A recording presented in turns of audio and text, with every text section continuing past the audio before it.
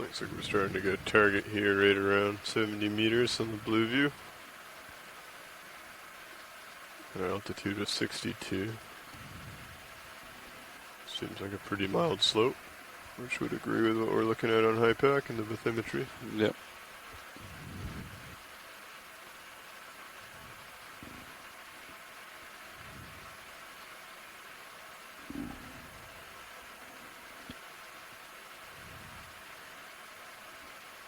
Tether streaming nicely to port.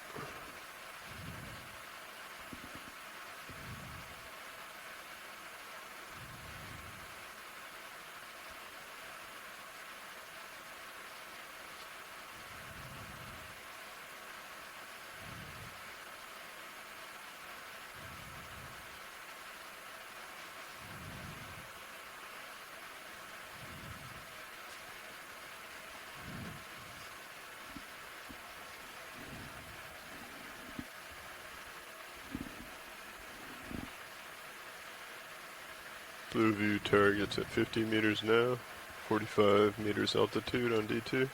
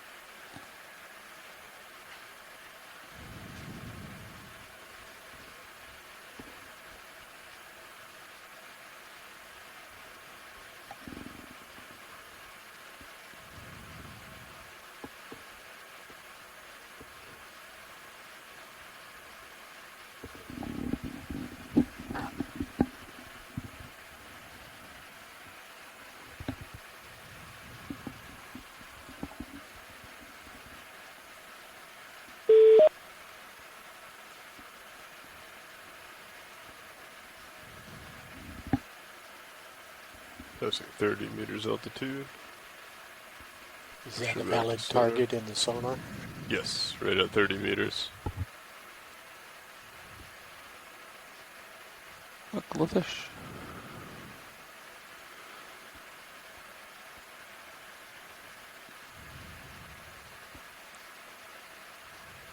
Make my way back to center of your screen, Copilot.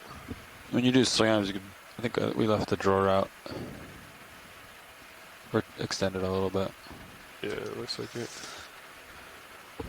Okay, blue view's reading 20 meters. I see bottom. Good visual. 17 meters altitude.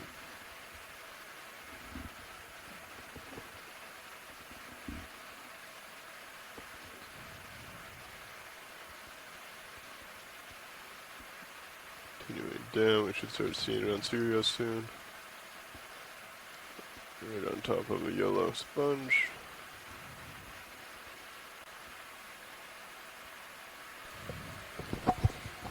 Good morning, deep sea explorers. I'd like to welcome you to Dive 17 of the NOAA Ocean Exploration Expedition North Atlantic Stepping Stones. And today we're looking at a shallow plateau area on Gosnold. We have just seen the bottom. The pilots are going to set up here, and then we will begin our dive.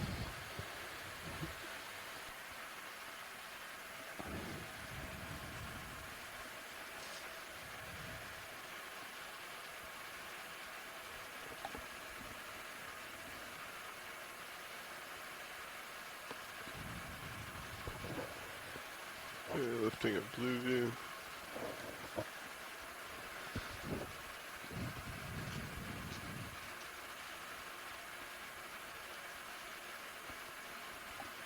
Coming down. Bring your swing arms out. Sure, thank you. Okay. RV acquiring the bottom. 1446.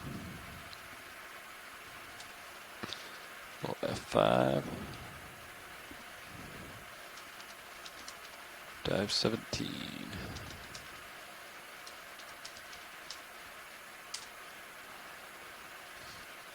Okay.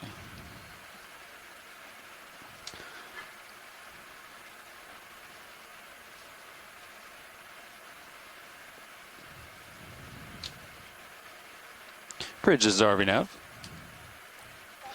Hey, just letting you know the ROVs have acquired the bottom, and let's set bail out for due westbound, please. That's a 270.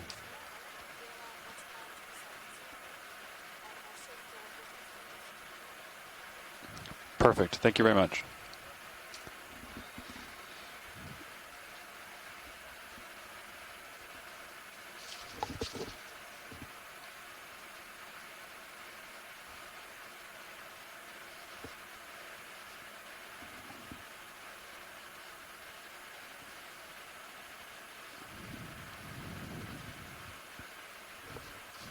Okay.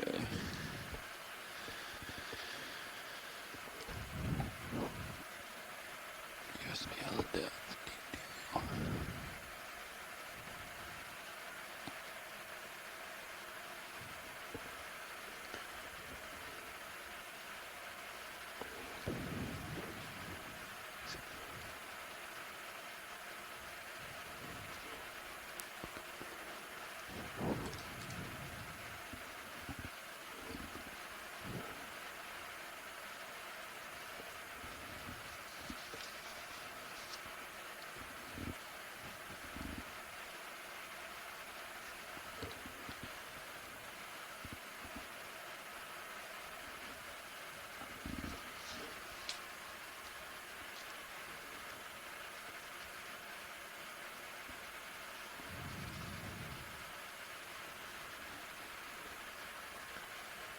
Watch lead, this is pilot.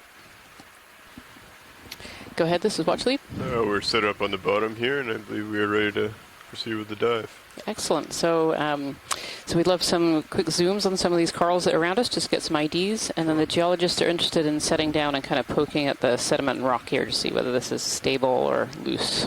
Understood, and I'm assuming there's a interest in a sample.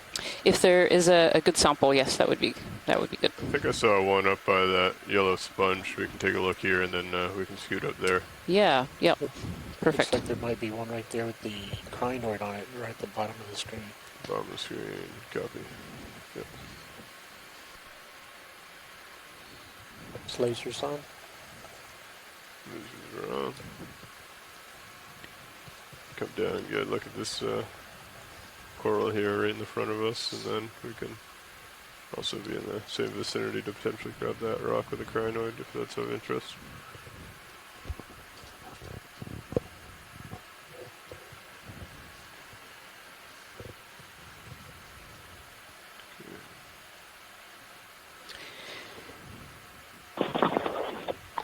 Nice rock there with a crinoid on it. Get a 2 for 1.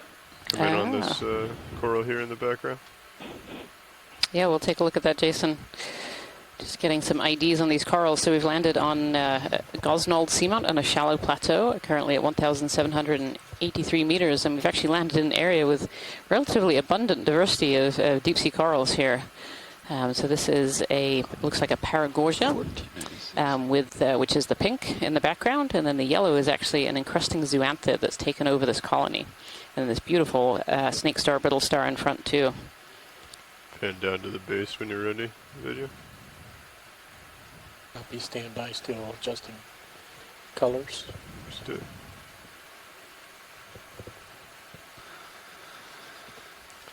Go ahead to the base. Come down. Okay.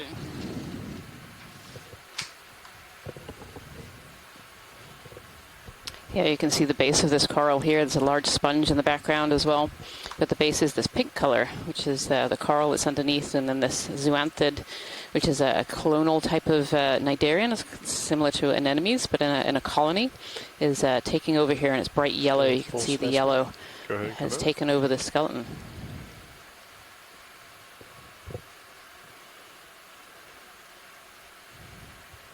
Yeah, I'll take lasers off. Scott Francis has noted that in 2014, when there was a previous dive on Gosnold in a different area, that he'd seen these Paragorgia colonies with this yellow zoanthid before. Let's look at the translucent. Yeah, I was a little late getting off mute there. When we were zoomed in, I could also see on the rock it looked like a stone. Yeah, I'm going to need to readjust. I have a coral right on my left that I don't want to run into. All right, come out, full wide video. Yeah, a little stoloniferous octocoral on the side. And I think there's a black coral right next to it too. That orange. Thanks, I think it's still holding This on yellow to the zoanthid, I ground. believe, is in the genus Bullagummy zoanthus, and that name was basically a derivation of bubblegum for the Yeah, it's like paracorcia that it grows on. has a stem going to the ground. Gotcha. I'm glad you said wanna that, come Scott, back not in me. again? I had a feeling. I saw that written in the scientific chat, and yeah, pretty small that's up. quite a mouthful. Yeah, so here are some little stoloniferous octocorals. So this is a type of octocoral that actually grows rather than on a skeleton like the one we were seeing in front, but actually on things called stolons, which are kind of little ribbons, and we often see them attached to rocks and underhangs. And you can really see the ones in the front. They're really tiny polyps, but you can see that ribbon going across the rock there. Yeah, and that's a really good view because, of course, the thing we have to distinguish it If I from could guess, is Lars, I think recent layback recruits is slightly where, decreasing, a larva which has is why you may settled be and a sliding polyp off of his screen budded a little bit. and Yeah. it has started to grow into the skeleton, so it's really that. nice Just to as see like the as the current Go ahead, magnitude Wesley. changes a bit. 176. Looks like maybe a Copy Xena that. 5-4 I as have it well, right in between my behind toes. and to the left. This here. How do you feel, co-pilot? What's the question? If we can stay here and grab the sample. Yeah, if we're Just a judicious, couple of those as we'll come down. time, So, Sirius is still you know, moving. perhaps Yeah, got all right. the We thicker need to sediment make this here. quick, so if this is a sample, we should We may see go more ahead and more grab of it those now. as we go Wesley. along. All right. You know, for those You who want were this with to be us, a bio box this is or a Jason rock Shader, box? research geologist at the U.S. Copy that. Geological Survey and biology co-lead joining you today. Yep, co-pilot, please. You're already up. Thank you. This bottom looks And, a little if you bit like feel yesterday, comfortable, so we can take mini Zeus and put it we're on going your to do a little poking to see what's here. Alright. It's coming live. Yeah, and Jason, they're going to look at that rock with the crinoid on it for a collection here, if it is loose from the bottom. I have a good feeling that it is.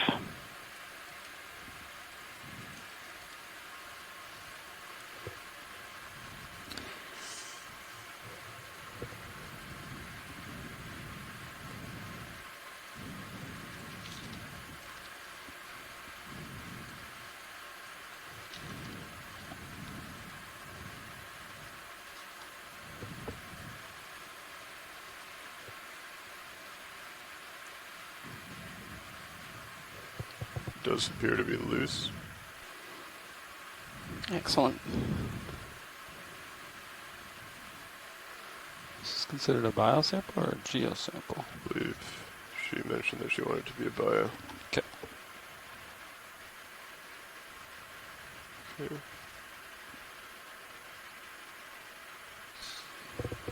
Very nice. You can see this beautiful stalk crinoid on this rock, and maybe even some of those stoloniferous octocorals. Yeah, this is a good sample, both a rock Yeah, go from ahead. in situ Video. and also some bio on there. Looking at the top surface. Coming up. Yeah, some of these stoloniferous octocorals right on top. Yeah, so this one will definitely go in a bio box, please, pilot. Copy that. Alright, video if you could come out. We're gonna go nice ahead rock. and stow this port outer, if you don't mind. Extending drawer. Copy that. Pulling up and out of the way.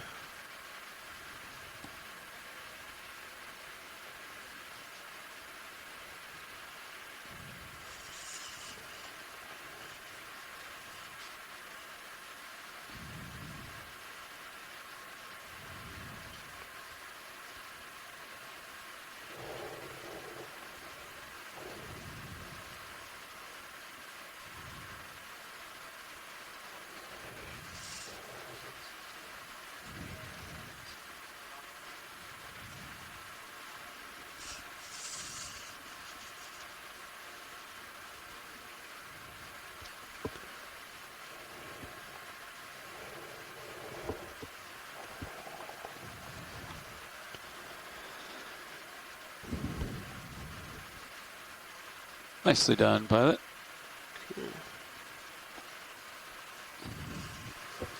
Great collection. Thank you so much, pilot. Well, actually, this is nav. I'm going to count that as a geo. Is that correct? Yes, please. Understood. 01 Geo. All right, thanks. Thank you.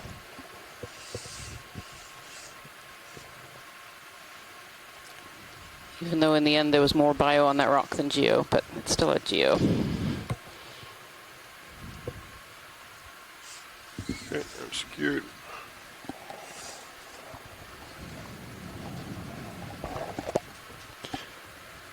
So yeah, Lars, I think the layback. I turned way to my port to look at you. Understood. Got it. I'll come and get centered, and then we can continue on. Yeah, I gotta haul in a little bit. Yep. Guys ready for move southbound? Or are you on a... Center him up first. Yeah. Oh, yeah.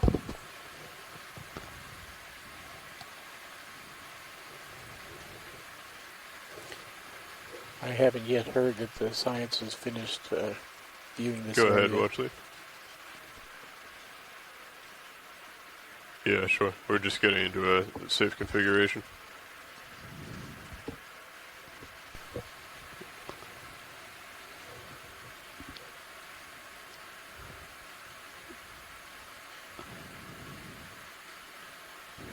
Looks like upslope may be more like a 210, but I'll come over. There might be some local lumps. So good morning, deep sea But the explorers. I'd like to global- welcome you to Dive 17 Good of the NOAA Ocean Exploration Expedition, Yeah, it's North gonna Atlantic be- Stepping Stones. And today our stepping stone I haven't moved. We were supposed to be on selected Atlantis to Sirius, Seamount, but bearing high currents this morning 170 have now. pushed us south again. And so we're actually doing another dive on Gosnold. Gosnold will be the stepping stone for today.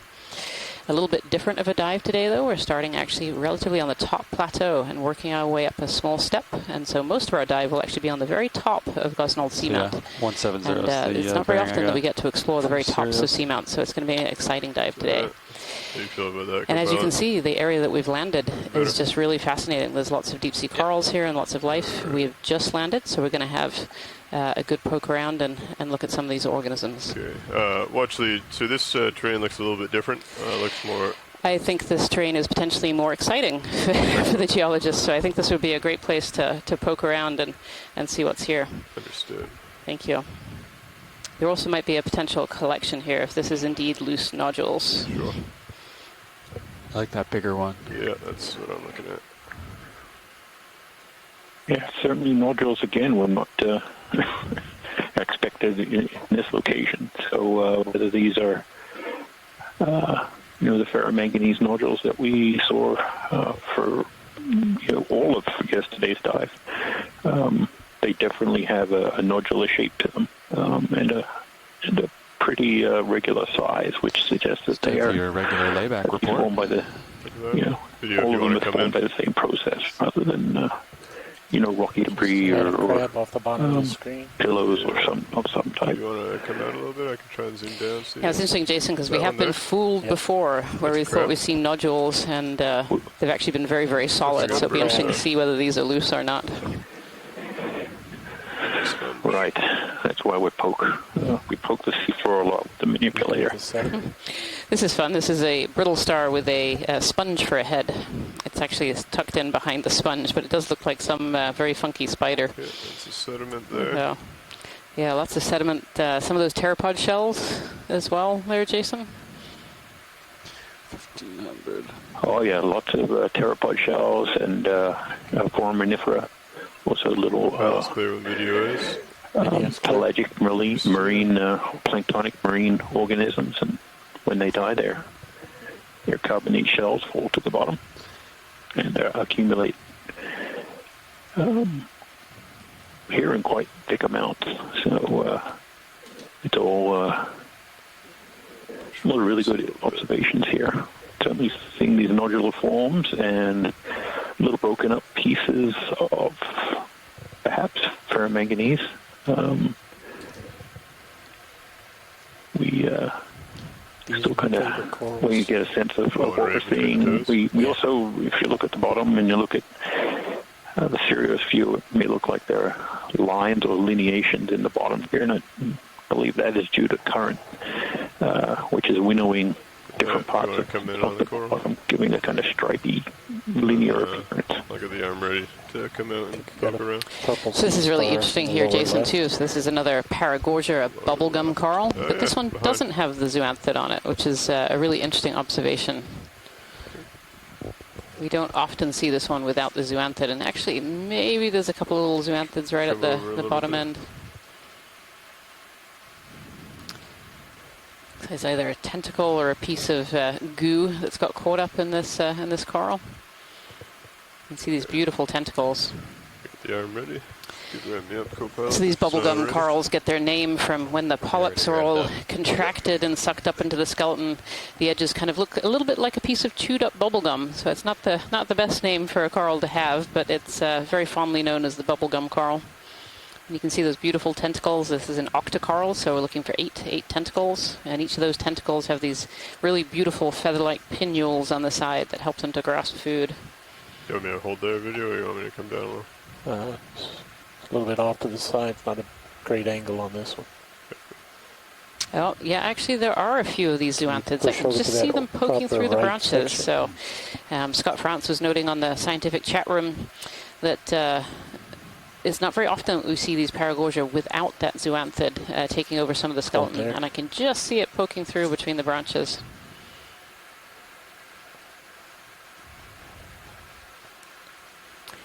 And there's that brittle star, the snake star, wrapped around the center. You can just see some of the arms all curled around. And then a smaller brittle star at the base there. Okay.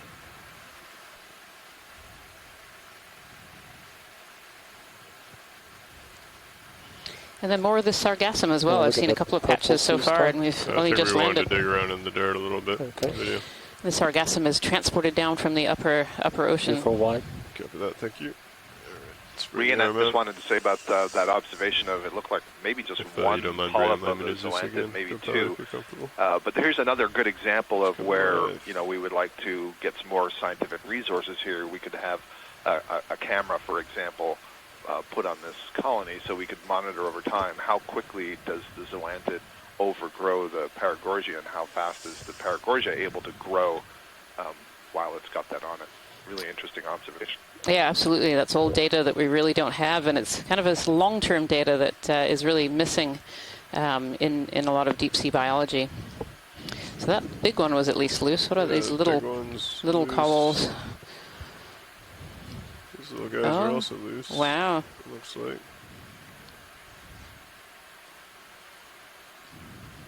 Is there a bed of anything hard, or is it all loose? Here we go. It's pretty loose again. Yeah. Again, an unexpected find. We found nodules again. At quite a shallow depth, so this too. Is interesting. Yeah. Interesting in another context, and that is that I'm looking at this Paragorgia colony and now realizing that it's on a somewhat unstable rock, that nodule that can be turned. And if you look at the growth form of that colony, in fact, I think that's what's happened.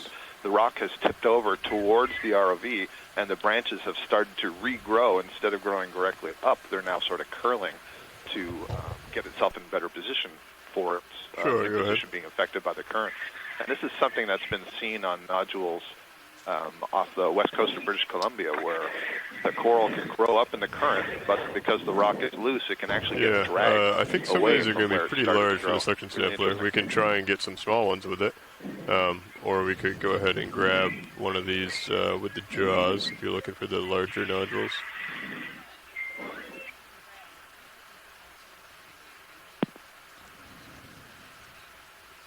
Okay.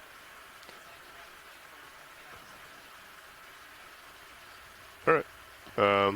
Yeah, we can go ahead and I think we can grab a few. We can go ahead and put this in the port. If you could bring in my port rock box, please, co-pilot.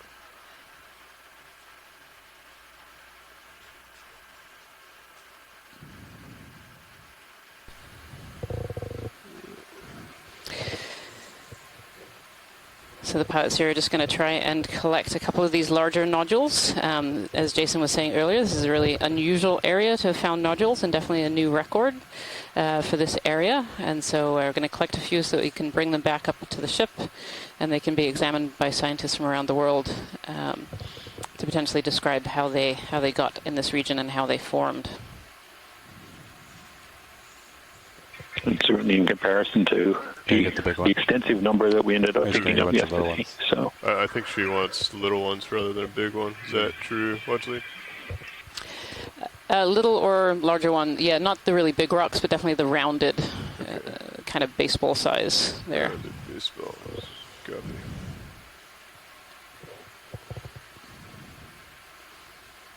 That one looks really round, doesn't it? Yeah. Something growing on that one. You want to zoom in tight video on this one back here? Is that something growing on it, or do we want to try and avoid ones that have biology on them? Watchley, I think that one's coming out of the.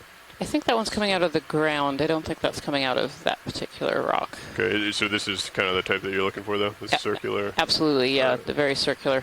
Excellent. Thank Come out you. partial video, please. Thank you.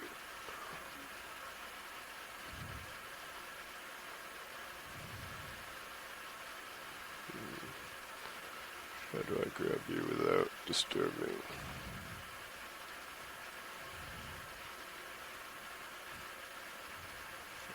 He's on that guy.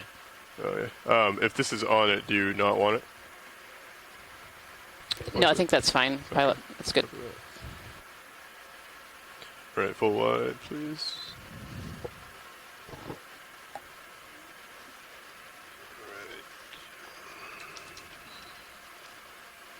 2104.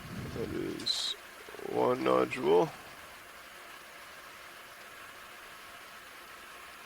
Looking for another circular one.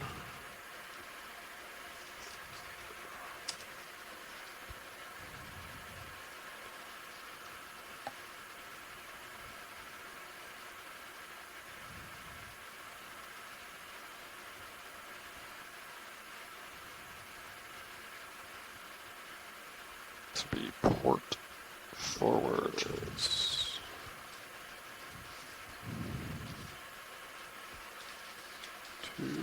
Ooh, that one's a little soft.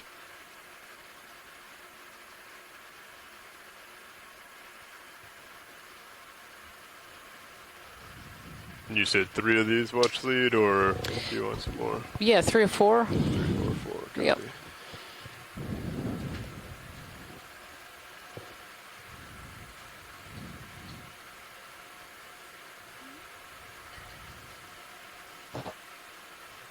That is 3 nodule.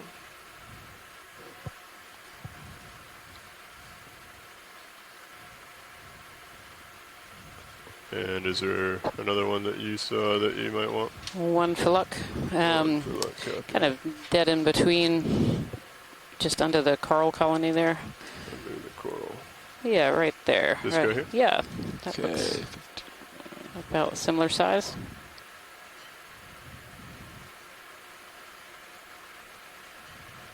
That looks like a circular one. All right, 4 nodules. Thank you so much, pilots. No problem.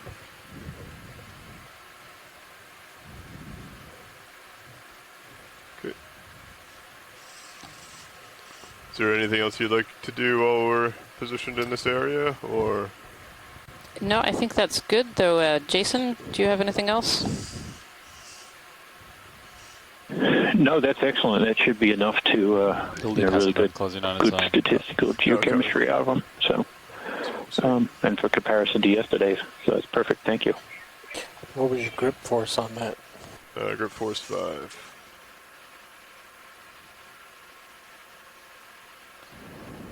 Yeah, so those are pretty solid nodules. Yeah, they seem to withstand quite a bit. Maybe some little flaking off the edges, but yeah.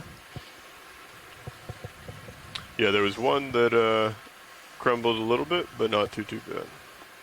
Excellent.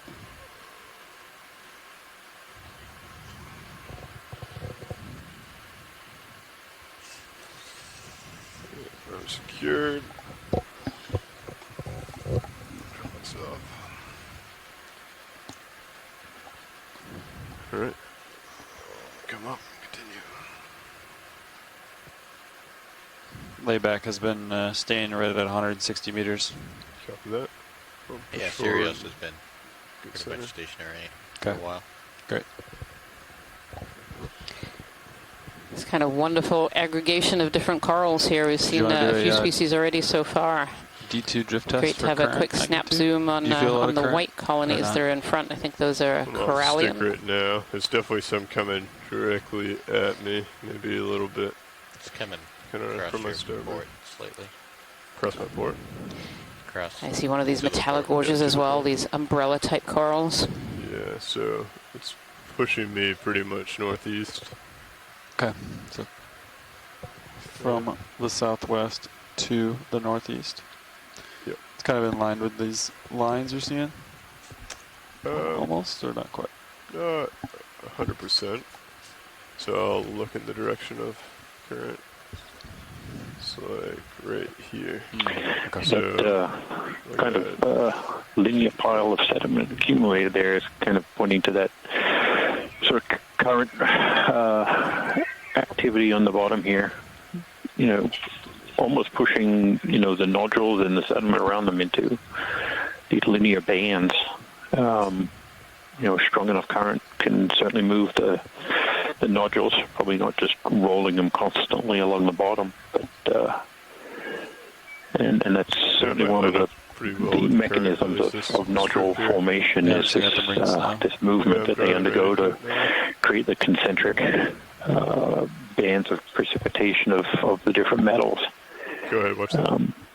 You know, so yesterday we were at, you know, over 3,000 meters water depth, and with quite strong currents down there, and we saw extensive nodule fields. We're above 2,000 meters now at about 1,780 meters, still strong currents, and again we find nodules. So certainly the conditions, both deep and shallow on Gosnold Seamount, are favorable for nodule development. Of course, we have to get these back and cut them open to really see what's inside and what type of nodules they are. And they're squeezing all it before the coral gets closer.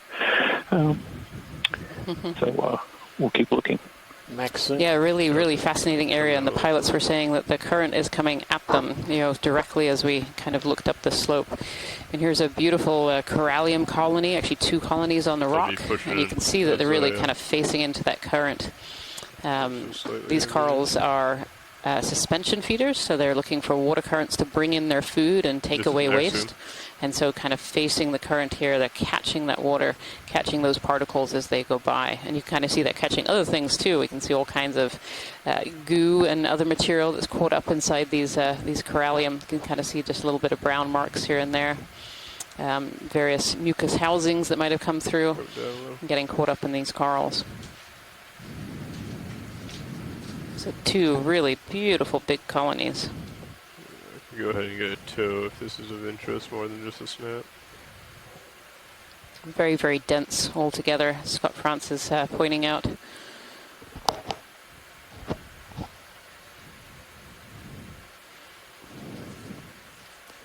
With some of the polyps behind, some of the polyps in front. Go ahead, Scott. Pardon me. Yeah, sorry about that.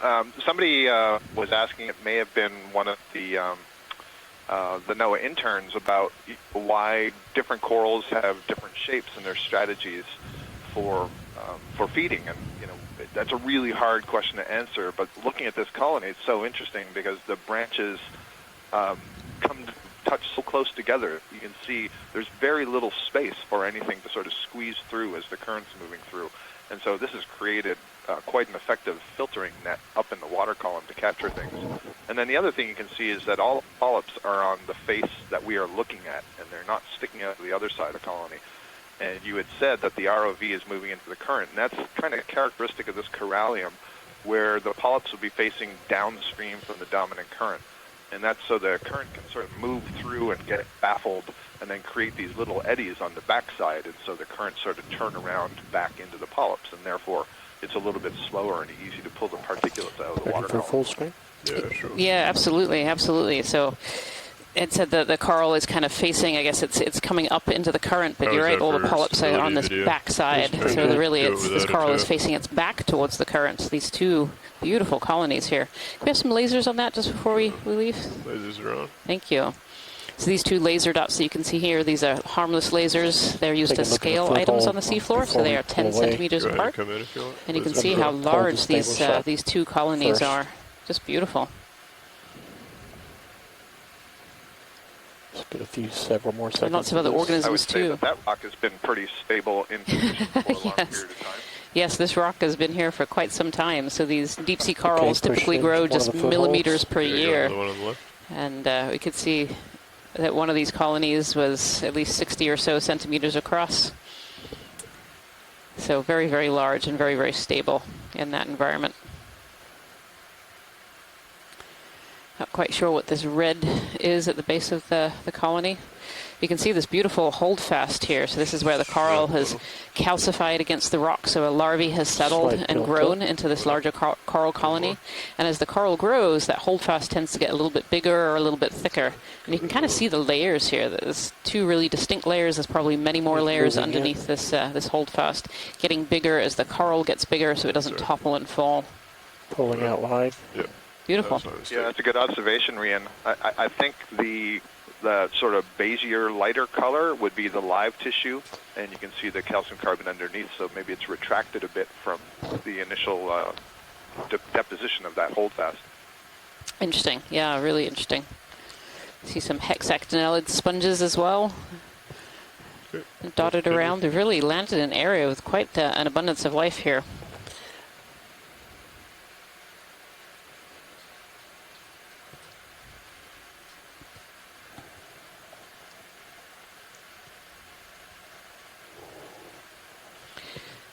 So the goal of today's dive is we've landed here at 1,782 meters. We landed not that long ago, and we came across this nodule field already.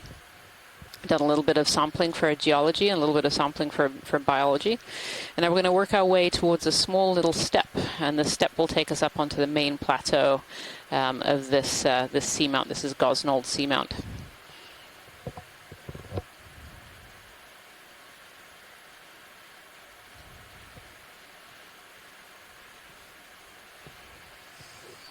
Looks like the sled bearing is now 166.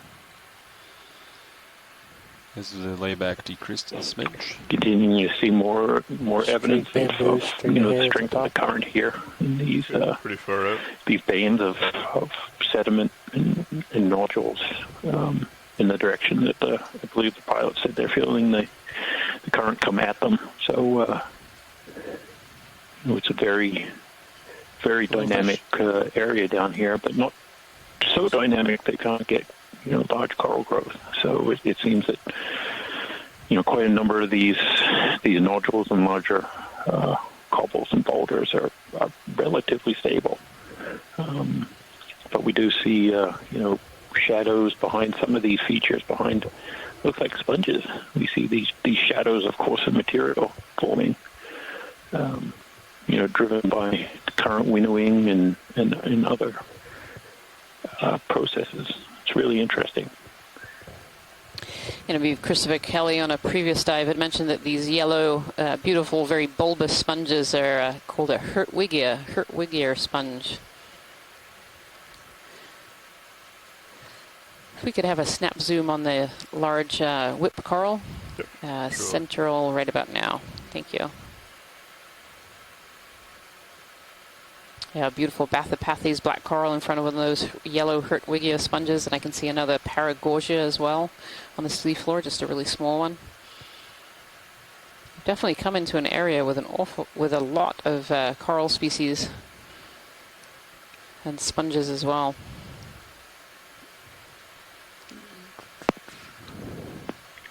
You can also see on this bamboo coral whip another indication of the dominant current coming toward us. You can see that it started to grow up and then it's kind of leaning towards us as it's continued its growth. So that suggests that this current isn't just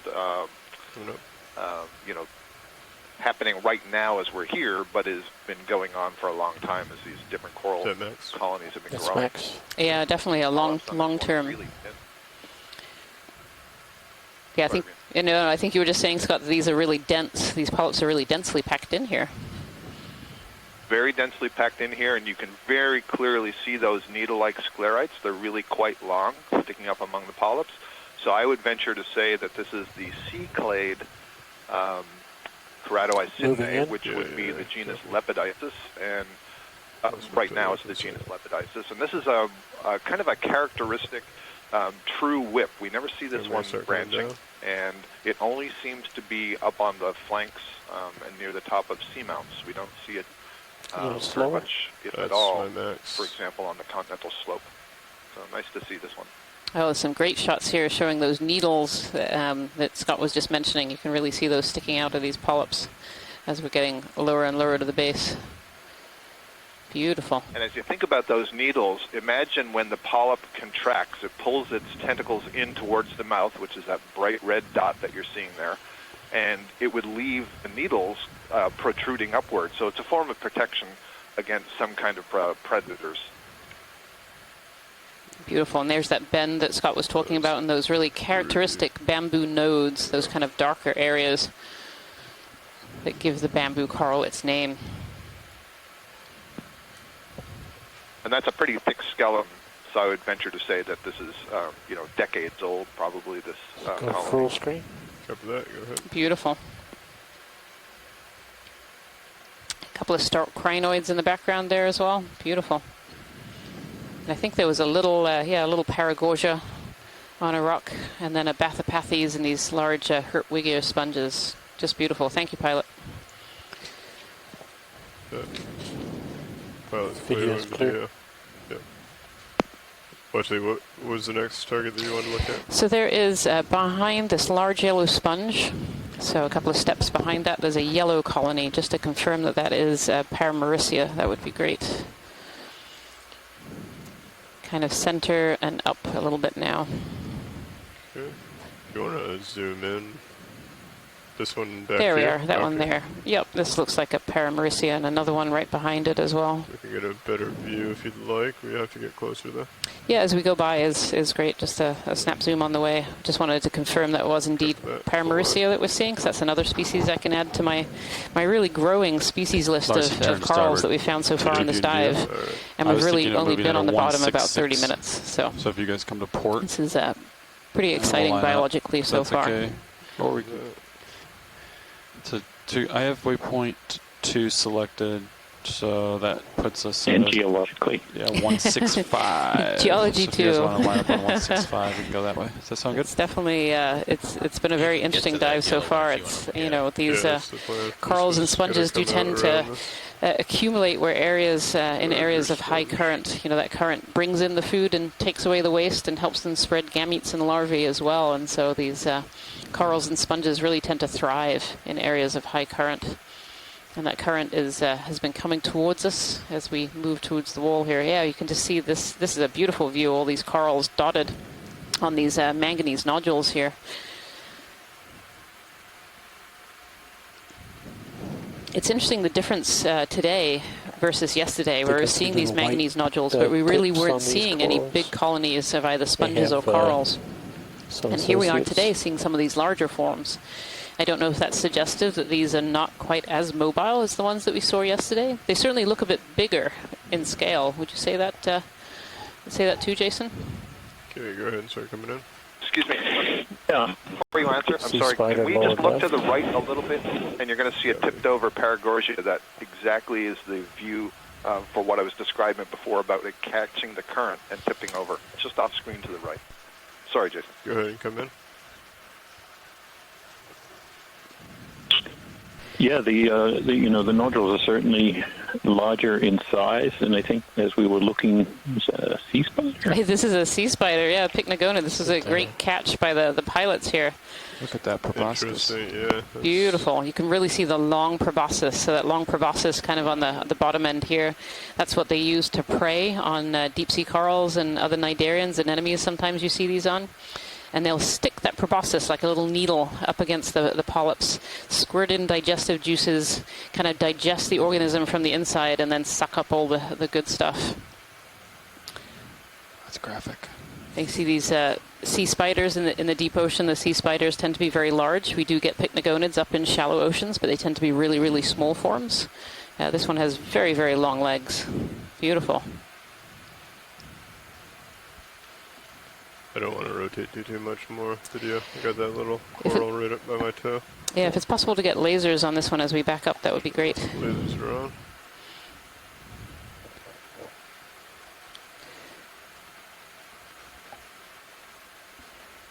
There we are. Look at that. So those lasers are 10 centimeters apart. Look how big that spider is.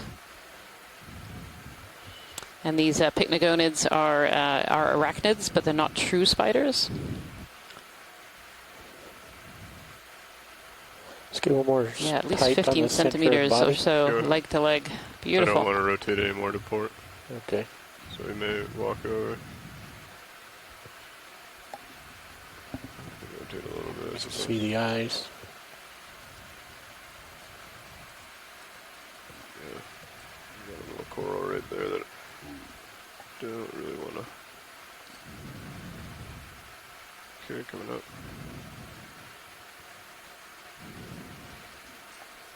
Another fun fact about pycnogonids is it's actually the males that carry the embryos, waiting for the larvae to hatch and crawl away. So if you ever see a pycnogonid with two large egg sacs underneath, larvae sacs underneath, those are actually the males.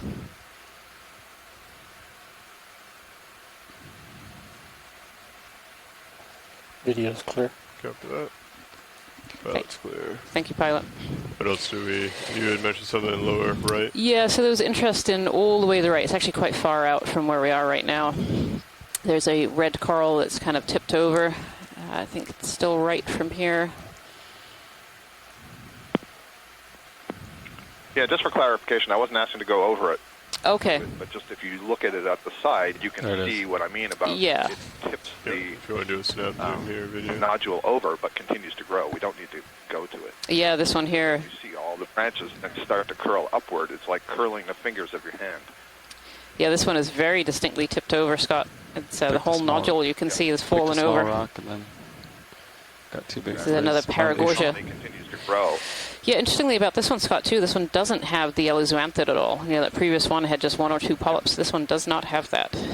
So. Yep, agreed. It's very interesting.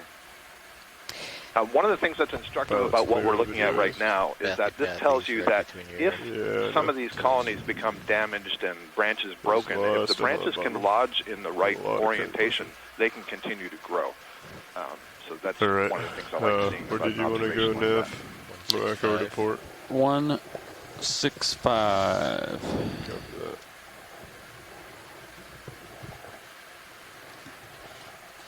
Gets us to waypoint 2-ish. Spell. Orientation. Gets us up the hill here. Settling over. Lots of these Bathypathes black corals. And this seems to be an area that's a bit more consolidated, Jason. A bit more pavement-like, or at least joined together. Left side a little bit. Yeah. I was just about to, actually, before we were looking at the sea spider, it was, as we passed over, it was, you know, this area seems to be more pavement with sediment distributed across it, where, you know, just to where we were. If we could zoom in on that rock just at bottom, going out at the bottom of the frame, right now it appears to have a different texture to, of course, a sea star. But the rock is still in the frame, Jason. It's okay. No, it's actually not. It's way out of the frame now. It was just going out the bottom of the frame. So Oh, on the bottom of the frame here. maybe we can get back to it. Which one? So kind of these edges here, Jason? No, it was, you know, it was way right. Maybe that pitted one on the We right. must be sitting right on top of, coming into the left. Oh, I mean, sorry, the right side under the skid Well, it's there. right. I think it's the. I'm a little delayed, so it's. So it looks a little like these, Put some lasers a little in. like the nodules have kind of all joined and consolidated together. Maybe the pitted one. Is it this I'm one? not sure looks like? what it is. It seems to have the texture of a carbonate, but you're seeing it just a little bit quicker than me, so. Step out. Yeah, it does have a different texture to it. You can see the more pavement-y, cemented nodule type Just to confirm, this material is the there, and this one is.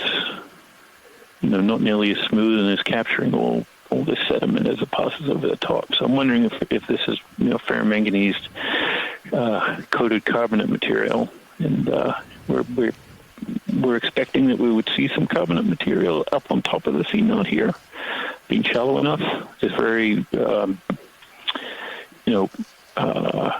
rough surface, formed either through bioerosion or dissolution, or just the framework of carbonates can give you this very caustic, we call it caustic for a term for this kind of holy kind of rough texture. And so that's great. That's a great zoom. Thank you. Hopefully we'll see some more of that as we move up. You guys want to move that way? Yeah, sure. You can go back to the C-stop now, I guess. It's waiting. Yeah, it looks pretty clear, right? We're in a 165 degrees, speed 0.2. Go ahead, watch lead.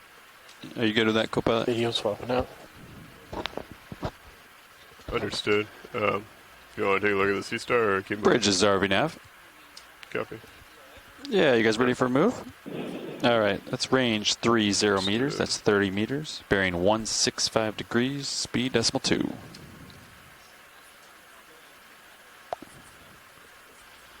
That's a good copy, Bridge. 1532. All right, to move underway, pilots. Copy. Thank you. So 165. 165 I.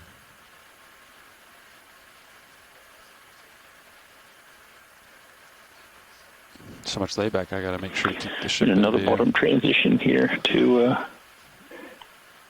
this a band. This band is more sedimented, very clear ripples. They're not straight. They're a little sinusoidal,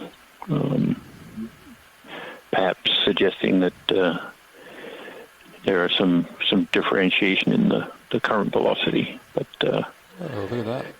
if we're going across a really quite interesting distribution of different bottom types, or just right next to each other.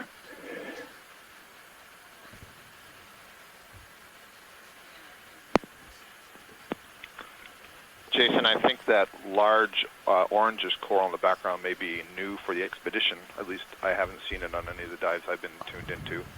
That would be a Leopathes black coral, I believe. Yeah, it'd be great if we could get a zoom as we're moving on those big bushy corals. Just waiting for a little bit of tether and then we can push out. Go ahead, watch two.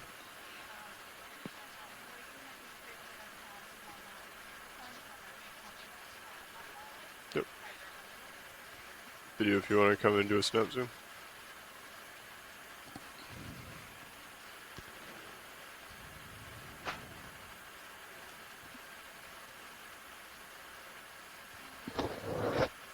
See the current go by. Yeah, it's pretty strong. Blowing in the wind. This is the one that you were looking for, Watchley? So that is absolutely what we're looking at. This is a black coral, genus Leopathes. A couple of interesting facts about Leopathes. Black corals in general have very thorny or spiny skeletons. They also sometimes are called the thorny corals. Leopathes, though, has very smooth branches. It's only when you get to the very smallest of the branch tips that you find very small thorns. And so really interesting texture when you have the colony in your hand and you're feeling that skeleton. The other thing is that Leopathes, I'm pretty sure, I'll have to check my notes, but I'm pretty sure in terms of the studies that have been trying to age different corals, Leopathes is the oldest known aged coral. There was a colony from south of Hawaii that was sampled and aged using geochemistry and estimated to be 4,500 years old. So these things can live for an extremely long period of time. And they grow very, very slowly. Check, 1, 2, check. Thanks, Scott. Yeah, it's always fun to see these guys and try and take guesses at just how old they might be. Coming up a little. You have a stock crinoid there in the side view that we were just looking at, as well as some little orpheroids down on those small rocks there at the base.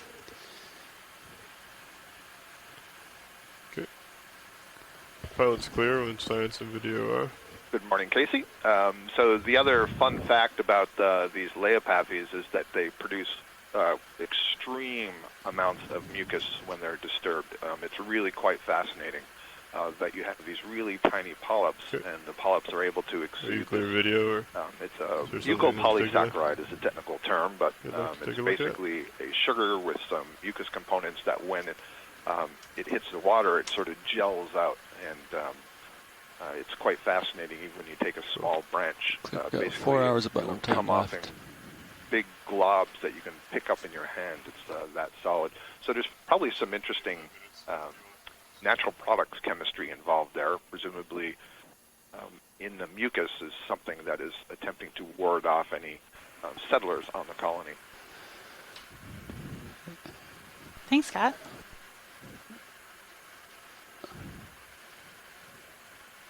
Looks like the ship probably just completed that, but maybe not.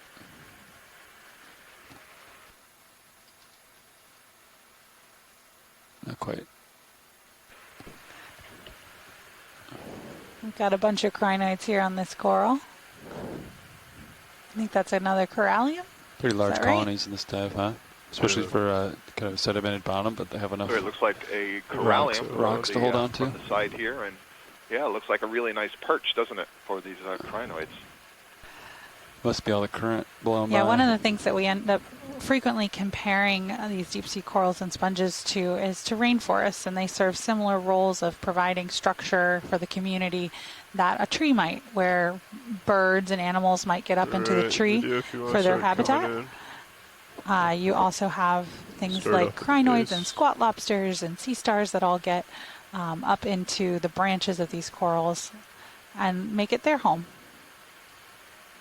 And even the dead skeleton, as you see here, ends up providing home and habitat for a number of organisms. As you look there, you've got quite a few organisms that have colonized the dead part of this colony as well. Let's start coming up. We're looking at deep sea squirrels, right? Take the bridge. Exactly.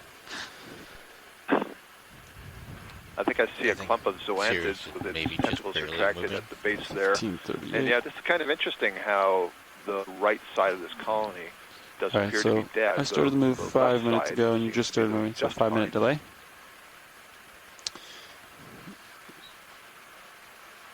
Like a little hermit crab there on the far left, just went out of view. Sirius is currently moving right now. Understand. Something there that white. We've been told that we're trying to make our way to the top. So we'll constantly be underway. Some internal parasite, barnacle or something like that, that the coral tissue just overgrows. And in many of these corallium, there's actually polychaete worms that are specialized to live on the colony, and the skeleton grows around it, so that you would find, if you look at the detail of the skeleton, there's little tunnels that are running through it that the polychaetes live in. Oh, it's clear what video is. So what you can do if you're at home is, as you're looking at this colony, try to spot the branches that seem a little bit thicker than normal, wider diameter than normal. That current decreased a little bit, but layback seems to be maintaining. The wide view of this little area in this community is pretty impressive too.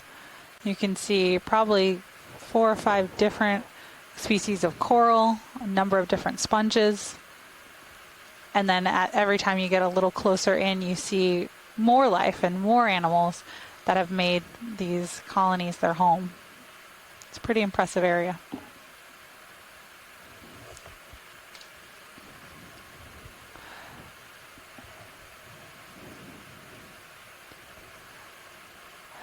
So Jason, for folks that might just be joining us, would you give a little bit of context about sort of what you might expect to see on the top of a seamount geologically, and maybe how this compares? Sure. It's a very good question. Certainly from just the fact that we don't know a whole lot. I mean, there are more than 20,000 plus seamounts in the oceans, and only a very small number have been visited. So certainly some are like we're seeing here, kind of a mix of rock and sediment. Others are completely swept clean of sediment, and then you're seeing either the volcanic rocks that form the seamount, or carbonate rocks from when the top of the seamount was at or just below sea level. So it's very interesting in that when we do come down, we make some assumptions and some guesses, educated guesses on what we'll see when we get there, based on the water depth and the location and what we may or may not know from other seamounts in the region that are being visited. So, one of the things that we were very interested in for this dive, it had been planned to be on Atlantis 2 Seamount, which is that's a good copy. The next seamount over to the west from here. Was what that distribution of sediment on the top of the seamount was. Was it thick, or was it sparse, or was it a mix? If you want to snap zoom here. Here we're seeing the one on the stalk or the one on the ground. Quite snap zoom. An extensive exposure of harder bottom substrate. A lot of these, when we first landed, these were all individual nodules. Now we seem to be seeing the nodules are somewhat cemented together, forming more of a pavement with sediment in between. But we have crossed over a bunch of different environments, even in the last few meters, and that's a function of the very strong current that we're seeing here, and on the bathymetry map,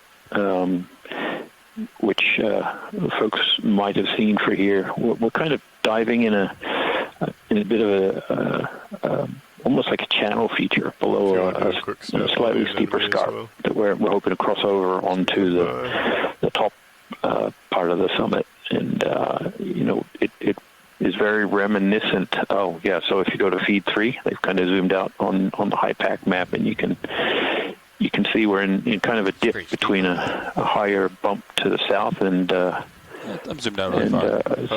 The ridge behind it, and so I think we're actually in some sort of current focusing scour area here, and that's why we're seeing these variety of different things. So maybe once we cross out of that and go over the ridge, we'll be up into an area of more sediment. So very dynamic environment, certainly. So we're on top of a plateau. One that is favoring quite a high diversity and abundance of benthic animals. No fish yet, which is interesting. I don't know if any of our fish experts will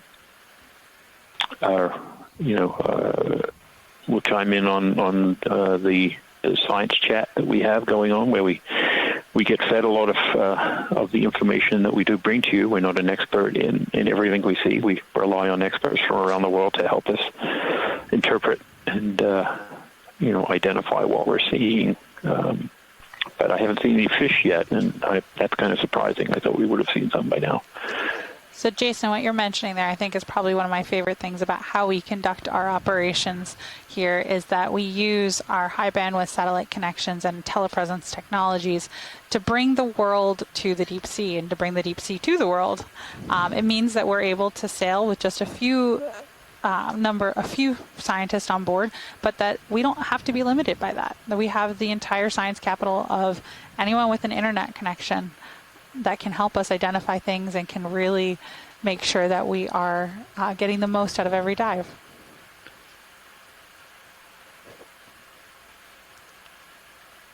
It is so cool to see all these guys come into view as we get closer.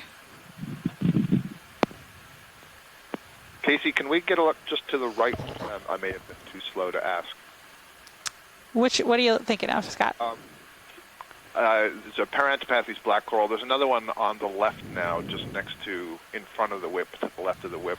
And the reason I'm asking is they often have a pair of squat lobsters, parasite squat lobsters living in them. And we haven't had a look at those yet. So this is a branch. Go ahead and start coming in. I think it's this one here. Is that correct? All right, Scott. Large. Is this it here? Or? Between the large orange one and the white whip, just in front. So Scott, I think we are zooming in on it right now. It's behind the what I think is the Thorella, or is that another black coral? I can't actually see it well. So that's two black corals. The Storopathes is the small fan in the background, and in the foreground, I'm going to say Parantipathes. The one that I was asking to look at before wasn't branched. Parantipathes, in my experience, doesn't usually branch. We need Tina Molodtsova on the line here. But this is definitely another kind of black coral. It's not Parantipathes. It's a Taxipathes, possibly. Was that and the actually, correct one? behind it, to its left, there's something new. I can't tell. It might be a rock pen. Okay. Really interesting. To the left. Scott, we might need a little more detail behind it to the left. Yeah, I have lasers Is that on a if you stocked wanna crinoid go to the or? left. Sorry. It's a Bathypathes, I think. Okay, Zoom go ahead, past come in. what we were just looking at. This one here? Yeah, I think. Okay, so now you see there's an anemone under the orange coral just to its right on the lasers. Yep. Okay. Yes, pilot. Thank you. That is the one we're looking at. Thank you. That's a Bathypathes with very long tentacles. Okay, thank Move you. complete. Thank you, Bridge. Perfect. Thanks. All right. Copy that.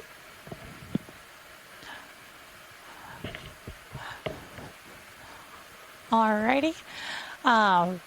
So yeah, this site has quite a few corals and quite a high diversity, it seems like, compared to what I would have expected to be up here, which is exciting.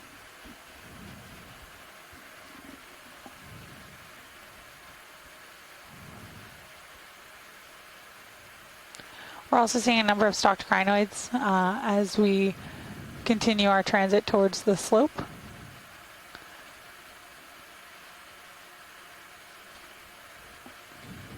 As well as brittle stars hanging out on top of corals and sponges, and on coral and sponge skeletons as well, or dead coral and sponges.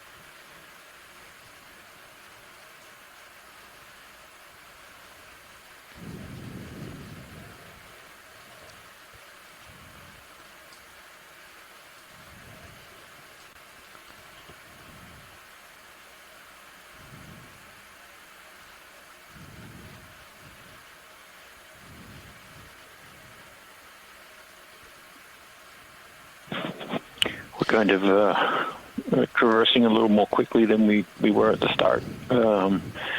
Part of the getting off to my port. the goal of this dive is to cross Josh, this, you just started moving maybe 2 minutes flatter ago. area Do you here, agree? climb up the 70 meter or so high scarp, and get up to the next sort of platform and sort of investigate what's going on right at the top. So normally, I think we could actually, move 20 meters down here and spend the entire dive looking at just everything that we're seeing. There certainly is no shortage of corals and crinoids and sponges and any other number of benthic fauna. There's obviously some really nice rocks and sediment under all of that as well. But very high diversity and quite high abundance, I think. I don't know. Is that a little fish or a shrimp? Or maybe a fish? A little fish.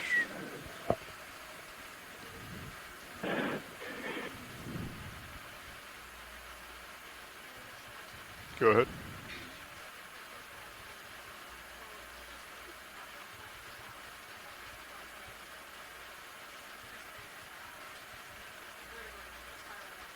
Copied that. If you want to do a snap zoom,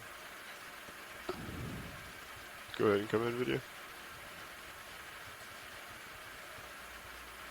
And we heard from some of our experts onshore, Ken Sulek, who was one of the firework corals. Yep. It's clear what video is. This is it, Anaerida gorgia. One of my favorites.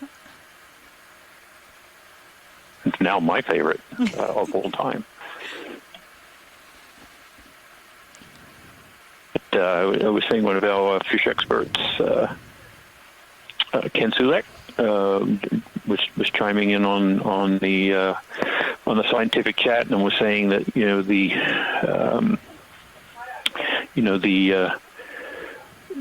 environment we're in, the high current, the kind of rocky bottom, coarse sediment, and the certainly high number of large attached corals we're seeing is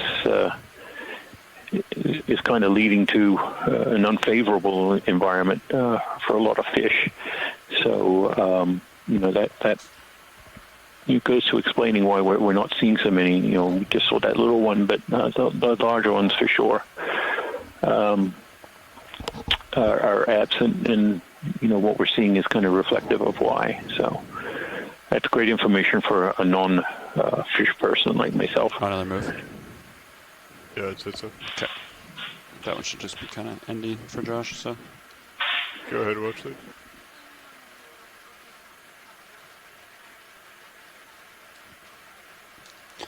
Bridge is RV nav. Yeah, I'd like another move. Same as last, 30 meters, bearing 165 degrees, speed decimal 2. If you'd like to come in, snap zoom video on the. It's a good copy, thank you. Stocked. Yeah.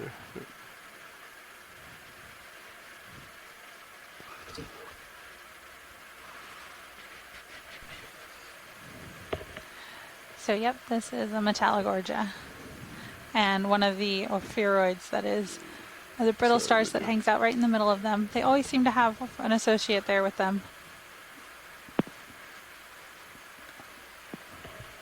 Yes, Casey, and I was noting as we were zooming in, there's a Metallogorgia colony in front of this one that appears to have a piece of sargassum caught on it, which would suggest to me that the Ophiurocrius, that brittle star, that snake star that's living in the center, isn't doing its job well enough. The hypothesis is that these snake stars clear off the colony from anything. Come down, look at this other one that he's talking about. Maybe it just hasn't detected it yet. You'll see it as we zoom out here. Right, if you want to come in on this one. So that would certainly make sense as if it is sargassum, which I believe it is, because we have seen lots and lots of it today up at the surface. Oh. Seems to have gotten wrapped around the colony there. Alright, pilot's clear what video is.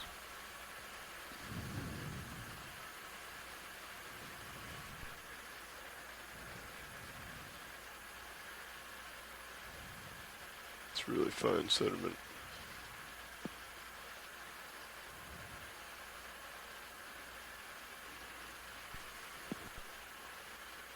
Casey, not only are we seeing quite a diversity of corals here compared to some of the deeper dives, but the density is also quite impressive.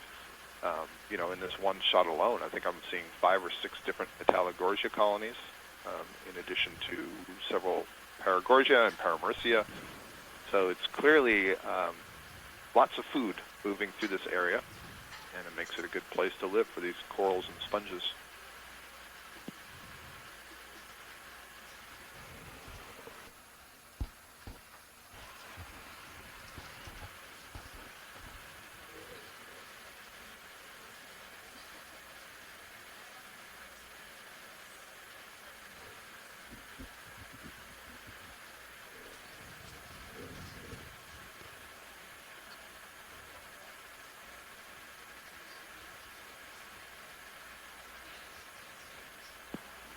Jason, if you're still there, it looks like, behind these rocks you see this sort of a winnowing pattern, I guess showing the currents that are moving downslope. Yeah, some of these rocks, and even earlier we saw some of the sponges were actually causing these shadow areas behind them, where you get this interesting pattern of sediment winnowing.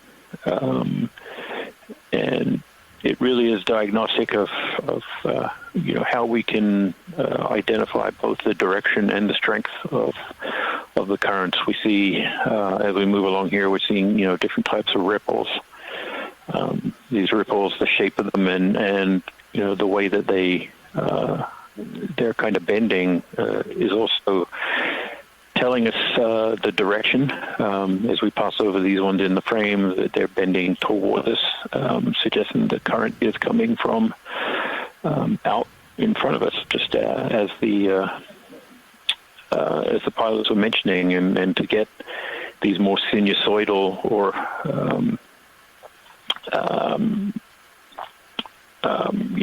concave, convex shapes that we see. These more isolated ripples. That means the current is actually very strong. If it was kind of a weak current, they'd be more linear or straight. But we're certainly seeing multiple forms of evidence that the current here is strong, and it's persistent. It's not ephemeral. So it's not just happening every now and then. That there is this sort of high level of current that does cut through this region. So I think that's supported by the shape of the coral colonies themselves and their orientation. So completely agree with that. And I noticed that we haven't changed depth all that much since we've got to the bottom. So I presume we're still sort of transiting across the I'll call it the floor of this furrow, and we haven't actually hit the wall yet. Is that your interpretation? Yeah, based on the maps and stuff, we're getting closer to it. We've kind of been moving across it at an angle, but we're very close to where we should start seeing substantial change in the slope gradient in the sea star here. Yeah, nice view of the 2 feet out. Yep, underneath, and it can That's move complete. Thank push you. those 2 feet into the sediments and help it glide along. Doesn't seem to be in any particular hurry to move right now. I wonder if it's feeding on a piece of sargassum under there. I see some sargassum sticking out between the 2 legs on the upper left.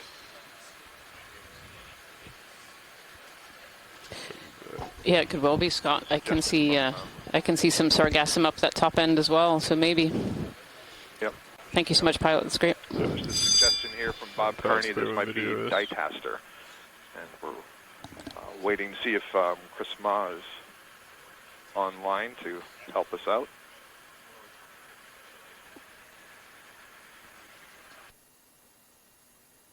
The fact that it's not moving anywhere suggests to me that it is feeding there. Chris is noting how smooth it is. We don't see spines protruding from the arms. That might be a way to help us, or help him, make an identification.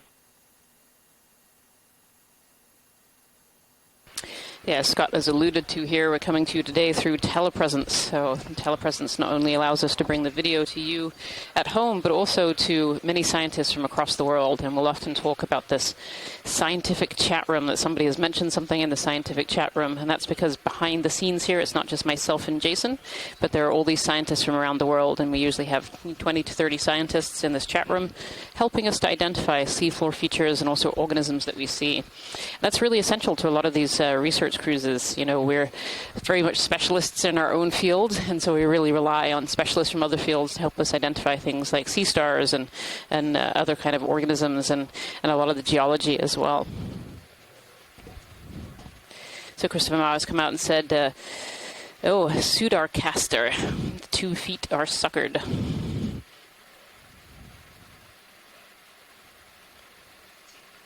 Very nice. Yeah, I noted that about the tube feet. You know, I had wanted to say that it uses the 2 feet to push into the sediment and move itself along, but then as I started to say it, I thought, well, those aren't pointy tube feet. Sounds like we're trying to make it up this slope here a little bit.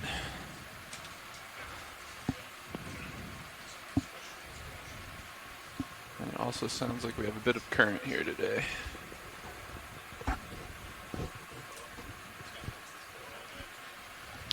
So if you're just joining us here today, we're just in the middle of a pilot change for lunch. We are on dive 17 of the NOAA Ocean Exploration Expedition North Atlantic Stepping Stones. And the stepping stone that we're looking at today is not the one that we thought we were. We were supposed to be on Atlantis to Seamount. However, high currents this morning have pushed us further south to a second dive on Gosnold, this time at a much shallower depth. So we are currently at 1,777 meters, and we're working our way towards a small step that will get us up onto the top plateau. So one of the big objectives for today's dive is to go up that step and have a look at the very top of this seamount. Turn back your direction. Yeah, we're headed to waypoint 2 down here, which is like 165, 170. Copy that. Are we stationary? When was the last ship move? Stand by one. I think we are stationary. I'll make sure. Copy that. Yes, we are. Should be. Looks like you were facing into the current for most of it, I think. Yeah. The previous pilot said it was also coming from starboard a little bit. Okay. I can feel it definitely pushing me. So I think it's pretty much in line with the surface current. It's like coming across this slope here. I believe so. Okay. 215 direction or so? Yeah. Yep. Copy. Or out of 215. Yeah, yep. Exactly.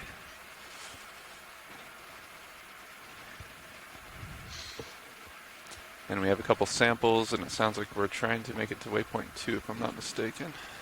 That is affirmative.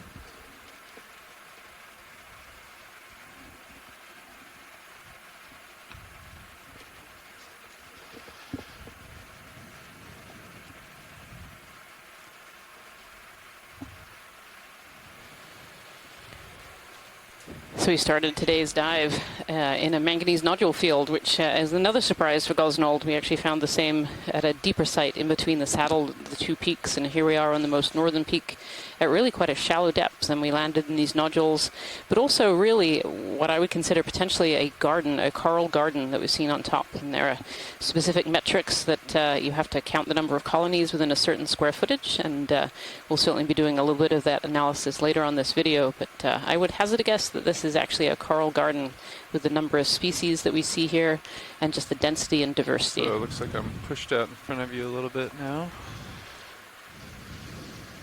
Beautiful. Looking down For this dive, we can certainly call it that. There, I see. Could be corrected later. But, right. What are the previous distances, ranges? They're doing 30, but I think we're just not coming up on this thing. We could probably do 20. I remember seeing on any of these dives. Clear. Yeah, copy that. Sounds good to me. Yeah. 20 in the 165 direction. Copy that. Sounds good. Thanks. 2165 on the way. And Christopher Mars just got on the scientific chat. I was talking about all these scientists who are helping us identify organisms and seafloor features today. And Chris Ma is an expert in sea stars, and he's mentioning that sea star that we were just looking at is a new record, whichever species that might be from this area. So that's really an exciting observation that we made today. Good copy. I will note too that Scott France had made the observation earlier in the scientific chat room that the aggregation, the diversity of fauna that we're seeing is very indicative of this depth when we start to look at the more western end of the New England Seamount. So Kelvin and other seamounts within kind of the monument area, where we look at these depths, this is definitely the kind of aggregations that we are used to seeing.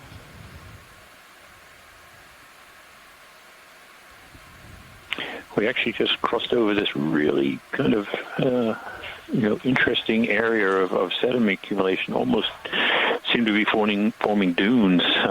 It's probably underneath there is some type of harder substrate, but these very continuous ripples. Even one of these corals is just being completely knocked over, and is now in the process of being buried by the sediment. Yeah, it's really interesting.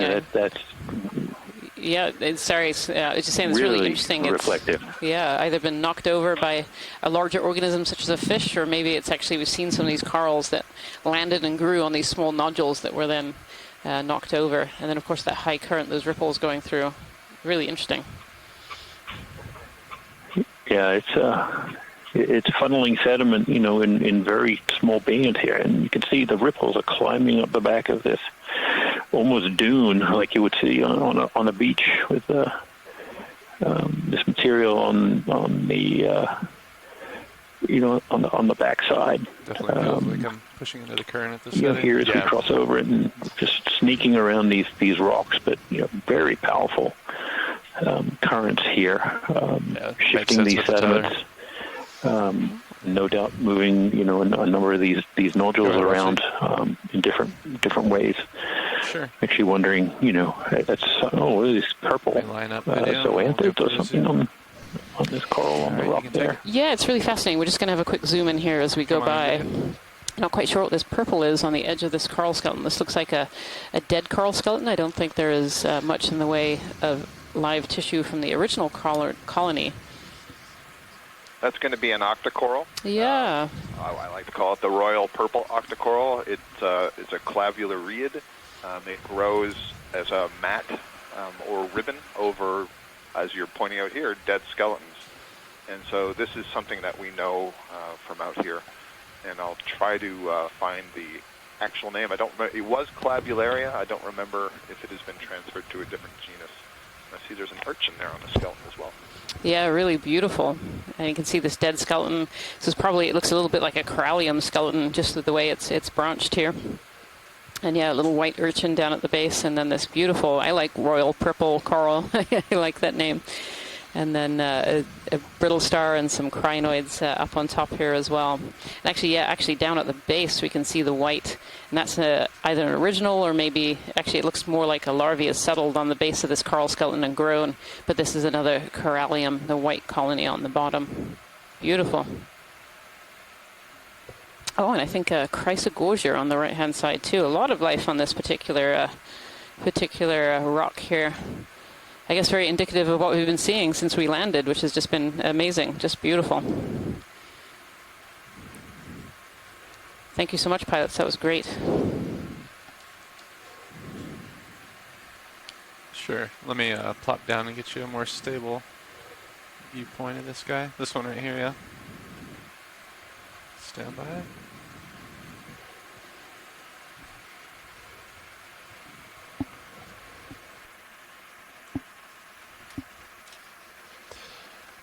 Watch lead nav.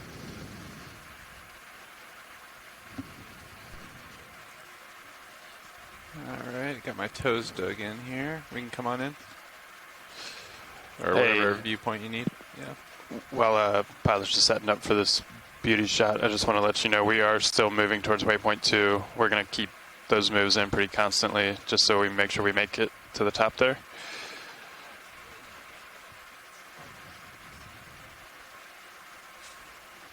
Understood. Yep. We'll keep the moves coming. We are moving right now, so we'll keep them in as best we can.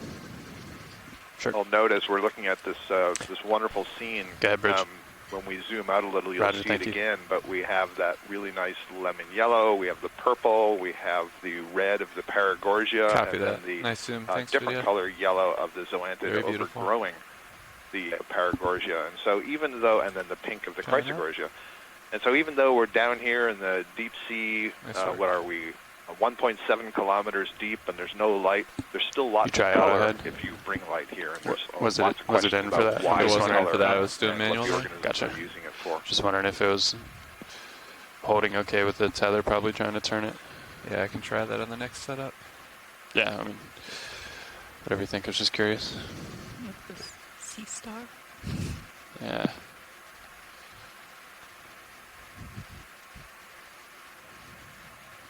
Very interesting terrain here compared to previous dives.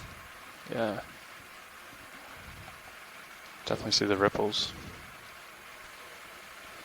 Yeah, those ripples in the sediment that Jason Chater was saying earlier, these are from these high currents that are coming at us. And this looks a lot more similar to the terrain that we landed in. Would you say so, Jason? Kind of these nodules on top?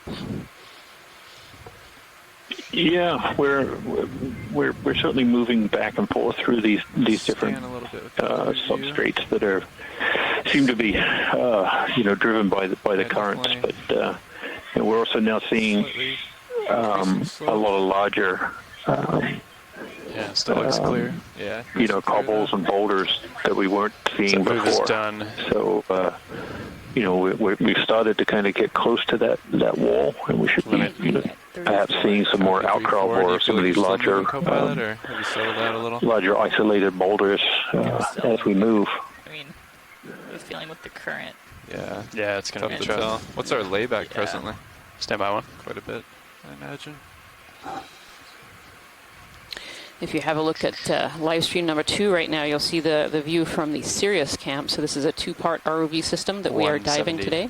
And Sirius is up above us. Sirius is the piece of the ROV that's actually directly connected to the ship, and so takes a lot of the waves and heave out of the line. And then we have the D2 system that you can see here, and the D2 is attached to Sirius. And so Sirius has this wonderful camera on top, so we can get these beautiful downward-looking views, and I think this just gives you a really good overview of what this terrain is like. It's very flat, but you can see those scours of that high current going through that Jason's been describing, and then these isolated coral colonies on various rocks. That's a really beautiful view from Sirius right now. Yeah, Copilot's good with that. Sounds good. On the way. Thanks. Pilot, I'm probably just going to try to maintain an altitude of around 15. Perfect. Or go up more if our delta's getting close, but I'm heaving a lot, so that sounds good. It seems safe.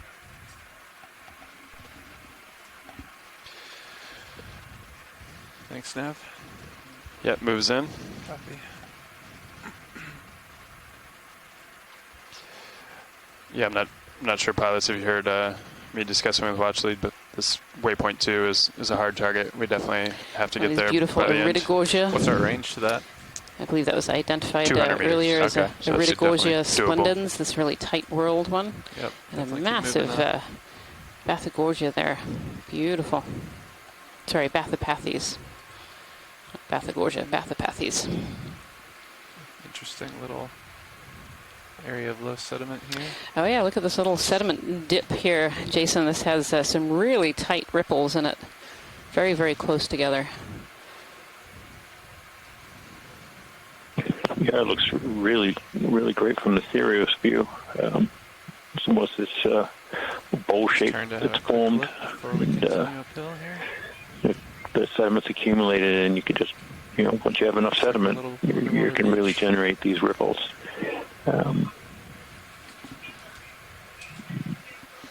Yeah, beautiful. You can see just on the edge of the sediment. Not much living inside there. No, and I was going to comment that right on the edges here, we're seeing a lot of sponges and corals all attached to the hard bottom on the edge of that little sediment dip there. I should say, though, that, there's a lot of life in the sediment itself. This infauna that lives in the sediment. So even though it was, free of corals and sponges and other,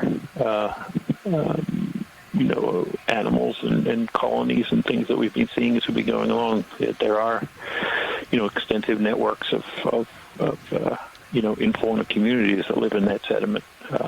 So while it might look barren or like a desert, it's not. It's actually teeming with life, and I'm sure, given the high amount of organic input that is allowing these corals to kind of flourish down here, it's also, allowing the in-fauna to flourish too.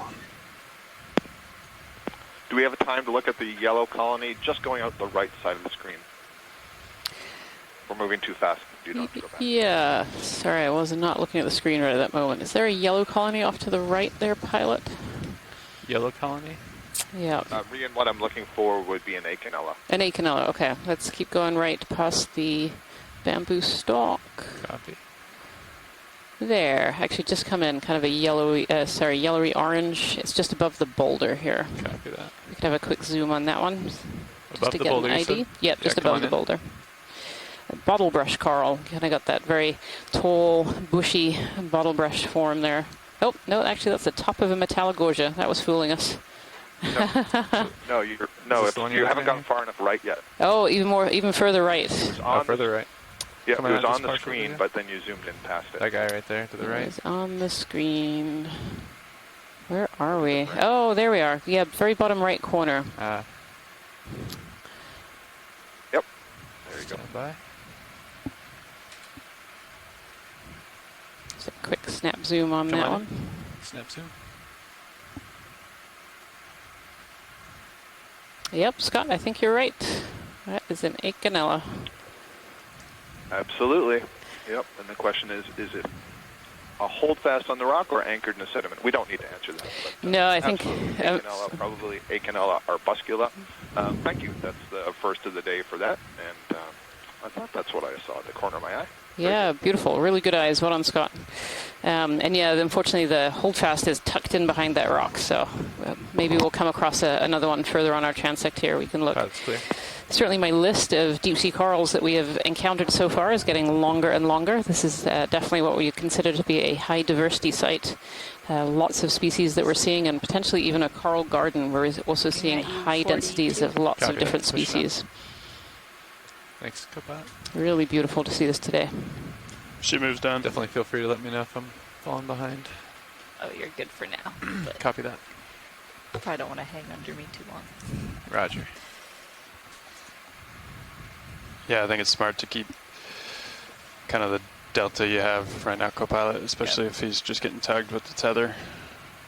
We know where it is, and I see you keep checking it with the Titan. I think it's a good formation.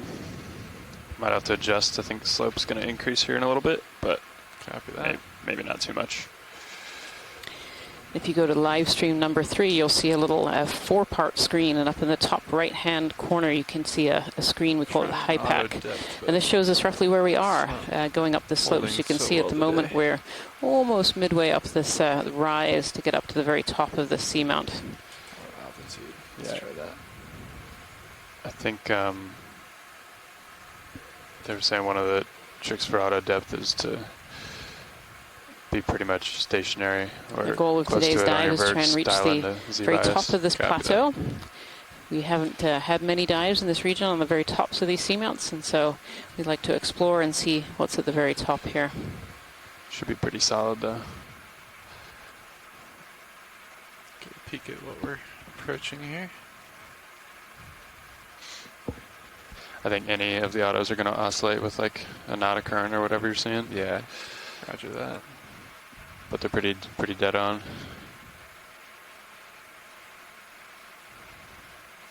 Definitely encountering a bit of slope here. Yeah. Nothing too unconventional though. Looks like Sirius sonar is picking some up too. Keep an eye on that. Yeah, looks like there's a pretty good increase in slope here. Roger.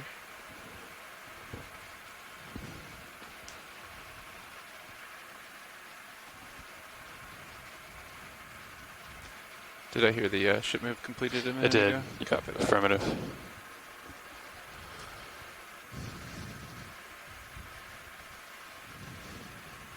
Make sure we're stable, and yeah, feel free to keep us accountable on moving. Yeah, I'd say maybe give it another minute for Sirius to stop swinging, then maybe just come up a little and look on your blue view. Copy that. Just because we're getting some returns in the Sirius sonar. Nothing Beautiful boulder here in the middle. alarming, but might be worth With getting several eyes on. different colonies of coral on it, and behind Yeah, I it think here, I'll these come large up right now sponges, for a little peek. Iridogorgia. Yeah, sounds good. If you're just joining us here today, I'd like to say welcome to Dive 17 of the NOAA Ocean Exploration Expedition North Atlantic Stepping Stones. And we've been stepping away from the corner ice Can't really seamounts see in over towards the east ridge coast of ahead the us, but USA. I think that's what we're seeing And there. today about we're 30 definitely on meters the out. western end of the Great. New England Seamount area. And our stepping stone today isn't the one we thought we would be at. We thought we'd be at Atlantis 2 Seamount on the probably very getting top. But towards because the end of of settling high here. currents and surface waters, we had to move a little bit further out to the east. And so we're do that actually on a couple minutes, Gosnold okay with Seamount around. Ready for another move, co-pilot? And so Gosnold Seamount, Yeah. we actually dove on this one yesterday, but we dove Good with at a that. really deep depth Maybe- in between a saddle between the two peaks. And today we're actually diving Yes. relatively What do shallow. we think We're is out currently there? at 1,766 25 meters Yeah. depth. What's the top of the I ridge? think or- it's the slope. Just to your left on Sirius? Yeah. Yeah, I think the slope. Okay. Something in the Oh water. yeah, Go for a quick zoom here. It's fighting the current too. Snap Don't know if we're going to be able to light them up. Nah.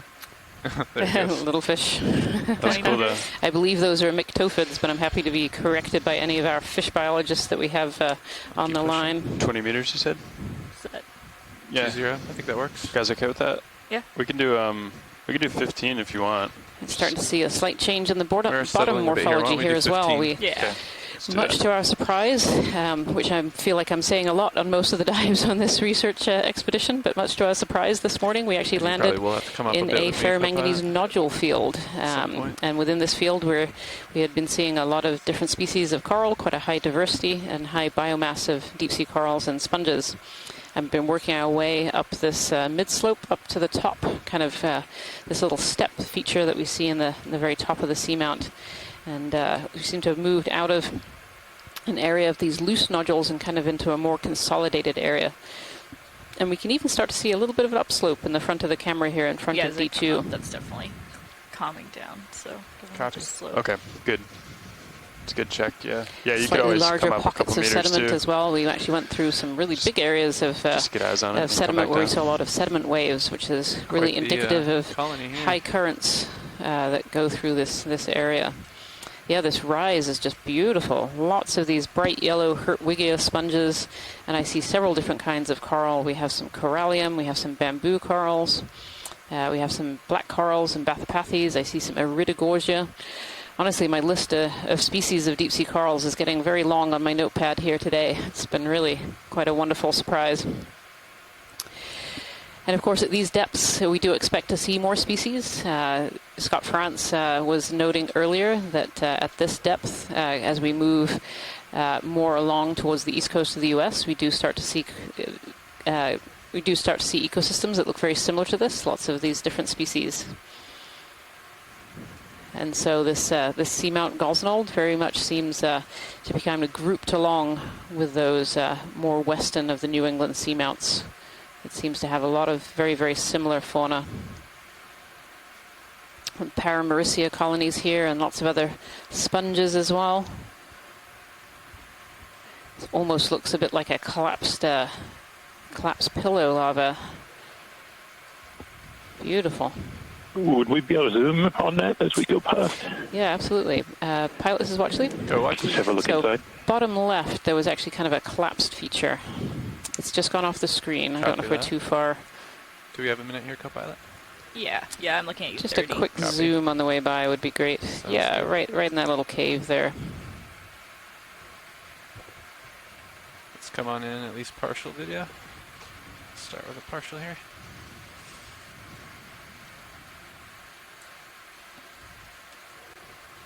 Did you want to... Oh, that's full zoom probably. Yeah, we can actually back out the zoom a little bit. It's kind of what the morphology here looks like. Copy that. There we go.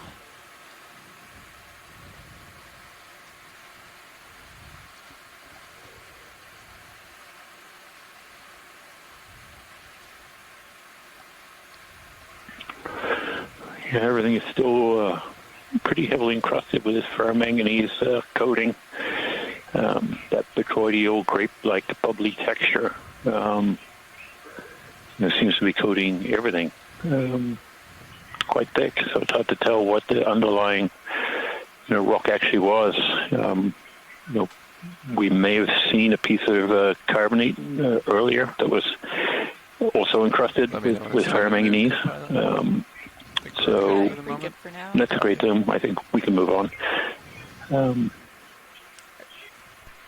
Hard to really gauge what we're looking at. Certainly, we're seeing a more in situ pile of rocks here, an outcrop that we haven't really seen so far as we've been traversing, and we're on that higher slope area. So it was kind of expected we would see it, but a very the texture, overall texture of the area here still has that kind of nodular form, whether they're actually nodules or just, the underlying rock is just extensively coated, making the original rock texture hard to identify. But there's certainly a lot of coral debris here, skeleton pieces, there's twigs and other things, actually more reminiscent of some of the other dives we did earlier here in the New England Seamounts. These more vertical walls with sponges hanging off them, and a big bamboo whip. Yeah, it might just be just beautiful. Yeah, you're right. There's all this coral rubble, but they're also, unlike some of the areas where we were seeing in previous dives, that massive coral rubble, here we actually have a massive live corals as well, which is really exciting. Move is complete, pilots. Copy now. This is really quite the scene as we're working our way up here. It's just beautiful. Very beautiful.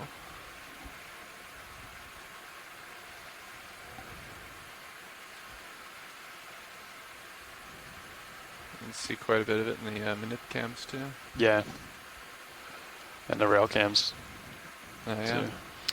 If you actually turn to your live stream number 2 right now, you will see the image from the Sirius cam, which is the second part of our two-part ROV system, and that's kind of looking down on D2, the main part of our ROV system, and that's just an amazing view. You can really, so much detail. You can even pick out the corals and sponges from that camera right now, and just with D2 for scale on this feature.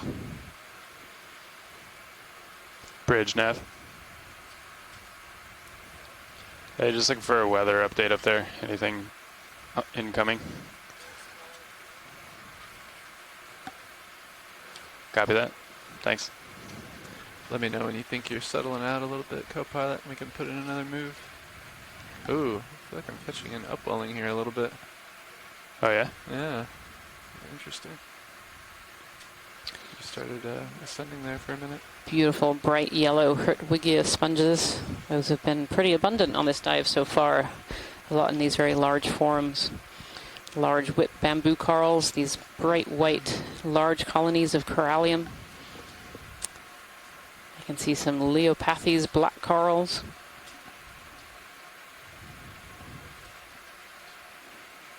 Just beautiful.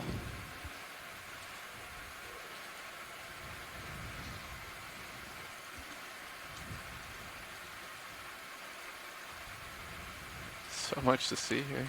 It's incredible. Scott France is reminding me again that these white corallium are actually a hemicorallium. Hemicorallium. They have been moved. So much is really unknown about a lot of deep sea corals, that very often their taxonomy changes as we find more species that should be in the same families or should get moved over into different families. Or even different genus, and these ones that I certainly started my career and they were called corallium and now called a hemicorallium. Oh, here, one of these little hedgehog sponges right in the middle of this little sediment wave field. These are polymastia, I think. For a quick zoom on this. Yeah, a quick snap zoom would be great. Snap would be great, yeah. There we are. So these are actually, polymastia is a common sponge that we find in the Gulf of Maine, very close to my home at the University of Maine. And I love these little sponges. They really look like little hedgehogs on the seafloor. Beautiful. These little spines. What do you guys think of another move? Thank you so much, pilot. Yeah, I'm looking You're welcome. Come on out, video. very clear on my sonar. Yeah, let's go Sounds ahead good. and put one in. Thanks. Do you want to still go 165 or you want to cheat port a little? By cheap port. What's Sirius looking at? 165. So yeah, maybe 160 or 160 155? or 155. Yeah. What do you think, co-pilot? Yeah, let me scoot over a little bit. And we can Some more information on those hemicorallium as well. 160. That hemicorallium bayeri was actually described by Ann Simpson and Les Watling from specimens collected out here on Okay. the New England seamounts. Good with 20? And the holotype is actually it's the very first one that was described is 20 from at Pickett 160 Seamount at on that. 1,970 meters depth. This is a beautiful coral here. Range 20 meters, bearing 165 Beautiful degrees, pink speed Paragorgia with 0.2 that knots. encrusted over bright yellow zoanthid. We've seen a few of those today, as well as some without that yellow zoanthid as well, which is a little bit Good more copy. unusual. And again, very similar to yesterday's dive, we're seeing a lot of these sargassum tumbleweeds on the sea floor. So these sargassum are a photosynthetic algae that lives up in the upper ocean. We're seeing it around the ship almost every day. And as animals encrust and grow on it, it makes it heavier and heavier, and eventually it sinks to the seafloor. And it's actually an important source of carbon to the seafloor too, so it's bringing food and nutrients down to the deep ocean floor.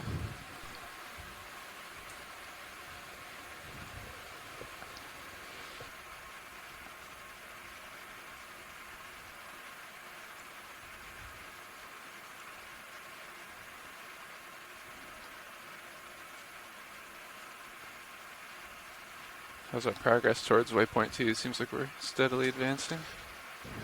Yeah, we've got about And more of this beautiful royal purple 150 left. clavularia. getting there. It's an encrusting octocoral kind of growing in the middle of this hemicorallium here. So this color is always so stunning when we see it in the deep sea, and it's really beautiful. But I wonder how beautiful the corallium finds it. We've got a minute here. while I we know. catch up. Find that part of the skeleton is dead. Sure. We come on in on Yeah, this and video? Scott, do we know whether this this particular octocoral grows on only dead skeleton, or is this something that's kind of crept in and is actually killing some of the corallium from the Water middle? altitude did not like that. Stand by. Yep, terrific question. Another thing that we would need to deploy resources for to test the hypothesis. My impression is that it All right, only come on in, one settles more video. where there is already exposed skeleton. But then the question I can answer that essentially you're asking is, as that purple expands, can it basically fight back the live tissue of the coral that it's growing on and essentially replace it? You know, what we can see right here is that it is not completely overgrown all of the dead skeleton, which suggests to me that it only grows on exposed patches. But, you know, that's conjecture. We don't know. And a very hard thing to test as well in the deep sea. Like you say, we can deploy cameras, but the rate of growth of some of these corals, you know, is just millimeters per year. And so you'd have to put cameras down here for exceedingly long periods of time to be able to see some of these interactions. But they would be absolutely... Yeah, this is not a grad student project. No, this is a career. Those would be cameras down there for decades. Yes, exactly. Yep. Yeah, but what a wonderful question to research. Absolutely. And, you know, Ken Sulak made a really good point earlier that, you know, one of the things we need to start doing is putting down some markers. You know, we can leave something that indicates, you know, we were here and we have this really nice video. And then at some point in the future, somebody's going to come back. You know, I don't know if that's 2 years, 10 years, or 50 years. But if we have the markers that indicate, you know, that we were here, you could go back and make these comparisons and then start to answer some of these questions. Yes, absolutely, Scott. And one of our jobs out here on these exploration cruises is really to get that first look, that first glance at what the seafloor looks like. So looking for different biological organisms and looking for different seafloor resources and geological formations. And it gives us as scientists the tools to be able to say, okay, this is a really interesting area, and write research proposals to try and come back and study these areas further. But we couldn't do that without having these first exploration cruises, these first look on the ground as to what is areas here. So these exploration dives are so incredibly important to understanding how the deep sea actually functions, and also just the biogeography and biodiversity in some of these really amazing areas. Yeah, that's absolutely right. We need the first observations, and one of the things that I really enjoy and value from being part of these explorations is in the chat room, the discussions that you and I are having and other scientists are having, and formulating these questions on the fly as we make these observations. And the more observations we can accumulate, the better we can frame those questions and think about how to answer them in the future. Absolutely, Scott. Absolutely. And here we see lots of stalk crinoids here that we've kind of seen throughout the dive, but I feel like there are more in this frame than we've been seeing. And just these larger outcrops as well. Oh, could we have a zoom in on that sea star that's in the back? kind of the top of the screen? Yeah. Yep, kind of behind this hemicorallium here. Get a little more light on it here.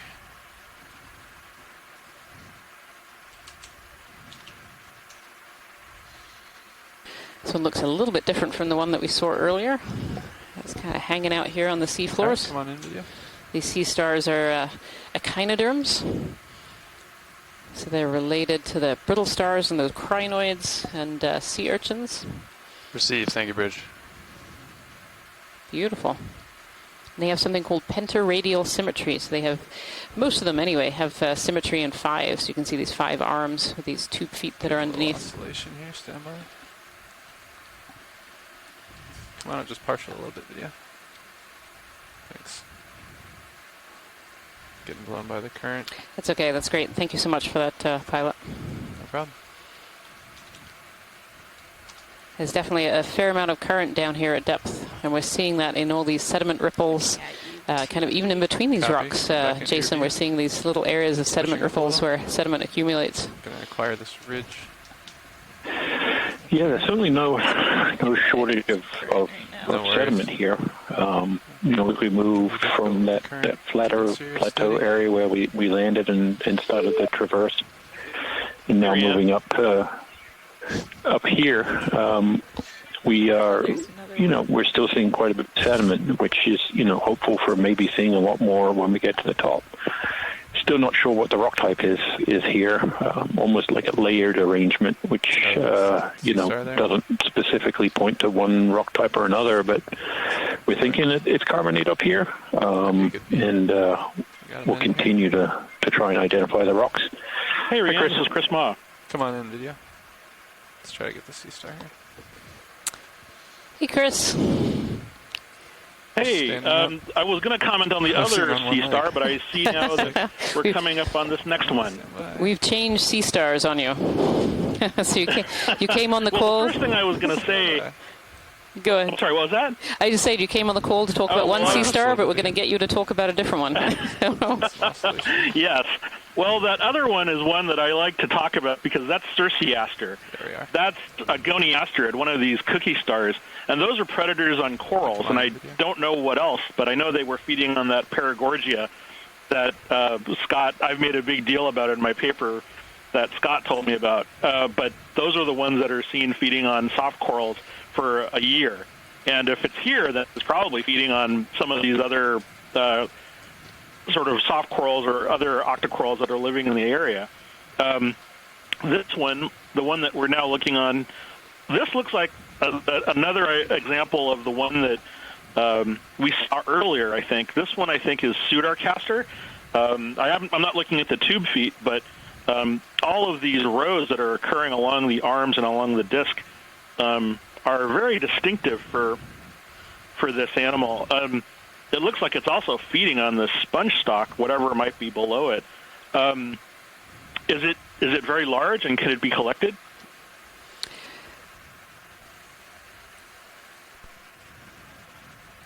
Go ahead, watch lead. How's our movement right now? Yeah. I'm pretty. We're stopped. Is that Yeah, correct? ship is stopped. Yep. Copy Looking that. at you, Hello? 3-0. So. We just need to balance getting to the waypoint versus collections. Yeah, well, that's up to them if they want it. Yeah. Hello? We can certainly stop and try for a collection here, watch lead, if you want. We just need to be mindful of trying to get to the waypoint. Gotcha. Yeah, we can give it a shot. Do you have a method of collection you prefer for this? This can go just right in a bio box. Should be able to grab it. Should be relatively stiff. Copy that. Come on. Yeah. Okay. So I just picked up on you right now. Yeah, sorry, Chris. I'm just talking to the here, pilots because, of course, we're trying to transit and get up onto this plateau, but they're going to have a go here at grabbing this quick and putting it in a bio box. Sorry. Yeah. Those are some Okeanos off to the side there on the left. I just thought I'd be interested. I thought you'd all be interested to know, by the way, that I was just looking at some of the statistics for some of the collections that we have here at the Smithsonian, and I think I'm counting upwards of so far about 25 new species or so if we're gonna do that have been described from these expeditions. Copilot, let's get you up. There were two that I just described recently, as well as many by Steve Cairns, several corals. And, of course, many of the collections await examination and revisitation. And so, there's likely a large wave of things coming, following people looking at the collections once they've reached the Smithsonian and scientists are coming to look at them. So all of these collections do go to worthwhile endeavors, which is to provide new data for scientists trying to understand the number of species which occur here in the deep sea. Great. Thank you so much, Chris. So we're going to let the pilot set up here and take this collection and just give them a little space to concentrate. Right, and then we'll continue on our transit. I'll be quiet and we'll talk later. Thank you so much. On it and hydraulics ramped up when you're ready. I think we're stable here. So it looks like port inner is where we'll want to go with this, if that's all right with you, pilot. Copy that. And I'll keep an eye on Sirius here. Thank you.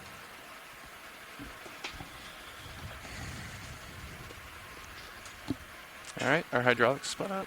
They are. Copy, thank you. Arm coming on. 3, 2, 1. Enabled.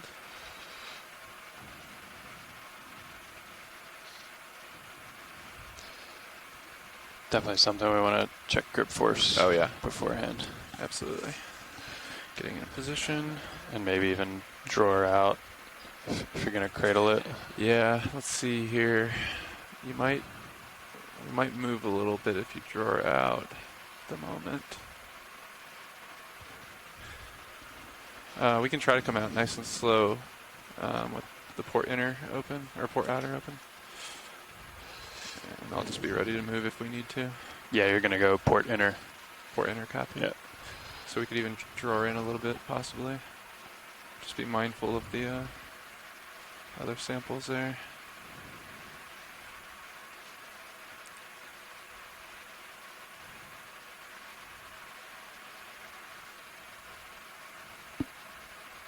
Alright.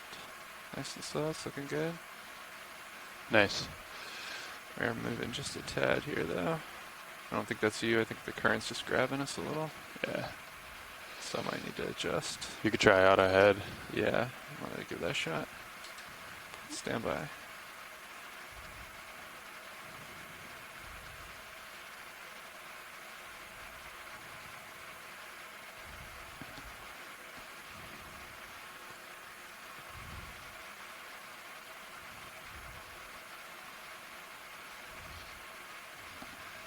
Yeah, we're sliding a little bit here. Stand by. I think I'm going to turn Cirrus heading to keep you in view. Yeah, sounds good.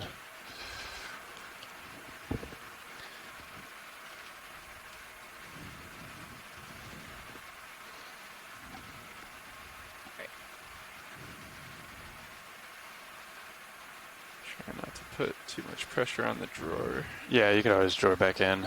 Yeah, you want to if you're draw getting set back up. in. Stand by. Give it one more shot here.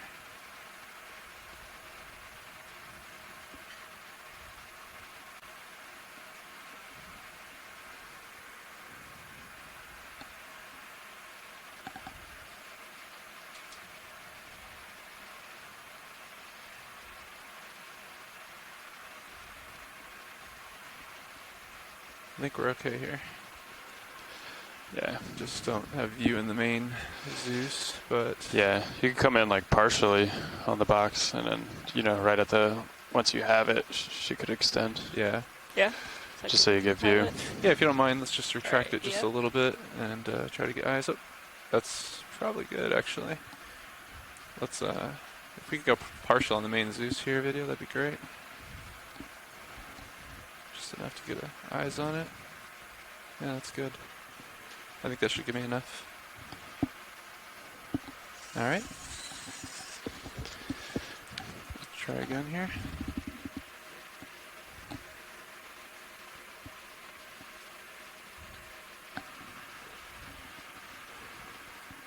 I'm wondering the best Rotate Sirius a little more. Yeah. Thanks, Copilot. angle to grab this guy. Yeah, he looks pretty small actually, huh?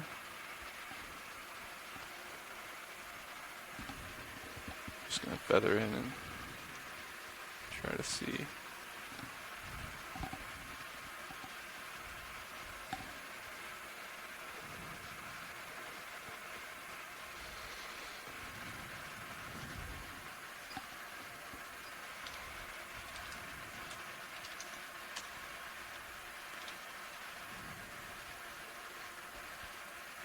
I don't know if we're going to be able to get him in the claw or not, but we can certainly try. I might have to get the little rock piece that he's on too. Let's see.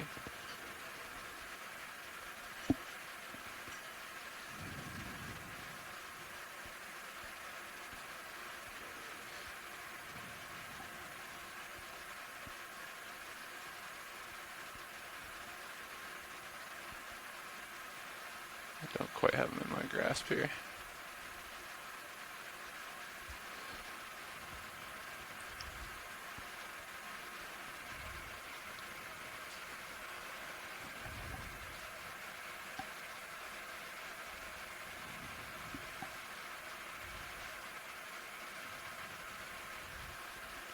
Let's see if I can scoop under him here.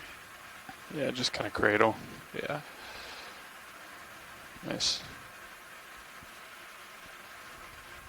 Okay, come on out of main Zeus video. Thank you. Let me know if you want me to draw out more. Copy. Yeah, if you could draw out very slowly, that'd be great. Wonderful. Perfect, thank you.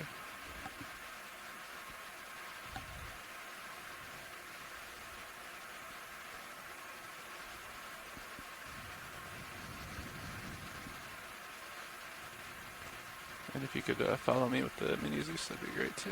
Thank you.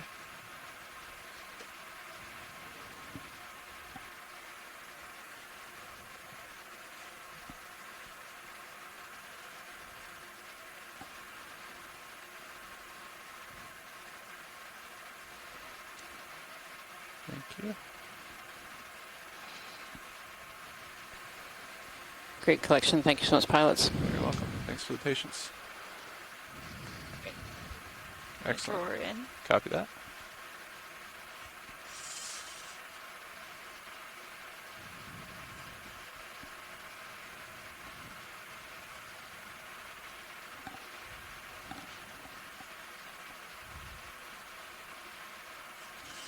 Great. Good to disable foul packs and hydraulics. Hydraulics off on the arm. Yep. Free to secure. All right. Thank you.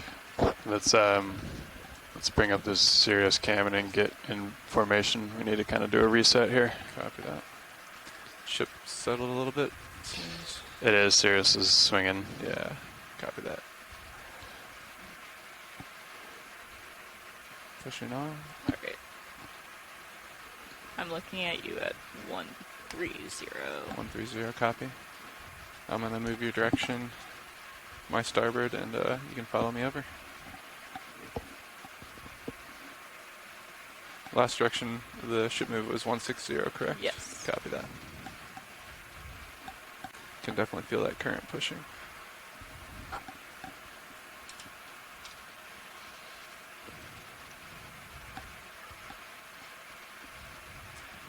Thank you for doing the drawers. You did wonderful there.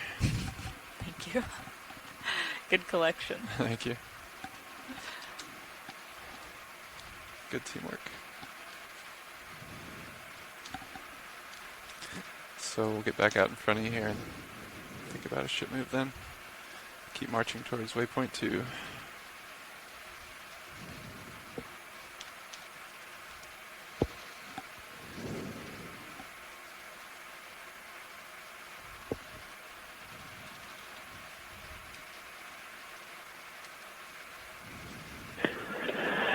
So we're continuing to move up here, up this, what was about a 70-meter high slope, as measured from the bathymetry this morning. We've pretty good eyes on things. We started out in this, flatter nodule field with mixed sediment and pavement, and a really, high diversity and abundance of corals and sponges. Yeah, I can see pretty clearly out for about and now even we have a sea star on board.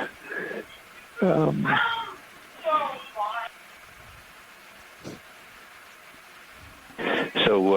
we looks to be we got some more pavement, here towards the top of the slope, and we're really interested in getting to the top, at least to the next flatter plateau area to assess the distribution and thickness of sediment that is on top of some of these seamounts. It's one of those somewhat unknown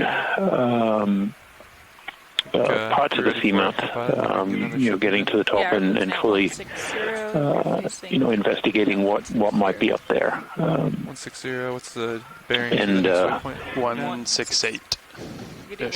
We 165. hopefully we'll be able to see some of these rock outcrops. We haven't yet been able to kind of make a good guess on what some of the underlying substrate is. A lot of these seamounts, they're capped by maybe 20 meters. A carbonate platform type environment, a paleo reef, wherein these seamounts were shallower. So when they erupt onto the seafloor, the crust and the seamount are hot, so they're kind of buoyant, and they do stick up above, or at least at the seafloor. Just kind of like the Hawaiian Islands now. There's a number of Hawaiian Islands that are, above sea level. But if you continue to the northwest of the islands, there's a large chain of seamounts underwater, the Empress Seamount chain, and it's something like we're seeing here. So that's why we're keeping our eyes open for nice grab. For something diagnostic of what the underlying rock type is, the ferromanganese pavement, which precipitates out of the seawater at about 1 millimeter per million years. Really complicates do you mind if I mess with your sonar a little? I want to change the lower frequency. Sort of completely removes the original rock texture and leaves its own texture, which we've been talking about as botryoidal and smooth. Jason, I think I see that we're at 1,745 meters depth, so we've come up, I guess, about 35 meters in depth along this slope. And my recollection is that we think that plateau is at about 1,700 meters depth, so maybe another it's picking up 45 or so everything, and this lower frequency is picking up everything. Your understanding? Interesting. Yeah.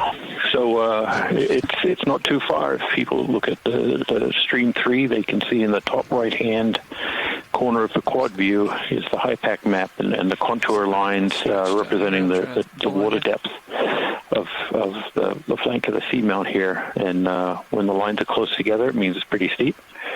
And when they're wider apart, it's flattening out. And that's what we're looking for here now is sort of across that edge and into the flatter section, where we'll reach this next plateau.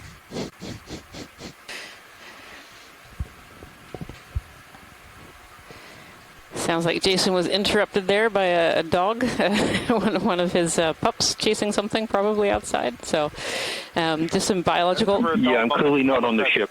Yes. Yeah. I think everybody can appreciate this in the Zoom era. Absolutely, absolutely. If your baby or your dog doesn't interrupt you in the middle of a meeting, then are you really at home? So just some biological observations as we've gone along this track. We started in this really interesting and unexpected manganese nodule area where we saw a really large diversity of corals and sponges, and as we've been moving up, that diversity has only increased. We're a little bit more spaced out in this particular area here. But I can also see that the bottom has really changed from those distinct nodules to kind of more of these consolidated pieces instead. And we're seeing some really larger forms, some big Leopathes black corals, some of these really large bamboo whips. And some of these umbrella corals, these Metallogorgia, we've actually seen a lot of those as we've gone through the dive transect so far. As Scott was saying, our target for the top of this is at 1,710 meters, so we're not too far away. Right now we're at 1,742 meters, so we're actually climbing pretty rapidly towards the kind of top plateau of this area. I can see off in the distance, too, an area where just glinting with the lights of D2 and the Sirius camera, I can start to see sponges and corals appearing kind of on the horizon there.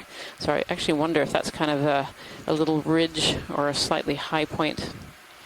Throughout this dive today, it's been a relatively high current here on the bottom, and that's been really indicative both from the ROV being pushed around a little bit, but also, the features on the seafloor as well. We're seeing lots of seafloor ripples, which are suggestive of current and not ephemeral current, so that isn't current that we're just seeing today, the current that is persisting through time.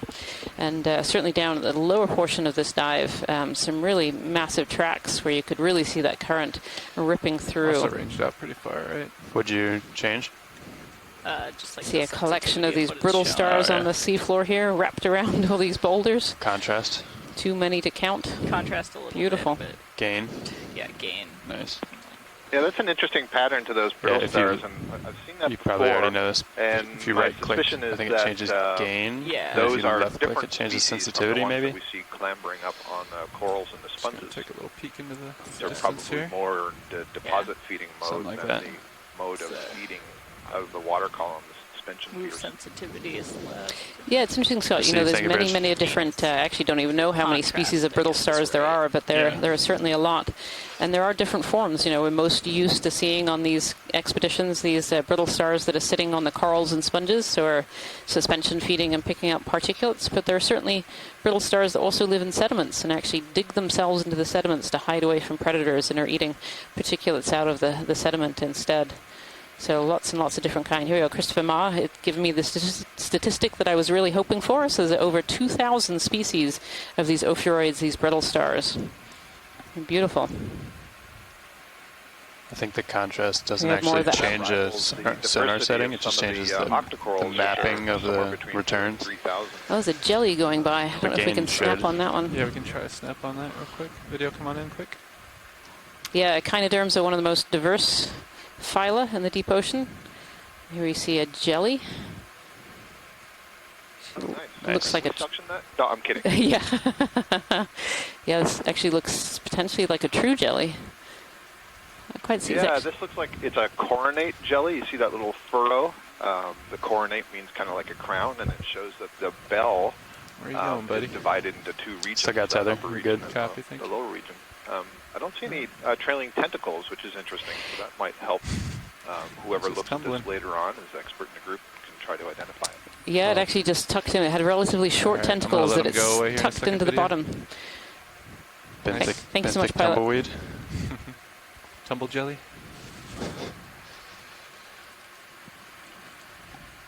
But watch it. These jellies will always lead you to trouble. Yeah. That's a tricky one.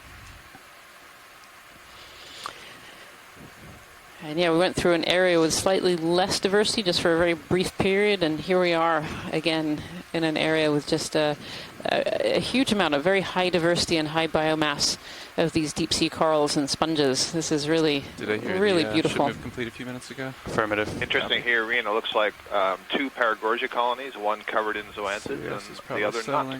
Still. Absolutely. Yeah, those bright yellow zoanthids. Yeah, you want another one? Sorry.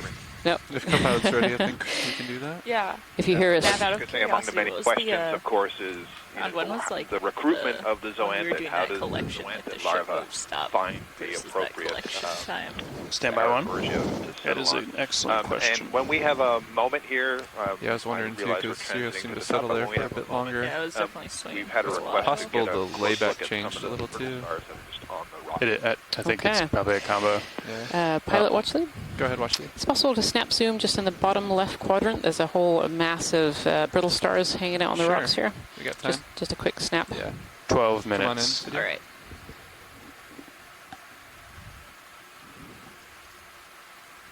Any, you want to come out a little wider or focus on one? A little bit wider would be good, just to kind of Little see wider, the, yeah, just see a few in a frame. Copy. There we go. It's actually two different species I see here of ophiuroids. There's a very pale one, kind of in the very center, and then these larger spined forms, these larger pinky ones kind of in the background and also in the foreground. And if you look towards the bottom of the screen, we have two laser dots on the screen. These are harmless lasers. We use these to scale organisms on the seafloor as well as seafloor features. They are 10 centimeters apart, so you can see some of those ophiuroids have incredibly long arms. Beautiful. Thank you so much, pilots. That's great. Absolutely. I'm comfortable Pilot's with the clear. move. Sonar's looking good. Copy. And you can see as we zoom out here, there's just a mass of these brittle stars all hanging out on the rocks here You ready for one? on the think we're ready. seafloor. You want to do 20 meters again? 165? Sounds Yeah. good. On the way. Actually, the closer we look, the more brittle stars we see. It's beautiful. Range 20 meters. Bearing 165 degrees. Speed 0.2 Can we have a knots. snap zoom on the coral that's dead center, please, pilot? Sure. Snap you. zoom video. This looks like a Good copy, Iridogorgia, but a please. much looser spiral. Very nice. Or maybe we're just seeing it at a slightly different angle. I've been looking at that myself, Rian. A little bit different. It's a tight spiral. But it's fairly tall and Photobomber open, there. shall we say. The Iridogorgia splendens tends to have pretty dense branching, and this one just looks a little bit different. Yeah, interesting. I'm also not used to seeing ophiuroid brittle stars in an Iridogorgia colony. They're actually all up the stem of it as well, Scott. I don't know if you can kind of see down the bottom. So we have all these ophiuroids on the seafloor, but they're also climbing up the stem of this Iridogorgia as well. Interesting. I believe there are 4 species that have been described, 4 species of Iridogorgia that have been described from the western North Atlantic. Fontanalis, splendens, magnispiralis, and the other one is actually a Rodan Iridogorgia, which this is not. One Pilot's from the clear. eastern Atlantic, and I'm not as familiar with that one. Thank you, pilot. Thank you. Not a problem. A lot of brittle stars in the background there, too. There are brittle stars all over the rocks here.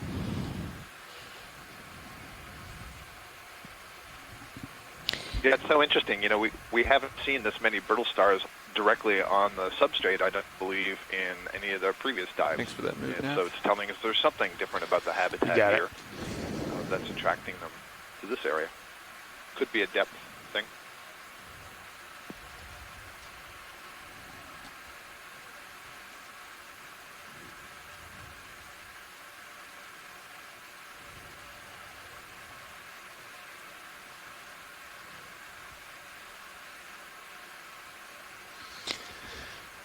Yeah, so something's not with the Really cool view there on the right. Sirius of one sonar. of these Something's massive not quite coral right whips that's with the lower frequency. Almost, lying on its side, and you can clearly see that because that the is lower tipped one over is the meant little for nodule that is obviously growing longer on it. distances, and it's got a So wider the beam. larva settled there and thought this is a great place to And live. the shorter- As it got bigger, the current The higher frequency has a narrower beam, and it really only has a range of like 100 meters. But I imagine on the lower But that's part of the working far colony, better than you the might lower not see any frequency issue because it's abrading against the on Sirius. Yeah, I don't think we do, Scott. The kind of bottom third of that colony appears to have no polyps on it. it is really curious to me that we have so many of these larger colonies growing on these relatively small little nodules and have kind of tipped over and yet are still growing in place. Though we are seeing certain areas with a fair amount of coral rubble as well, so maybe some of these that have tipped over were not quite as fortunate as that bamboo coral there. And so one of the things that leads to is this interesting question that we've talked a number of times about during this expedition is the recruitment, the larval stage, and where do larvae settle, how do they choose where they're going to settle. And clearly in this area, we've had successful recruitment. This is really quite dense and diverse, even though the bottom isn't limited. That is, there's still lots of spots for things to settle. So some interesting questions there on, what exactly are the cues for a larva? Does a larva know that, this is a small nodule? It's probably not the best place to be. Instead, it's probably just seeing that, oh, here's, a sediment-free, hard substrate. I'm going to settle in this and grow. And then it's how lucky are you as you're growing that the floor is stable enough for you to grow and there's enough current delivering the food. So it's at least stable on those time scales. Yeah, it's a really interesting question, Scott, because even in a lot of shallow water organisms, we don't yet truly understand why larvae settle where they do. And then, of course, here in the deep sea, where it's a lot harder to gain specimens and do long-term experiments, we have very little understanding of why deep sea coral larvae settle where they do. We certainly know from looking at ROV video and other video camera data, we have a better idea of where deep sea corals seem to grow and where species seem to prefer. We don't yet truly understand why a larvae decides to settle in one place and not another. So, Rian, I know your own research is on, or has been on, reproduction in a lot of these deep water corals. And so what can you tell us also about the strategies that the corals have for when they're going to reproduce, and how do we know that? Yeah, it's a really interesting question, Scott. So, going back at kind of the advent of deep sea biology, kind of before we really understood what lived in the bottom of the ocean, there was this idea that the deep sea was cold and dark. At one point, we thought it was lifeless, and of course, that's very much not true. And then there were all these theories that, the temperature is the same and the currents are the same. And so organisms in terms of reproduction must just reproduce all year. There's no seasonal cues like we see in the upper ocean. When you think of tropical corals living on a tropical coral reef, they are very often very seasonal. So they just reproduce, a few times a year based on the warmer months or the colder months or moon rises. And in the deep ocean, on face value, you wouldn't think there would be seasons in the deep ocean, but the more research that's been done in the deep sea, we know that's not necessarily true. And one of the drivers that we see in deep sea coral reproduction for some species is up in the upper ocean, we see these large plankton blooms very often in the spring and the fall. And as these plankton blooms in the upper ocean die, they kind of send this big mass of food down to the seafloor. And that big mass of food then gets eaten by these deep sea corals, giving them a lot of extra energy. And when a coral has a lot of extra energy, one of the first things it'll decide to do is potentially to reproduce. So it suddenly has extra energy, not just for growth, but to be able to produce eggs and sperm and to be able to produce larvae. So we do actually see that a lot of organisms on the deep sea floor does have seasonal reproduction. Coming back to starboard. Not all of them. It's very, very species specific, and we certainly do not understand well enough now about the vast number of species that we see in the deep ocean, how they do. But we do definitely see species that have that seasonal reproduction. So we'll reproduce just once a year, or some we think even once every few years. Oh, yeah. And so if you think of an organism that's only producing larvae, once every 2 years, and then those larvae are sent off into the water column to go and find somewhere to settle and grow, even if a coral is producing thousands to millions of these larvae, it might only be one or two of those that's actually successful in finding a good place and not being predated on. So another aspect, of course, to all of that is that there's a lot of different strategies among different coral species. A lot of life down there. There are so many of these deep sea corals that we don't know exactly what their strategy is. You can make some guesses, but it requires more sampling, pieces of the branch of the polyps in order to see, for example, are the separate colonies all male and all female, or are there hermaphroditic colonies, or are polyps hermaphroditic? We see all those different strategies.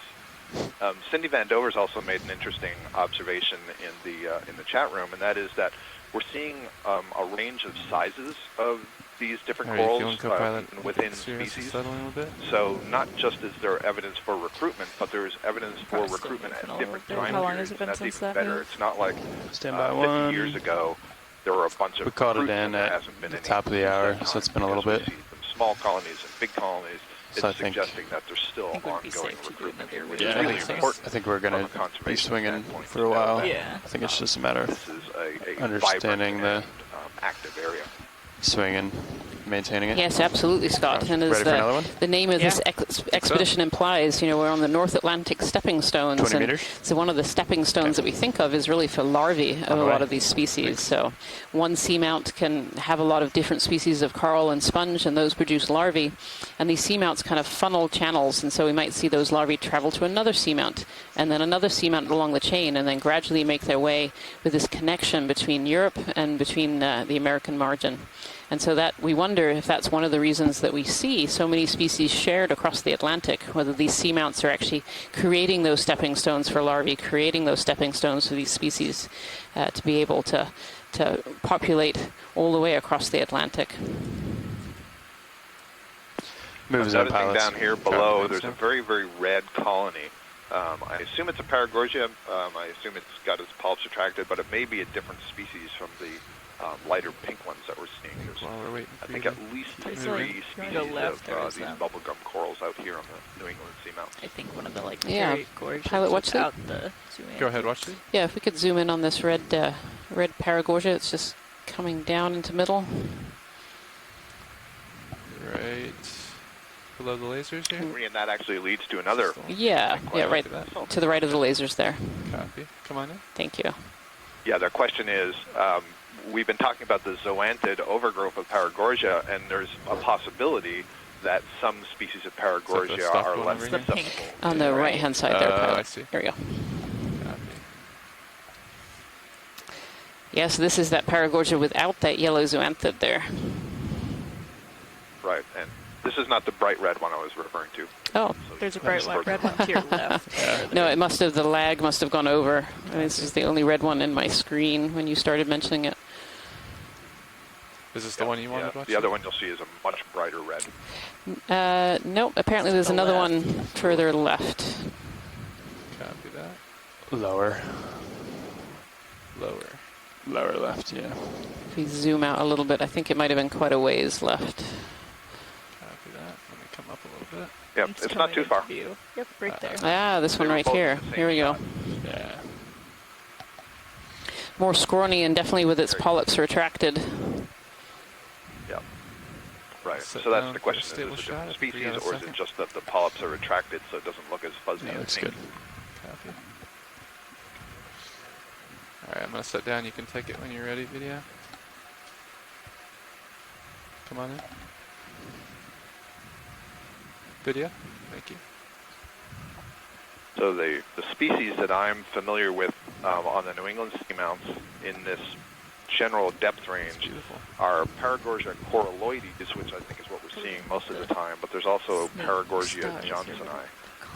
So there's a possibility that there's a difference between them, and that one species is more susceptible to the zoanthids than the other, and it's why maybe sometimes we see them with the zoanthids and sometimes they don't. There's a little possum shrimp. Yeah. So is there any way to actually tell the different species apart when the polyps are retracted like this? From video, not that I can do. Typically it's, looking at the sclerites is the way to tell them apart with some confidence. Tether's blown out so much you can see it near Port Rail Cam. Of the branch and the density of the polyps in each of those clumps where they're retracted. But I'm not enough of an expert to be able to tell you that. All right, whenever you're ready, video. Pilot's clear.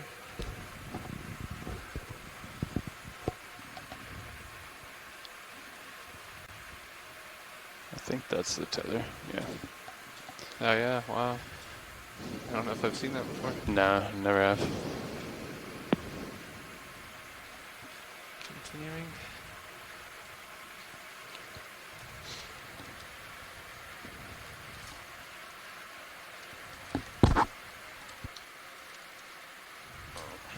Steve, thank you, Bridge.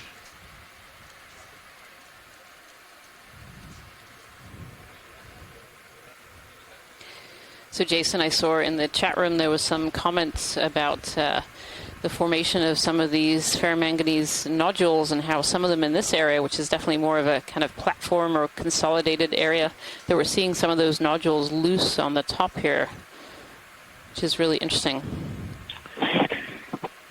Yeah, certainly one of the things, that has been interesting just on this seamount itself. Yesterday we landed on this spectacular field, or, it was a blanket of ferromanganese nodules that just were coating every open spot of the seafloor. And it was unexpected to find that in that location. The conditions that allow the formation and preservation of the nodules was clearly just right for that area. So today we were not expecting to see nodules again, given that we're probably 1,500 to 2,000 meters. I think it's about 1,500 meters shallower than we were yesterday. So one of the questions is the are the conditions here also the same as deeper down? Is there something special about where Gosnold Seamount is? For generating these nodule fields, because we're at two different depths, we're potentially in slightly different water masses in terms of the chemistry and temperature and other constraints. One thing that is the same is that they're both very high velocity currents in this area and the one yesterday. So that from two data points appears to be something that they have alike that may help sort of understand why these nodules are being generated. But otherwise it's just it's a question that, as you mentioned, we've been going back a little back and forth about is why, and it's not simply that it's nice flat sediment substrate that these are sitting on, where at the end of yesterday's dive and now we're kind of climbing up a high slope. There's obviously sediment here, but so the bottom topography is changing, but we're still seeing nodules. And are they rolling downhill and accumulating? Are they being formed sort of in situ, or at least very close to where they're found right now? So a lot of questions that before yesterday's dive, we hadn't really addressed those questions for this area. But I think just two dives worth of observations is going to make a lot of work for people like Kira Mizell, who's been the geology co-lead on this expedition, and her colleagues to look at it a lot more closely. Is what are the conditions here that have allowed this to happen, and are they unique, or is it something that we just have had a lack of observations to really see this elsewhere? So if we look more, will we find a similar accumulation of nodules on other seamounts in other areas? We did find it on we've looked at quite a number of seamounts during this expedition, and others have looked throughout the New England seamounts as well. But I think this is the first time these rather extensive nodule fields have been found. So in front of you a little bit again. A lot of work to be done, a lot of research for folks to do in the future, and I'm guessing some return visits to these areas to learn more. Start thinking about another move.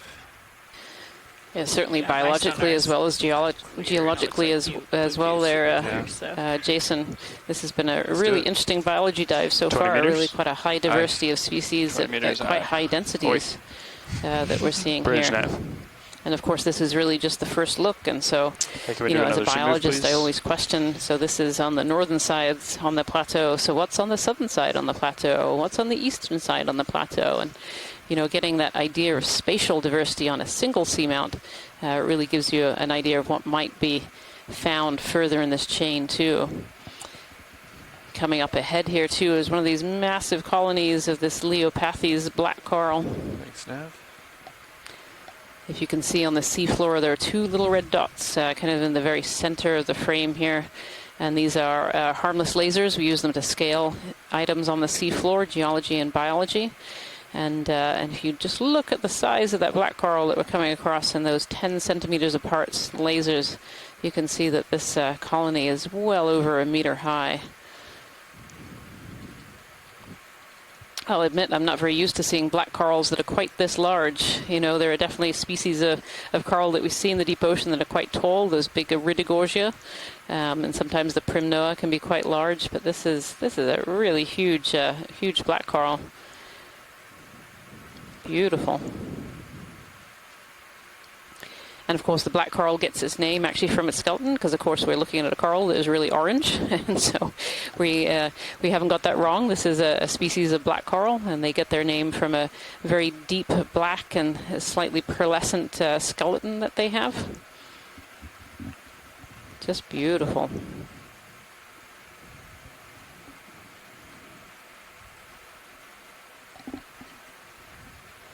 Scott France is saying here that this Leopathes is a shallower dwelling taxon, which is why we've not really seen it during this expedition so far. We're at one of the shallowest dives, so right now we're at 1,732 meters depth, which is one of the shallowest dives of this expedition. Just beautiful.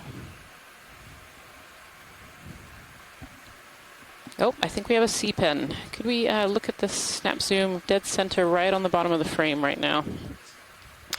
There was some comments earlier. And I'll say. Oh, go ahead, Scott. Sorry, I just wanted to say how amusing it is for when we deep sea biologists talk and we use the term shallow. Yes. The average person, you say shallow, doesn't even realize the ocean is deep as we're talking about shallow. Go ahead, Washley. Yeah, and I think you were just pointing out a C-pen, right? We just passed over a C-pen? I think we do. Let me know when you see it, please.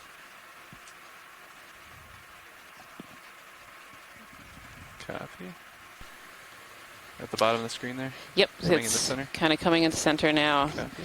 So there'd been comments in the chat room earlier about how we hadn't seen sea-pens. So sea-pens are a type of cnidarian that live in soft sediments, and they have a large anchor.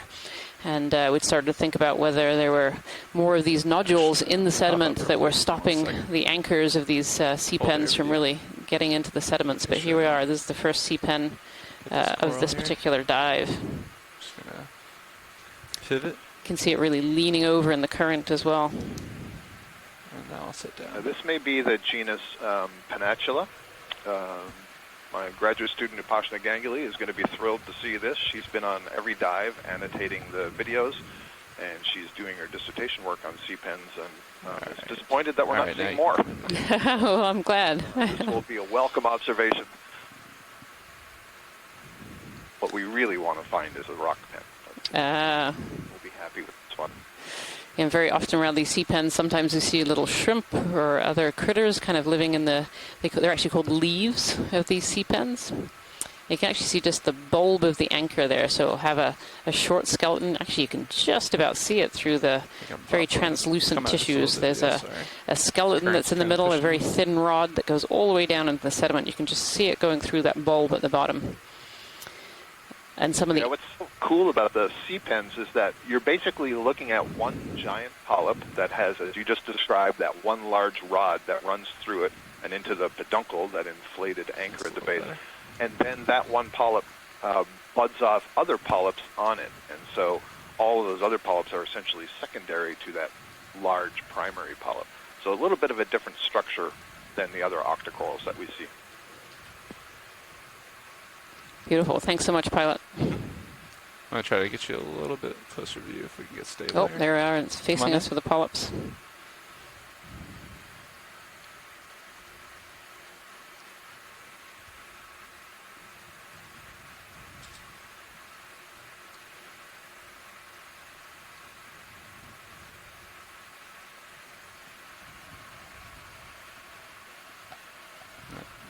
Getting pushed again, sorry. Looking at you, 4-5. I'm going to come Copy up a that. little bit. Von de Warum is saying this genus has actually changed to the Tilella.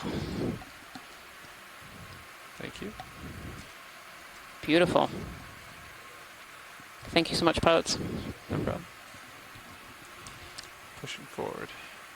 As I've said a couple of times on this dive, my list of species that I keep as I sit here in the back row, I have a little notebook and I keep a note of what species are occurring on this dive so that I can write it in the summary of this dive at the end of the day. And my list is starting to go over into page number 2. We've seen a lot of species on this dive so far. It's really been a wonderfully biologically diverse dive, particularly for these deep sea corals and sponges.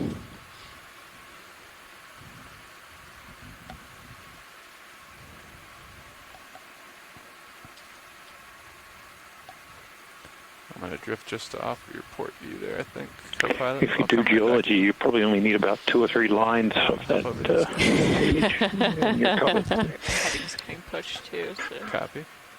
Yeah, the geology can still be spectacular with only 2 or 3 lines, whereas the biology is a lot of different names for me to write down. Blue view looks clear. If you just joined us here today, we're on Dive 17 of the NOAA Ocean Exploration Expedition, North Atlantic Stepping Stones. And the stepping stone that we're exploring today is Gosnold. And if you remember yesterday, we also visited Gosnold at quite a deep depth on a saddle between the 2 peaks of Gosnold. And today we're actually up on top of the North Peak, or certainly coming up towards it here.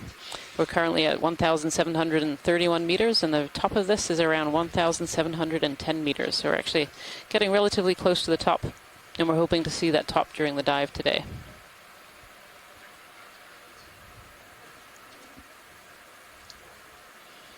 And it's really interesting to see the geology change through this dive. And rather than changing to something different, it seems to flip-flop a little, Jason. You know, we started in a nodule field, then we moved to more consolidated, and now we seem to be back in nodules again.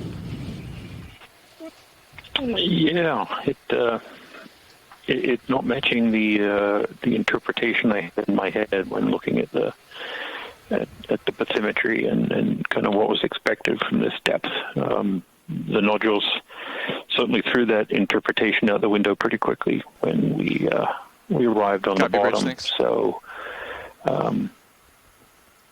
you know, as we continue up, the thought was, we may see, in situ or sort of in place outcrops of carbonate rocks, sort of like limestone, and then sediment. But now I'm not sure what we're going to find. One interesting question is, was the nodules that we found when we landed at the start of this dive, did they originate from up here and roll down and get accumulated in that area, or is it that they're being formed in situ in all of these areas?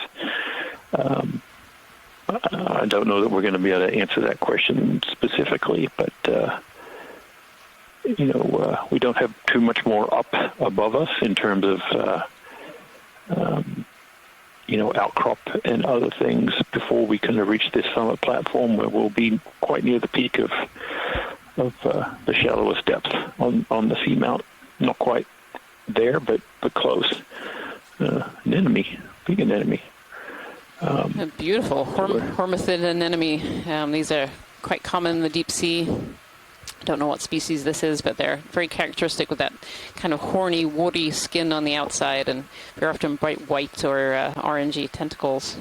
Kind of sat perfectly on this perfectly round nodule there, Jason. Try to get a closer look here. We can do a quick one en route. Okay. Almost like Look at all it's eating these it. asteroids down here. It does look a little like it's consumed it.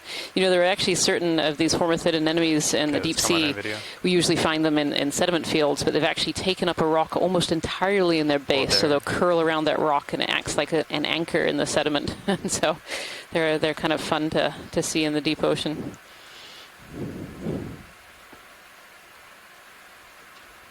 Beautiful. You can really see the current direction actually from these tentacles. That current is kind of whipping by.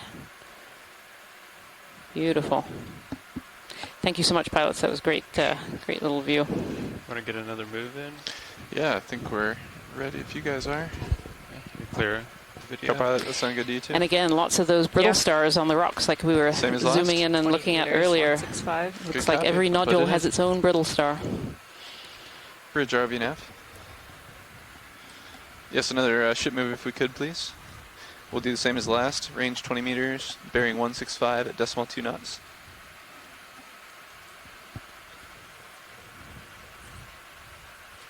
Good copy. Thanks.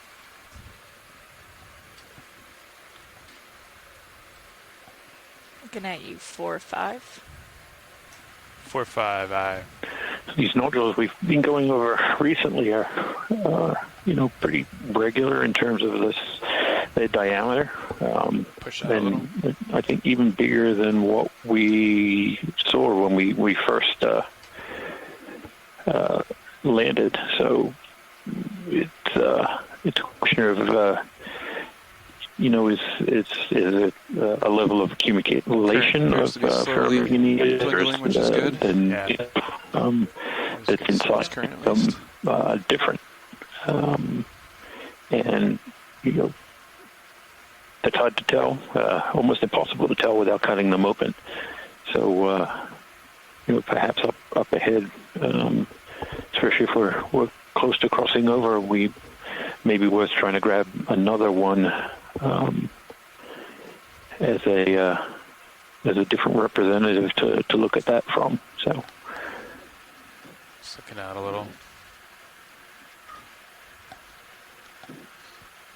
You didn't tell me about all this current. Just trying to keep it cool.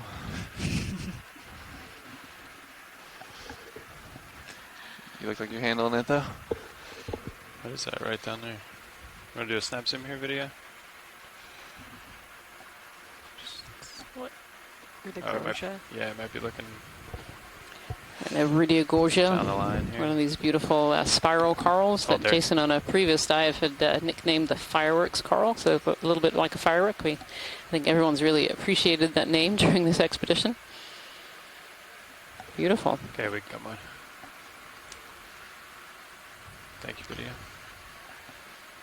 I think we've probably tackled the steepest part of the slope that we'll see today, which is good. Okay. Should start leveling off a little bit. I think watchleads are pretty interested in that, so we might just fill them in that we're kind of at the ridge, maybe. Yeah, roger or that. Looking like it. Yeah. They're also hoping to get a rock up here. Yeah, I heard murmurings. Watch lead nav.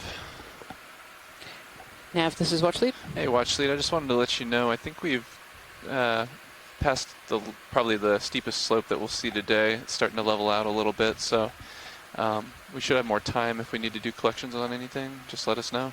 Okay, yeah, I think there's definitely interest in kind of getting up as far as we can and kind of making way as far along this track as we possibly can during this dive. Yeah, roger that. I'll let the pilots know, and we can even maybe pick up the pace once we level off up at the top. Perfect, thank you. Yep.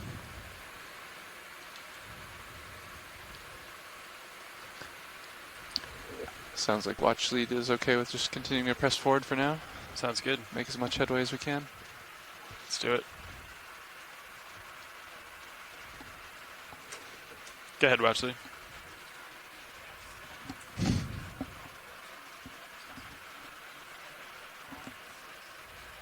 Sure. Yeah, just one of these nodules. Okay. Sounds good. Yeah, we'll find a good spot to land here. Ship move should almost be complete. Okay. Let's stretch out here a little bit.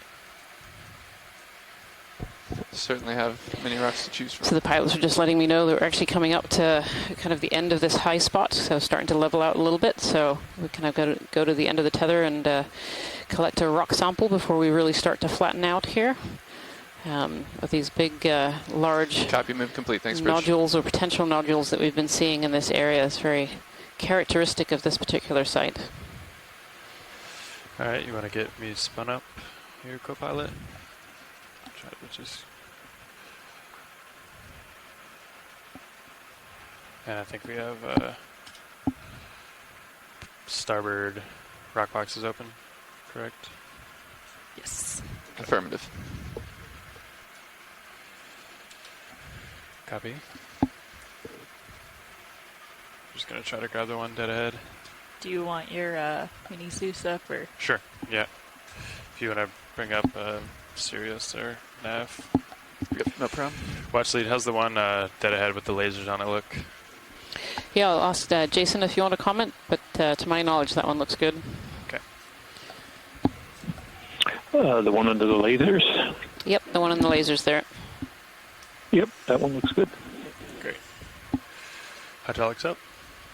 No brittle star on that one. That's okay. The brittle stars would probably swim away before we board it to the surface anyway. Great. Thank you, co-pilot.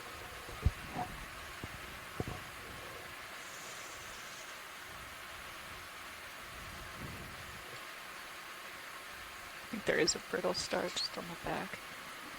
Oh, on the other side? Yeah. Okay.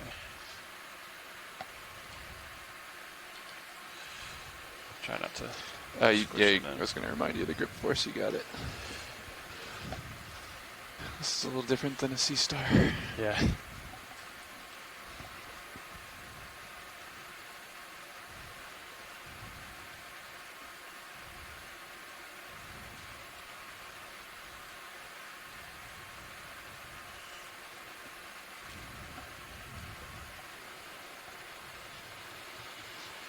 Oh, there is one on there. Ah, there it is. Okay. That looks great, pilot. Oh, and some of those, do you think that would fit into the bio box, starboard outer? Do we have time? If not, put it in the rock box, that's fine. I think we could try for it, sure. Yeah. Is, Sirius looks stable right now. okay. Does starboard inner have anything in it? They should both be clear in the starboard. Yep. Okay.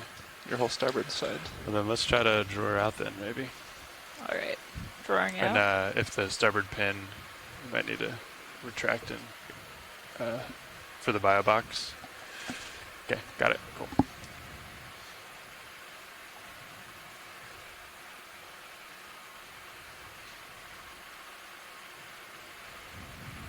Great.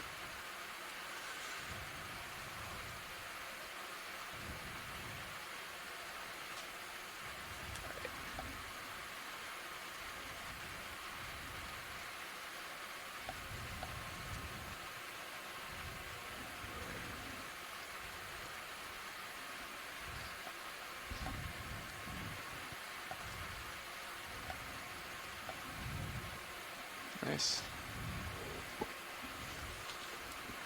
Starboard inner. Aye, starboard inner. Almost like a little duck pin bowling ball there. It was, yeah. That was a great collection. Thank you so much, pilots. If we have time, it would be great to zoom in on the yellow colony on the far right, just in front of the skid. If we don't have time, that's fine. Okay. My camera's okay. Yeah. Just for a quick confirmation of species. Hydraulics Just turn secure. off. Yep. Hydraulics off. All right. I'm gonna bring my monitor back. Sounds good, Watchley. We'll try to take a look. Thank you.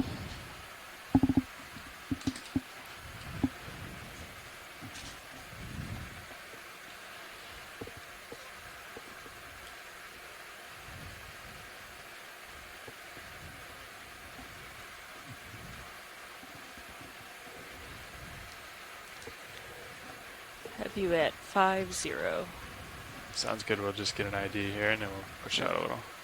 Ship move completed 5 minutes ago for reference. Great. Okay, let's come on in here, video.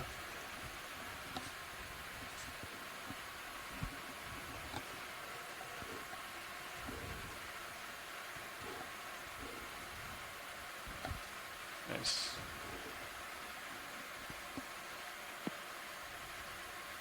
Thank you for the close-up. Appreciate the effort here. Yeah, do you have an ID on this one, Scott? Yeah. About that. I think it's a paramercia. I think it's another paramercia. The polyps aren't right. They lack the crown of thorns for Acanthogorgia. It may just be a different type from some of the ones you've seen earlier. Tina thinks it's an Acanthogorgia, but I'm less convinced of that. Okay. I think we have to run. She agrees with me now. Good. Thanks. There we go. Come by video. Thank you so much, pilots. That's great.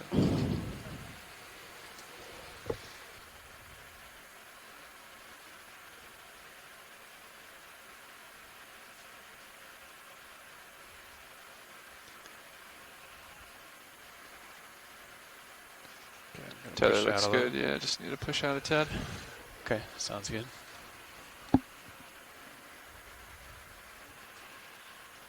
Actually, could you bring the port rail cam back up over there? Yeah, not a problem. I like that monitor. Let's see, which one is the port? I think it just says port ROV or something. Okay, gotcha. Let me starboard map. ROV. Or maybe like... Got it. Yeah. Something like that. Yeah, it definitely levels off up here, huh? Think so.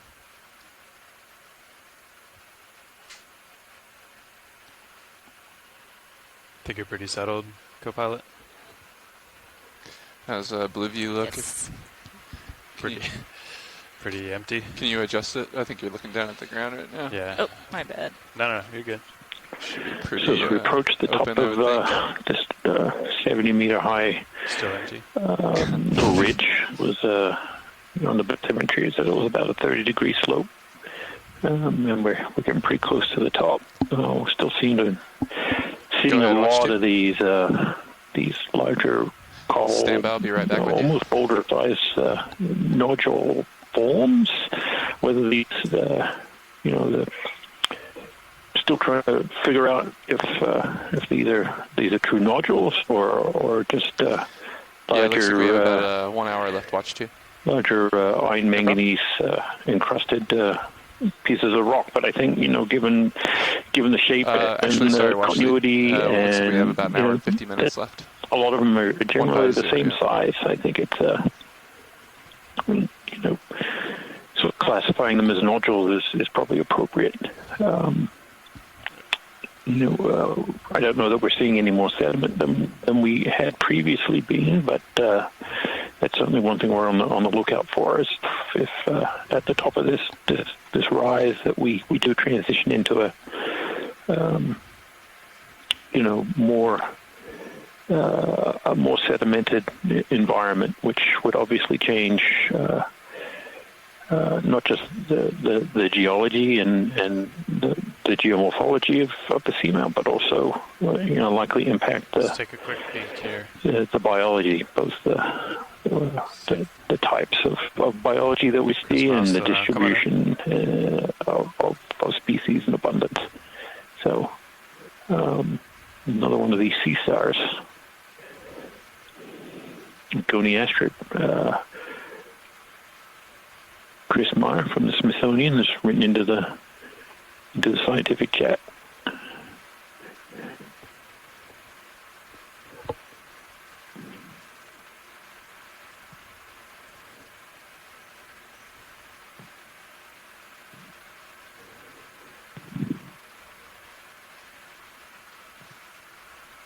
Creeping in a little on it.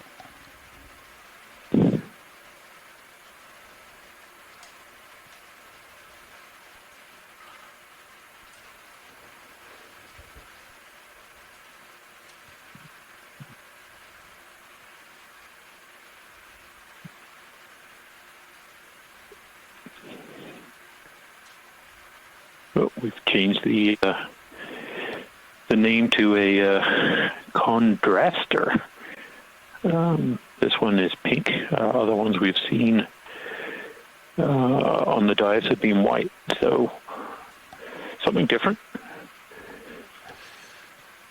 Okay. Not exactly sure what its doing it. You can see he's being moved around, I think, by the current down here. Lots of echinoderms here in that shot, because you also have some crinoids, a bunch more brittle stars, several different types of crinoids you kind of see here.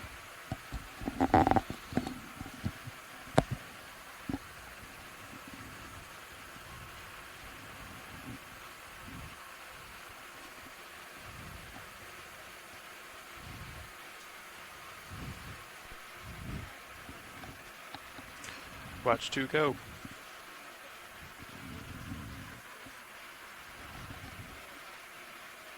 White tube.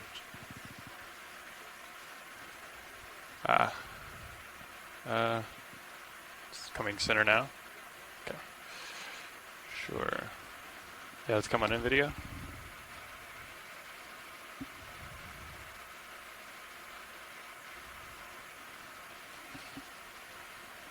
This guy here.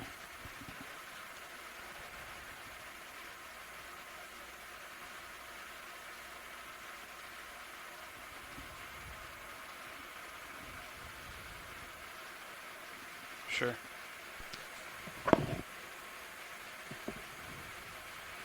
And here you can see a little bit more of the sediment between the rocks, a glass sponge, some old Now, how long sargassum, since our last ship move? or deteriorating Last sargassum. ship move completed at 17:35, 11, almost 12 minutes ago. Okay. And again, one of those crinoids and brittle stars that we've been seeing in a couple different places. Okay, video. I think we're clear with this fuzzy little guy. Scott's identifying this as a spiky glass sponge. I agree, Scott.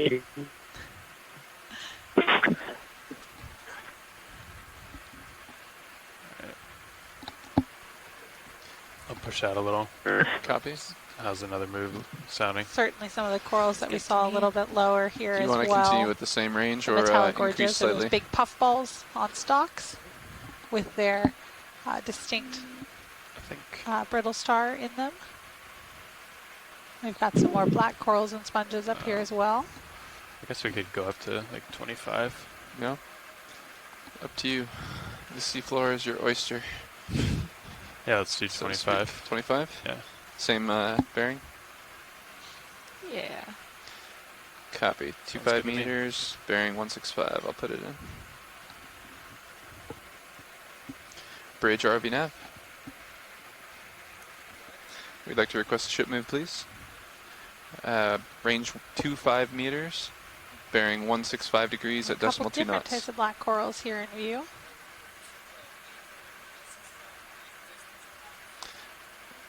Good copy, thanks. And again, some more stalked crinoids. Yeah, Casey, I think we've seen at least 4 different species, maybe even 5 different species of black coral today. Wow. We've got that Leopathes bush on the right. That may be that sort of deeper reddish one that we're seeing just past to the left. That's either Bathypathes or Telepathes, which is Yeah, going a genus for it. we don't see too much. And we've also seen Parantipathes earlier, definitely another Bathypathes come on in earlier, video. and the Storopathes. So quite a lot of black corals today. Come on in video. I think you might even have 3 separate species of black corals just in this one shot. You'll have to confirm as we get a little closer. Yeah, I think you may be right.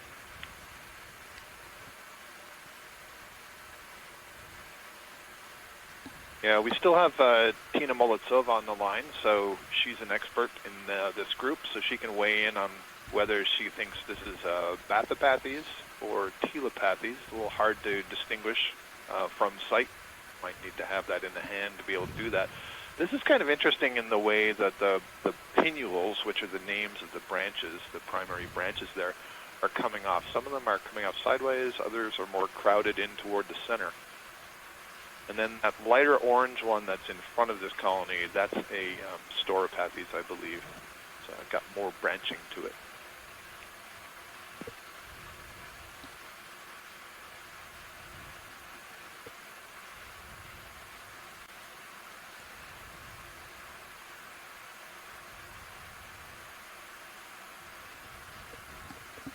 Anything else for your watch lead?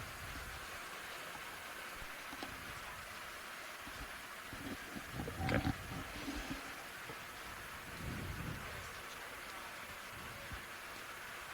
Copy. Current's going right to left on the screen, if that helps make sense of the branching. Let me know if we need to easy stop on the ship. So Let's go ahead and easy stop now. Roger. the Bridge RV pilots here are nav. pointing out that Can we come to an easy stop on the ship and also get an estimate the of current is how going far from that right to should left move here. completed? That might give some indicator Thanks. of what this colony might be doing, kind of oriented the way that it is. 7 meters, good It copy. almost Thank looks you. like that store pappies on the left there. Looks like it's been snipped at the main axis. Should have a main stem in the middle from which the Copy that, about half the ship move. Thank you. branches are rising.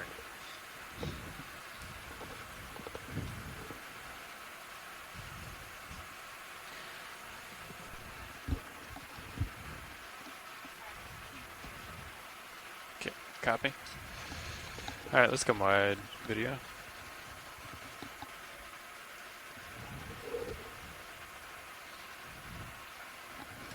Currently looking at we you can finish that nav. 48. Finish that move. Roger that. Sure. Bridge ROV nav. Sounds good. Thanks, Copilot. I think we'd like to go ahead and complete that ship move now. Sorry about that. If we could just do 13 meters, same bearing, 165, We do a snap decimal zoom 2 here? knots. Copy, thanks. Just don't know what that is.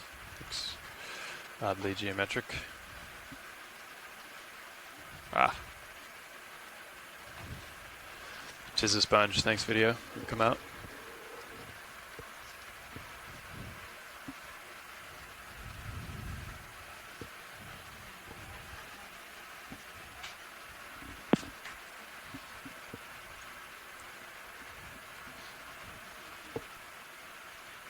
Is that full wide? Thanks, video.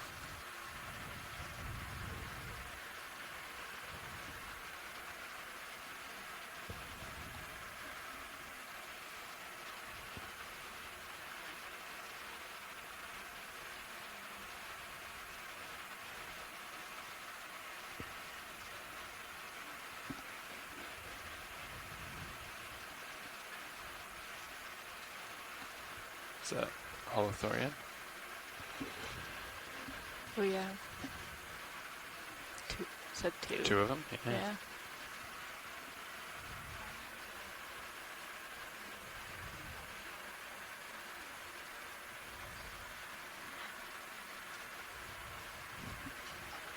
Watch lead, any interest in the Holothorians or? Absolutely, yeah, if we can have a snap zoom. Sure.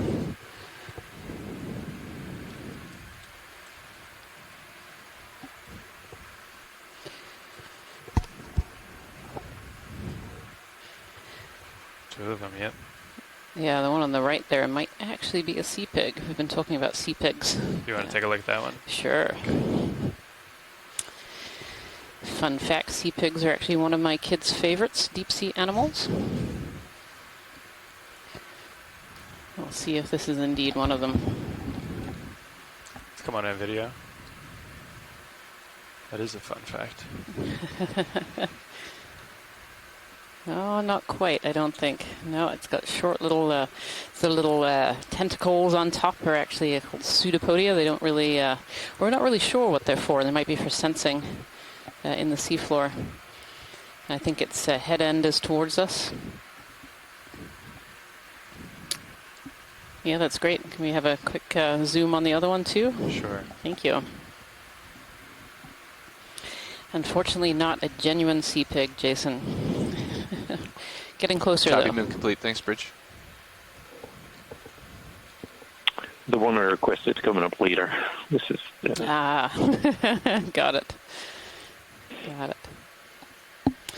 So these sea cucumbers, holothurians, are in the phylum Echinodermata, so they're actually related to Okay, video. Come on all in. the brittle stars that you can see around them, as well as sea stars and sea urchins. They have what's called pentaradial symmetry.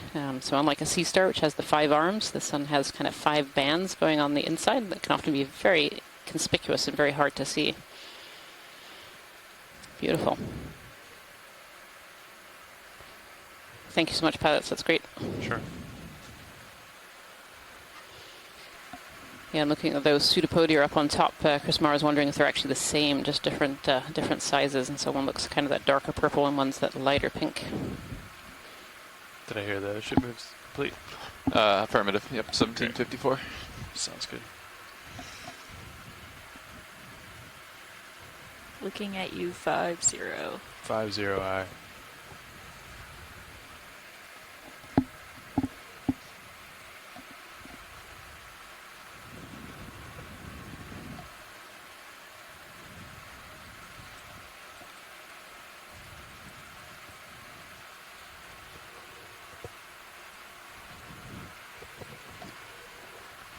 Looks like it. Does it look like it changes? Like, I think from that, probably that bamboo whip, we can guess which way the current is going. Yeah, absolutely, and also the Bathypathes black coral in front of it too, which is orange and kind of moves with the current. You can see that one's leaning over in that direction as well.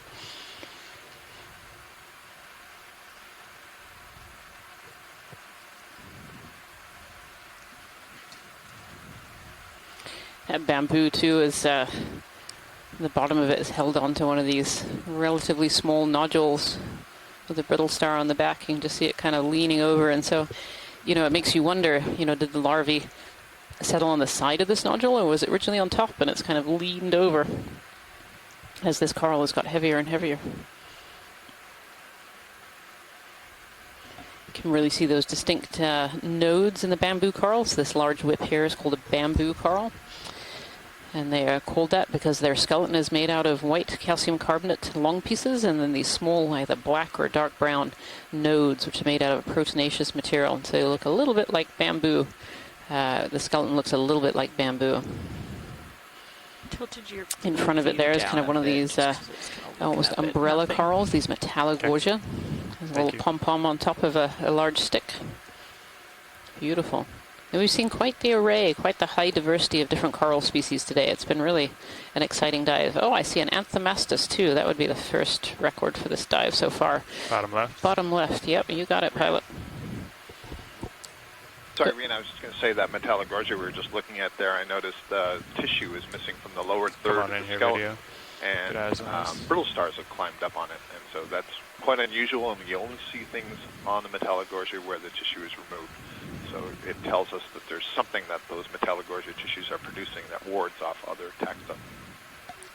Yeah, interesting, Scott. Interesting. Yeah, so this is a Anthomastus, which is a type of soft coral, otherwise known as a mushroom coral. And in the front, though, there's little white polyps, so these stoloniferous octocorals, of which we've seen quite a few of and actually have a couple of collections in our basket today. Beautiful. Thanks so much, pilot. Sure. Not the best view, that guy. Yeah, kind of tucked in around the backside of this large nodule here. Not showing its best side.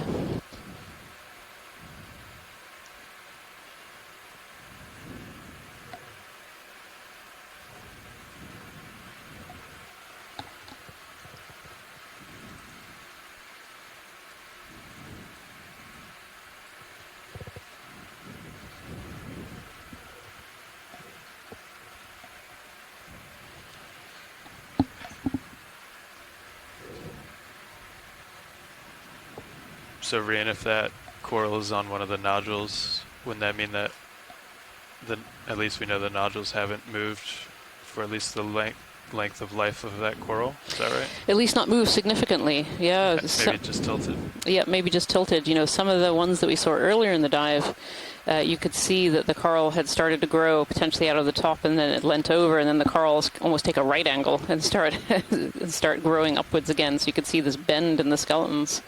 But yeah, it definitely suggests, you know, unlike yesterday's much deeper dive where we're seeing a lot of those much smaller nodules, you know, the movement here must be less than in that field. You know, that field really, we didn't see any of these larger coral species, you know, suggesting that, you know, these larger species just couldn't grow there for long enough. They were being churned over too much. Whereas this area just seems a bit more stable. Another black coral down here. Yeah. Beautiful. Okay.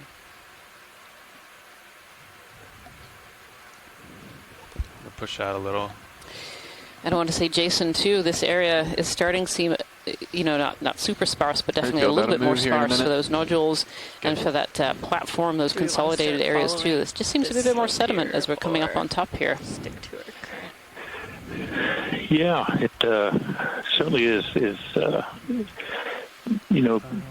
slope has Yep, dropped a Q-pilots, little, and then the waypoint's kind overall of arbitrary relief at this point, of but the seafloor. So just keep we're marching seeing a uphill. lot of relief with the big, large cobbles and boulders and other things below us. And as we climb that slope, we weren't seeing as many current ripples and other features of sediment accumulation. Now we're just starting to see these current ripples again, and wider patches of sediment over. It looks to be more pavementy. We've been fooled many times now Shift my heading a little bit. as to how Can we get a snap zoom here? cemented Go ahead, all of Wesley. these rocks and nodules are, but definitely appear to be getting more sediment. And, Okay, we can come on. and there's a floaty thing, of course. I think that's just an old mucus house of some kind. Go ahead, Watchley. Even mucus upstages the geology. Distances, Yeah, and sort of in the distance you see there's some D2. larger, higher accumulations of sediment that we're starting to see. So about it's 50. really looking, that our assumptions may be getting towards okay, and we may start to see thicker sediments, but certainly something to keep an eye out for. Sounds good. Should be relatively flat ahead of you, though, so...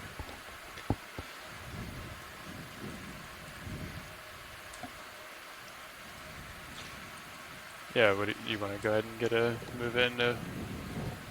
We did 25 meters last time. You want to do the same range, or 30 meters? Sure. How's Blue View look? Pretty flat? Pretty empty. Paint up a little bit, but yeah. Do we actually want to head towards waypoint 3 in that case, or I think due south? I think yeah, we could just do south. Why don't we just do 180? 180, 30 meters?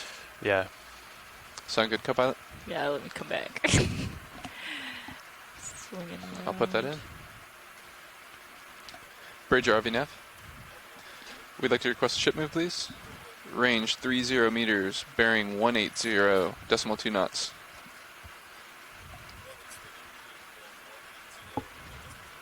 Affirmative, thanks.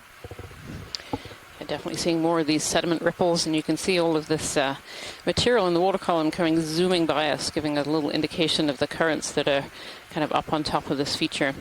If you're just joining us here today, we're on Dive 17 of the NOAA Ocean Exploration Expedition North Atlantic Stepping Stones. And the stepping stone that we're exploring today is a shallow northern peak of Gosnold. Yesterday we were fortunate enough to explore a very deep feature in Gosnold, the saddle area between the two peaks. And today, because of currents on Atlantis 2, our originally planned dive site, we've moved south again to Gosnold, and Gosnold has certainly brought us great things. We had two very exciting dives on Gosnold, and we have just over another hour, another hour and 20 or so. Yeah. Of this dive Close left. the Excel sheet, or minimize it. Yeah. We've just come up onto the very top of this northern feature. We kind of worked our way up this little step. North speed, east speed. And we're going to transit along and transect and have a look at how the ecosystems and the geology changes as we move up on top of this feature. Well, actually, we're going to go off stick and try to do a current calculation with our some of our equipment here. Absolutely. Think about. Sure. So now I'm off stick right now. So give it a minute to catch up. Copy that.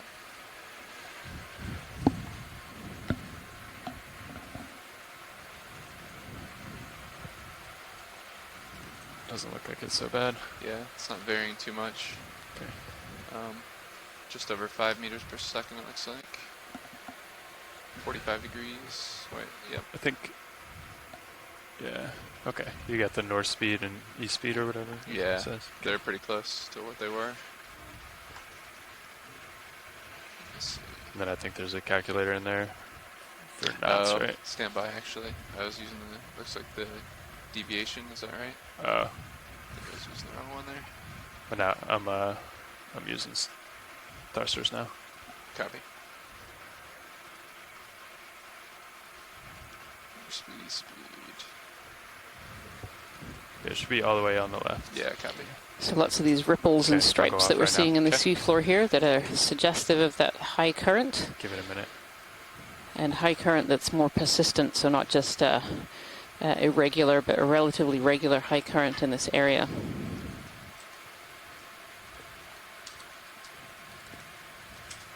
And certainly, the shape of it, and these almost sort of linear sort of bands that we see, these ribbons of sediment and then exposed pavement and then sediment again, really kind of allow you to see which is the kind of sort of the dominant current direction, and that's kind of right into and out of the screen as we look at it right now. Should be on the so Excel sheet somewhere.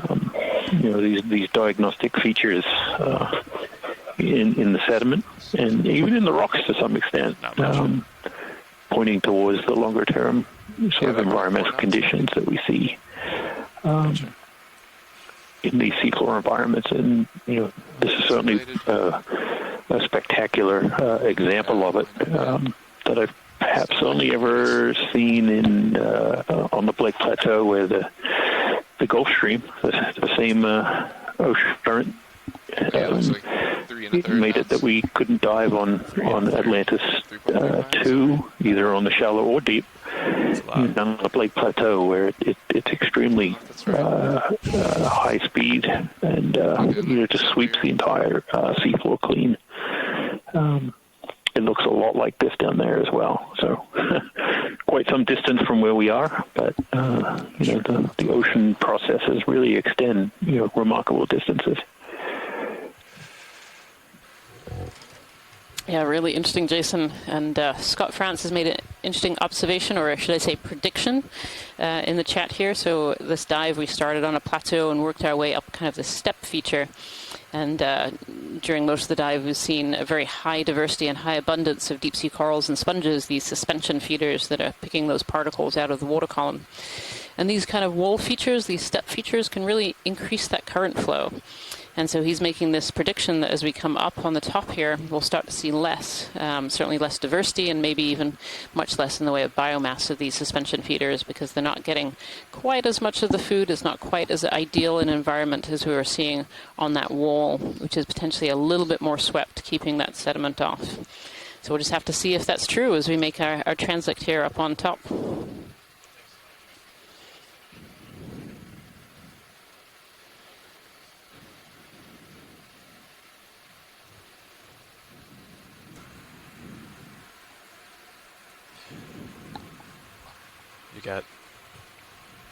Got dive bombed up there, huh? Serious? That was a little scary. Yeah. The screen went dark. Just a little holothorian or jelly? I think it was a jelly.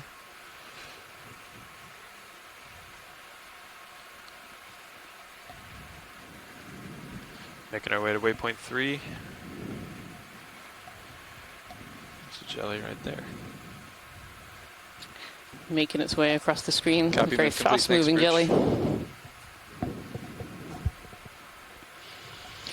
And certainly as we look at the scene, just slightly down below on that wall, there was less sediment accumulation, and we were seeing larger forms of these corals and sponges. And certainly we still see a lot of corals and sponges in this scene right here, though majority sponges. It's still not quite the high diversity that we're seeing even 20 meters kind of down this little step feature. A little bit higher slope than I expected up here to our right. Yeah, the pilot's just mentioning that it's a little bit more sloped than we were thinking it was. Maybe it will flatten out in just a little bit. But yeah, certainly when we talk about the flat plateaus, the very top of these seamounts, it doesn't mean that they're actually flat. They can still have a fair amount of topography to them. Very rarely, I think, are they absolutely perfectly flat plains. Yeah, and it's often something we deal with bathymetry and comes down to scale. When the bathymetry is made into a map, we may be looking at individual cells that are 25 Whatever meters meters per second or value so is, it's about double that for one knots. depth So reading. that's So, in essence, we could drive for, 25, 50 meters and still be, at the same depth and slope as we were at the start of that transect, just based on the amount of data that can be, used in those bathymetric maps. So, there's a little bit of sponge in terms of, when we start to really transition to different slopes and different bottom types. The mapping team does a really amazing job at getting these data collected and processed, so we can dive on them, each day, and they're very accurate. I always think back to when previous people have been out to these areas and done dives and other work. Just how difficult it must be to position sampling and drop cameras and even at some level, things like the Alvin submersible back in the 70s when people were doing dives out here, and even more recently, the technology has gotten so much better, and we're able to see things so much clearer now that. What do we think about another move? We certainly can't complain about how good we have it in terms of finding and exploring the features that we do. Yeah, we do get to look at. It's clear enough. Blue view looks clear. My sonar looks clear. So Copy. Copilot concurs. I'll put it in. There's concurrence. Roger. Bridge or RV nav? We'd like to request a ship move, please. Same as last. Range 30 meters. Bearing 180 at decimal 2 knots.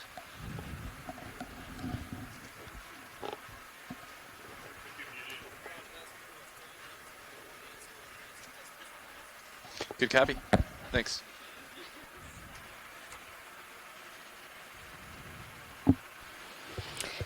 I was just giving a good monologue to myself here in the back row, talking about the quality of imagery today and how amazing how much it's increased over the years. Even 20 years ago, we would get images from the seafloor, and they would be very coarse compared to what we see today.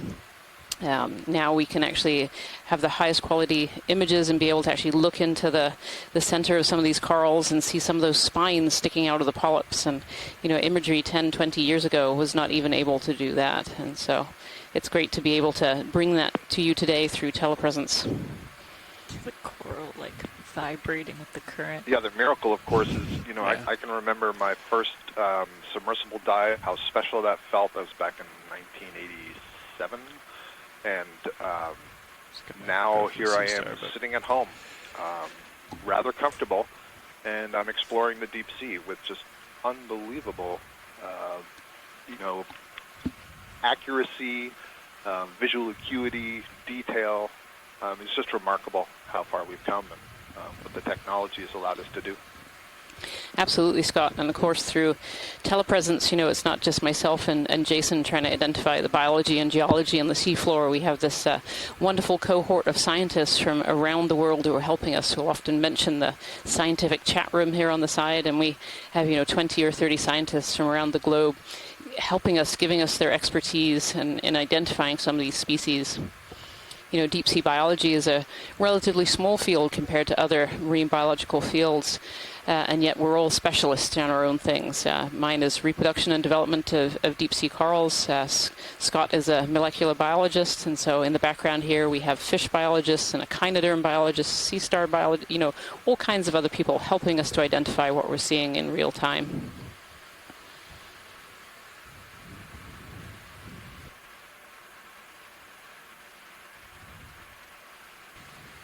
This amazing little sediment chute going through here, and you can really see on the edges of these hard plateaux, it seems to be where these corals and sponges seem to live, these areas which are a bit more swept with a little bit less sediment, and so those larvae are able to come in and settle and be able to grow. And this looks here a little bit more indicative of what we're seeing a little bit further downslope. So several different coral species, several different sponge species. And, are you able to see the colony just going out of frame to the left, right on the edge of that sediment hard rock transition? Is that something different, or is that a Stauropathes maybe? Because of the delay. Right here? In the distance next to a sponge. Oh, in the distance. At the top of the screen. A big and rounded colony. There's a big round sponge. You want to head that way? Oh, yeah. Okay. Let's head up that way. That's why I'm asking what you can see. There you go. Yeah, there's a large round. It looks like a bit like a sponge skeleton rather than a live sponge. It's got that distinctive brown color. Yep. That's what it was. Yep. There we go. These sponges, when they die, they leave behind their skeleton. It's made of spicules, mostly silica, some calcium carbonate. And they leave this framework behind, which can actually be habitat for lots of other species. And certainly I can see some crinoids living on this sponge skeleton here. Can we do a snap zoom here video? What is that? Jelly or mucus moving through? Keep coming. What is that one? Piece of coral. Does look a bit like a piece of coral. Or sargassum. It looks like very white sargassum, which is really curious. Okay, we can come wide. Oh. I saw something shiny. Yeah. Distracted by the shiny.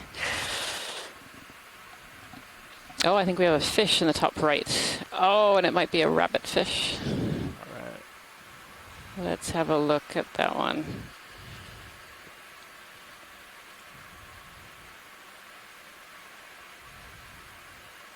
Okay, I think it is. I think this is what's known as a chimera, though I'd love some of our fish biologists on the line to give us a little bit more information. Oh, there. I've always known these fish as rabbit fish. I think it's one of their common names. They have this very rounded nose and these plates that you can quite clearly see, and these beautiful large fins. I'm going to try to chase him, but he's going the wrong way. Really distinctive head shape, large eyes. Oh, off he went.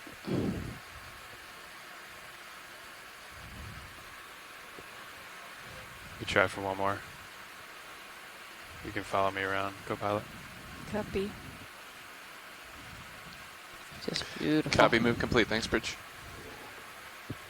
Okay. Scott France is saying in the chat maybe a hydrologus. Okay, come on a video. Alright,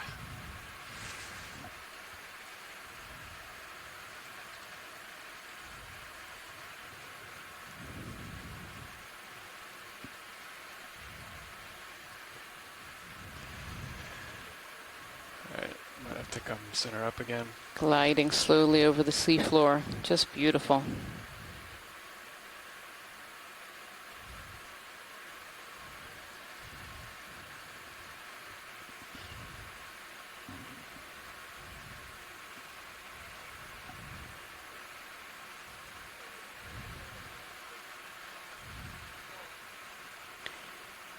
I believe this might actually be the first fish that we've seen on this particular dive so far. There's definitely not been many fish species so far. Okay. Beautiful. I'm not going to go that way anymore. I'm just going to rotate. It's pretty flat though. And Bob Carney is saying that these chimera consume crabs and shrimp. Okay. Other organisms that live on the seafloor. Let's give it a little more video. Would be why we're seeing it glide so slowly across the seafloor looking for prey.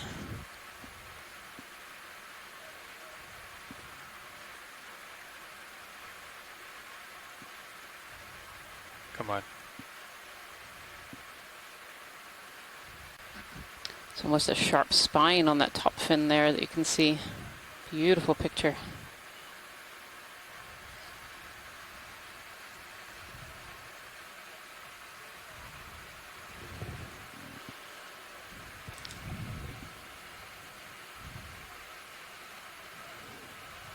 Might be getting stretched on the tether, Ted. Yeah, I'm gonna have to come back. Okay, a couple more seconds video.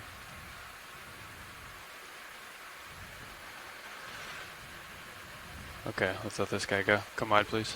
Beautiful. Thank you so much, pilots. That was great. Nice shots. And just adding to our list of coral species, I also saw Enlapsamia rostrata as well as we were following that fish. So that'll be the first of the scleractinian, the hard corals that we've seen so far during this dive. Very distinctive yellow color. In fact, there's one right there. Popped right up when I said it. Yeah, these are scleractinian hard corals, so a little bit different from the octocorals that we've been observing today. Push out. Beautiful and really distinctive. This is one of the few deep water coral species that we can tell species from very rapidly from images. Very, very distinctive. Did you want a close-up there, Rian? Or? If we have time, if not, we can keep on trucking. Said the ship move ended? Yeah, about 3-4 minutes ago. Okay. Do you mean to contact somebody in the workshop for you? No. That's okay. Thank you. No problem.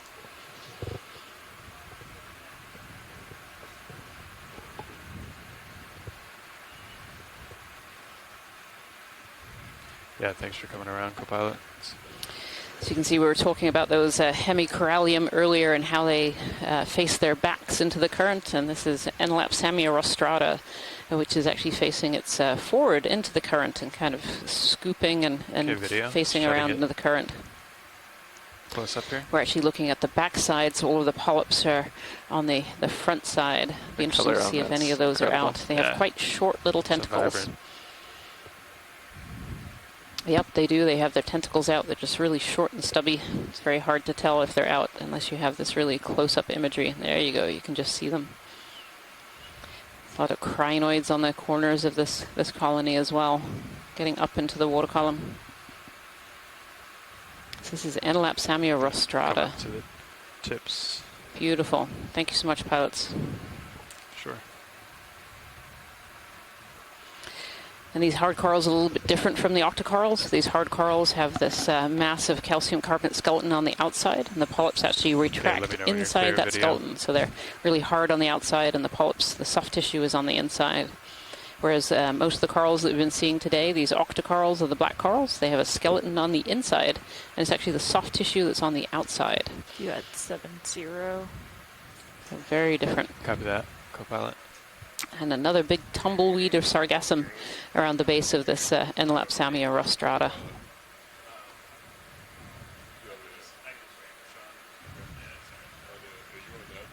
Yeah.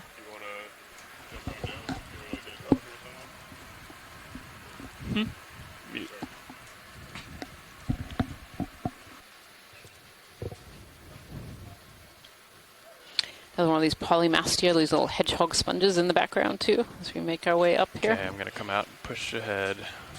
Copy that, pilot. Oh, and that sargassum went free on that Enlapsamia. Sirius should be settling, I would think. Just as we moved. They really are little tumbleweeds on the seafloor here.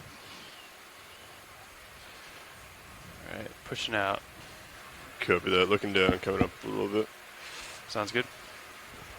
Our ship moves have been bearing 180, co-pilot, for your reference. 180, copy. And Scott France had some more information about that chimera that I just missed on the chat room earlier. This Hydrolagus translates to water hare. Might be where the name rabbitfish comes from. Some other common names to the group include ghost shark. Some side shots, yeah. It was really beautiful to be able to see that that rabbitfish, the chimera, right, I'm back on a 180. or as we hear here, the ghost shark. A little bit and following you forward. Copy that. Looks good. Blue view looks clear. Once you get back out in front, we can do another ship move when you're ready. Copy that.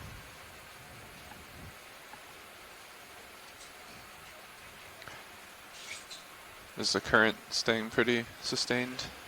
It is. It doesn't seem like it's as bad as it was when we were kind of coming up that hill. Yeah. But it is. We're situated better too because we're moving like right up the current. It's coming at us. So it's a little easier on the vehicles, I think. Copy that. Surface current has come down a decent amount, down to 0.6 knots. Oh, good. We made it easier as soon as you got out of pilot. You were contending with a bit of it. I'll be there at 5-0. 5-0, copy. So there's plenty to see out here. Looks like we're pretty close to the peak. Is that true? Getting there? Yeah, we made some pretty good progress over ground. Excellent. Waypoint 3, though somewhat arbitrary, is about 170 meters away. After that. But we've been making some larger ship moves once we got to the top of the feature. We haven't seen anything crazy.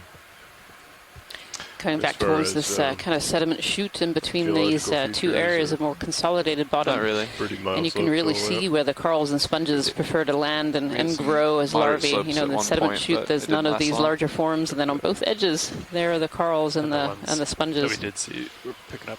Now, of course, it doesn't mean that there is nothing living in that sediment. There's actually quite a few animals that live in that sediment, otherwise known as the infauna, the animals that live in the sediment. And there can be quite high diversity of polychaetes, so worms, sea stars, brittle stars, amphipods, all kinds of organisms that live in that sediment. Yeah, How do you feel about a ship move? you know, microscopic stuff, foraminifer and all kinds of things down there at some level, and that's taken. 180, 30 meters. You know, the infauna is quite good at digging down. So you know, the top 10 centimeters or so meet. Bridge already you have quite an extensive community of different animals living in it. Ship move, please. You know, this pattern Same as the last, range 30 meters, bearing 180 at decimal 2 knots. Sedimentation and pavement and other things that we're seeing. You know, we certainly saw it at where we landed, and again we're seeing it up here after we went up that slope. And some very nice nodules just showing up here. So the the process of nodule formation appears to be continuing. We picked up a ball as we go up, and even here we kind of see those So now we'll have a full set. those shadows being formed behind each of the nodules, where sediment is being transported around and being retained in different directions depending on the current flow. I said that about the current, this pavement here looks like little layers of pavement as we go out there. These little steps variable that we've been passing over, where these nodules or cemented nodules are formed into pavement. So it just brings up more questions. Were these nodules formed and then they get cemented together as pavements, or do they break out of the pavement at some point and become more mobile? Kind of the chicken or the egg at this point. But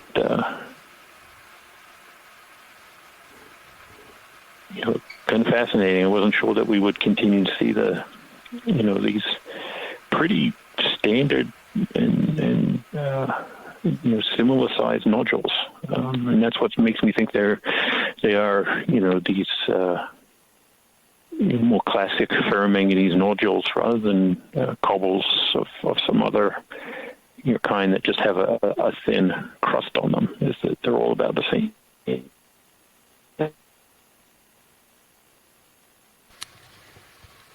Sounds like we might have lost a bit of audio on the telephone line there. But yeah, it's really interesting. We're back in these nodules, this large anemone kind of on the side of this rock, with again one of these sargassum tumbleweeds. This one is actually covered over in these ophiuroids. So that's good there. See that thick, warty skin of these deep sea hormithid anemones. There are a lot of species of these that live in the deep ocean. They're relatively common, and they have this really thick, warty skin on the outside, so they're relatively recognizable. And then this massive sargassum behind it. So the sargassum is an algae that grows up in the upper ocean. We're seeing it all around the vessel and have done for this expedition. And as organisms settle on it and make it heavier, it actually is transported into the deep ocean and can actually become a really important food source for these areas too.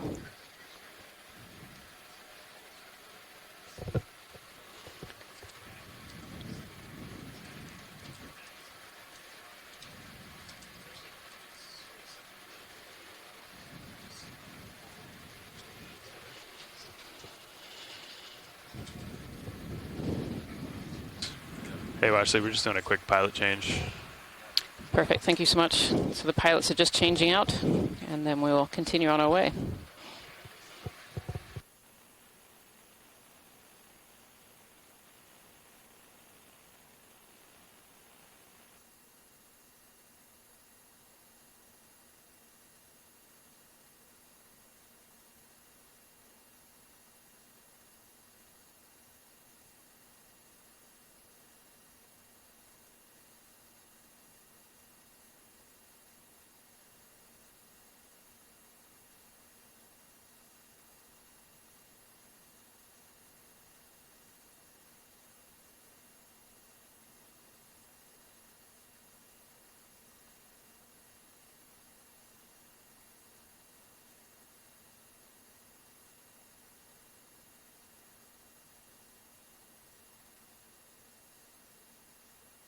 Hey, Pilot. Hey, Washley, just did a quick swap. Are we all done right here? We are, yes. We can continue on our way. We're trying to see how close we can get to that waypoint number 3. Waypoint number 3. Copy that. Thank you. Southeast. I believe the last move was a 180. Have we been going pretty much south? Yes. Yeah, we've been heading straight south. Copy that. I think that move's still underway, if I'm not mistaken now. Yeah, it'll probably be done in the next minute or two. What was the last move? 30 meters, 180. Copy that. Those moves have been taking us about 6 minutes, and it started just about 6 minutes ago. Understood. Yeah, looks like the ship's starting to hold station. If you wouldn't mind just zooming in real quick on the vehicles. Thanks.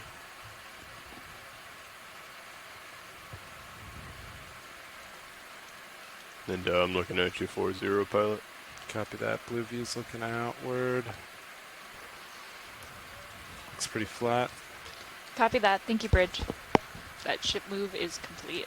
Good copy, Nav. Thank you. Thanks, Nav.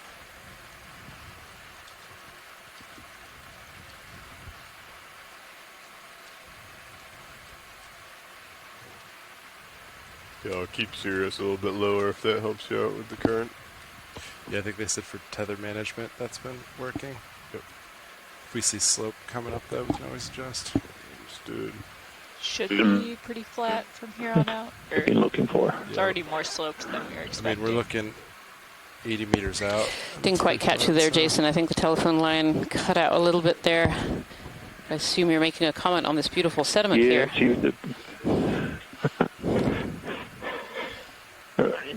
I think we're both cutting out. I suspect you were saying something about a rock. Sediment. That was close.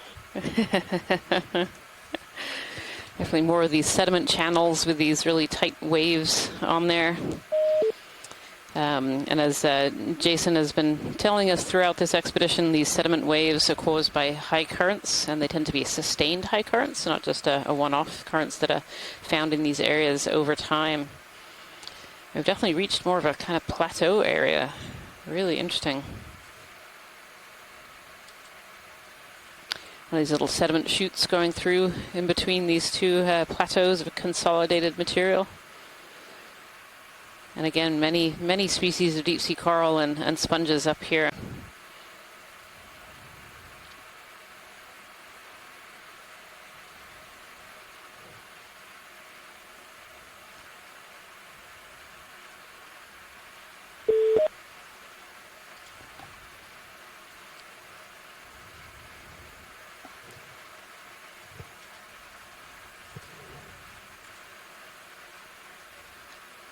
These Metallogorgia, these kind of umbrella corals, and I see some black corals here and bamboo. More of these sargassum tumbleweeds.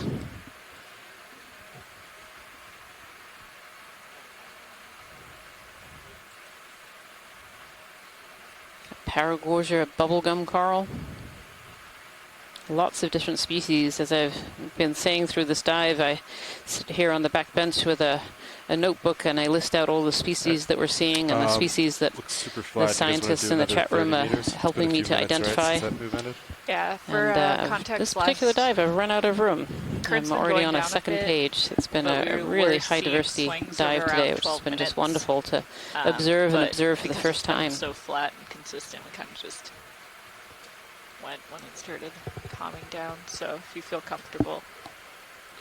Yeah, I think we're in a good position to go ahead and get another one. Yeah, feel good, Copat. How far are we away? It looks like 160 meters from waypoint 3. Yeah. All right. Yeah, if we're trying to get there, I'd say let's keep moving. 30 meters sounds good to me. How much time do we have left on bottom? A little less than an hour. Okay. And 30 meters takes 6 minutes. Just about, yep. Copy that. So we got 5. Yeah. One of the reasons that we're really interested in documenting these deep-sea coral and sponge communities is that they're called, or what we call them, as ecosystem engineers. So they're kind of engineering the ecosystem around them as they build their structure, build their skeletons. They're actually creating habitat for lots of other organisms. They alter the fluid flow going by and alter the sediment characteristics settling as well. And as such, they form these beautiful habitats, wonderful habitats for other organisms to come and live around them. So they're engineering the ecosystem around them.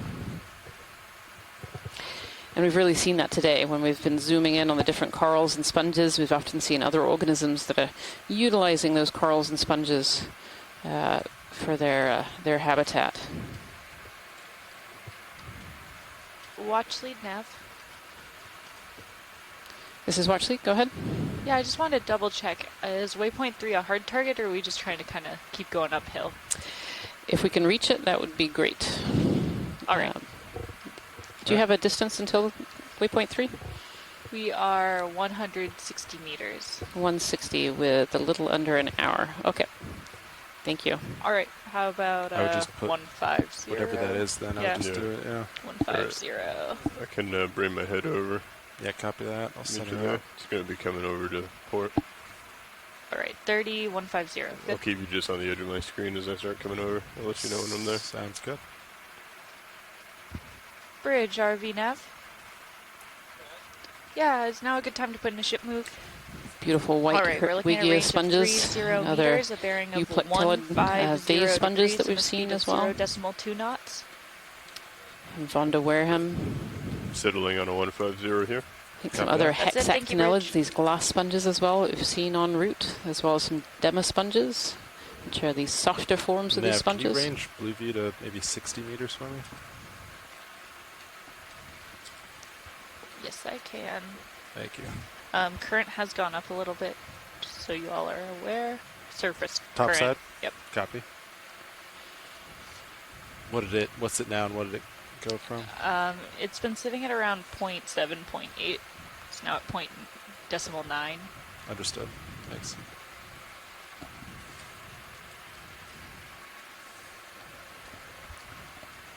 Yeah, it looks great. Thanks. Nice work. Yeah, that was, what, 6 minutes since you just said that? So Jason, in all our conversations about what the top of the Seamount really looked like, I know that you had predicted, and I think we're hoping for more of a sedimented top here, and that doesn't seem to be what it is. Do you think we're just too far on the edge so far, or do you think as we move in here we might start to see that? You know, that really was the question. It was a big unknown in terms of, you know, if sediment was accumulating on top, you know, how, you know, thick might it be? How well distributed? Is it patchy? Is it continuous?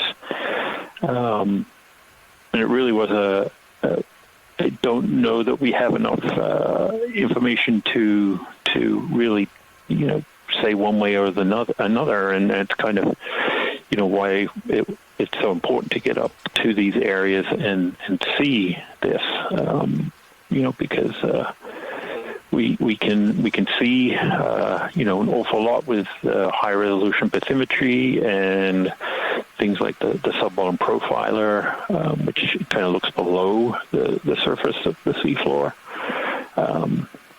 So we can make a lot of interpretations based on those data about what we think is there. I assume that's what that'd be, because it just started happening when you turned around. When we're really interested in defining it and characterizing it more closely, it's really this visual observation that's key, because at the scale of what we're looking at, it can be hard to see from those other visualization technologies. So it either way, if there's lots of sediment or there's not much, if it's patchy, if it's that's all good. I mean, we're really learning a lot from that, and we hoped to dive on Atlantis 2 at around the same depth in a very, very similar morphologic, so the shape of the seafloor environment, and maybe we will get to tomorrow. We'll try again. The currents there have been just far too strong to dive at, but the part of the reason to come to this location was it serves as a really good proxy for Atlantis 2 in terms of what we would expect to see on top. They should be generally seeing the same oceanographic conditions. So, we have about 45 minutes left, so it'll be interesting to see, as we get away from this edge a little bit, if it continues to look like what we're seeing now, or if there's a significant change. But everything we're seeing here is really good in terms of really trying to interpret that remotely sensed data from Blue View looks good with real world kind of examples. So I'm happy. I'm glad you're happy, Jason. There's a really great view in the Sirius cam right now. So if you turn to live stream number 2, you get this view from the second part of this 2-part ROV system. And Sirius is up above us. Sirius is attached to the ship directly, so it takes a lot of the waves and the heave out. And then D2, the main part of this ROV system, is attached to Sirius. And Sirius has this fabulous camera which looks down onto D2 and just gives you really good spatial awareness. And so looking at that now, you can kind of see these stripes in the seafloor where this current is coming across. And you can just see that really clearly from Sirius. You get a good sense of scale. Beautiful.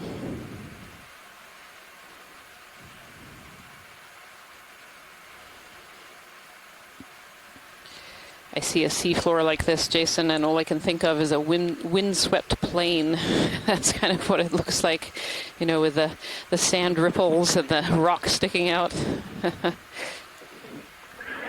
Yeah, as somebody who spends a lot of their time collecting, sediment cores from ships, and a sediment core is essentially it's a tube of mud. We put a heavy weight on a steel barrel and put some plastic liner in there and let it fall to the bottom, and it collects a record of the sediment from the seafloor down as far as we can get. And when I see an area like this, I'm like, I don't want to put my somewhat expensive core samplers down into this, because I probably won't get them back, or I'll break them really badly. We like to, for that kind of work, we like to see nice big, unbroken plains of sediment with nothing hard to hit. But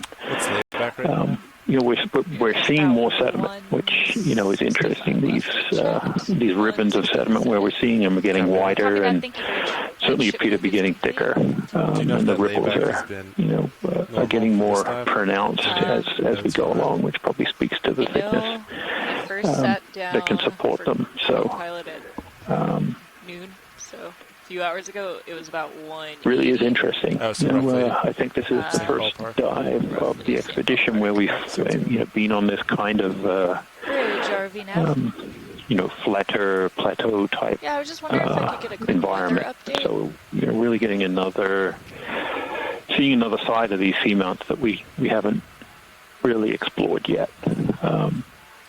But we are still seeing large boulders and things as we go along. So there is still a way for them to get transported down whatever slope there is here to these lower depths. So it's not, as we mentioned, it's not flat. It's just a little flatter than the other parts. And flat is the official geographic term. A good geologic term there. Yeah, what you were saying, Jason, was really interesting that, each of our dives seems to produce something a little bit different. And so this is the third dive that's ever been conducted on Gosnold. One was in 2014 by the Okeanos Explorer, and then one we had yesterday.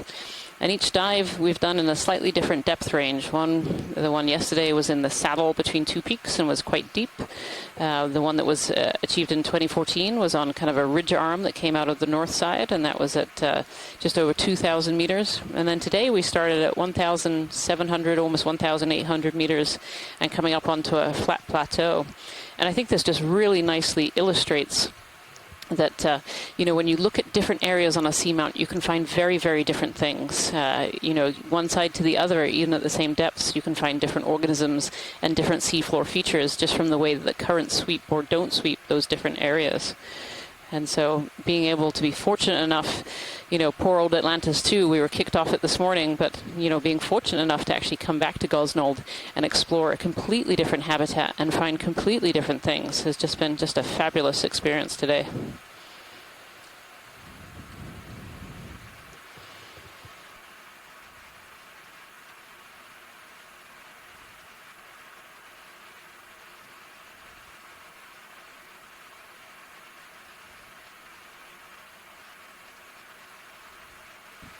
Definitely starting to see some more of these larger, more domed sponges than we were seeing further down the slope.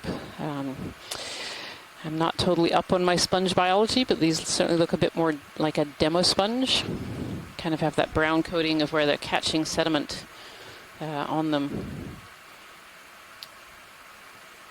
And there's several in this frame.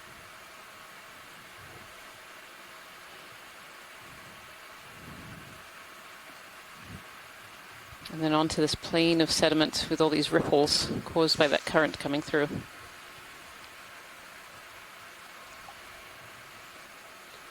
Still don't see pretty much anything out in front of us if we want to go ahead and get another.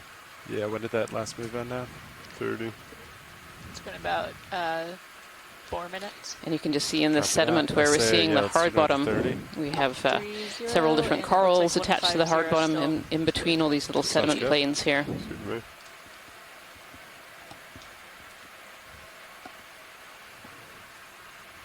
Bridge, RV Nav. Yeah, we'd like to put in another ship move. We're looking at a range of 30 meters. These bright yellow Hertwiggia sponges we've seen throughout our transect today.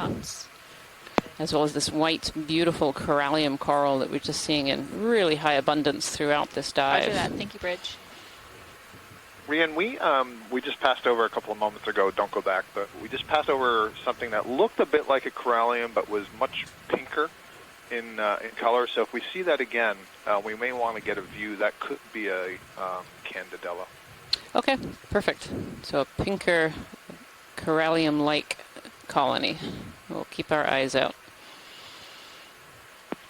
Sorry, hemicorallium. I'm steering. Hemicorallium. You're getting me doing it too, Scott.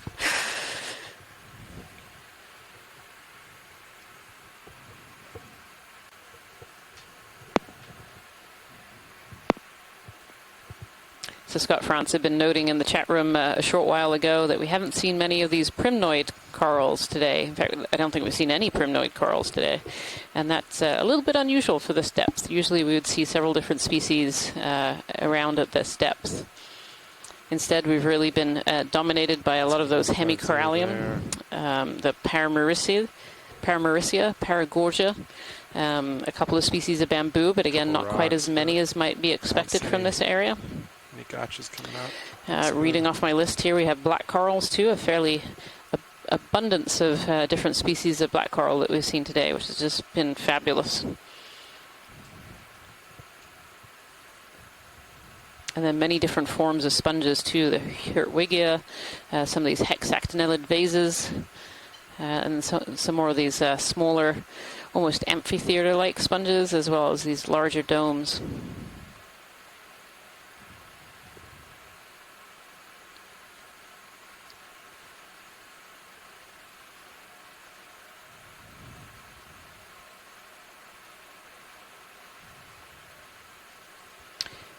Pilot watch it go. Could we zoom in? There's actually a piece of sargassum and then a coral, like a pinky coral, right behind it. Almost on the lasers now. Yeah, copy that. Yep. One sec. Let's have a quick zoom if the sargassum will allow.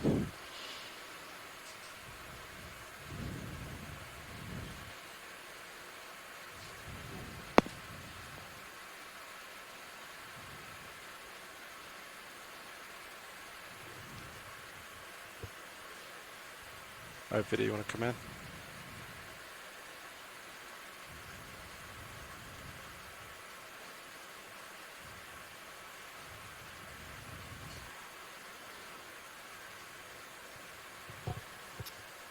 Can we get any closer than that, pilot, or are we at max? Yeah, I think we have some more. Yeah, I think this is a corallium. I don't think this is a primnoid. I agree with you. Good eye. I was hoping, but yep. I also think it was a corallium. Yep. We can also maybe different from the white ones that we've been seeing more commonly, but I mean hemicorallium. Hemicorallium. Thank you, pilot. That's great. Got that. Video, come wide, please. Thank you, sir. We'll get it by the last Lasers dive. there. Looks good. Moving on. So what Scott and I are talking about is there is a coral that's we've really seen in abundance during this dive that used to be in the corallium and has moved since into the hemicorallium. And sometimes old habits die hard. It's hard to get out of the, hard to start calling something that you've named one thing for most of your career and switch over to its new name later on. It can be really quite difficult.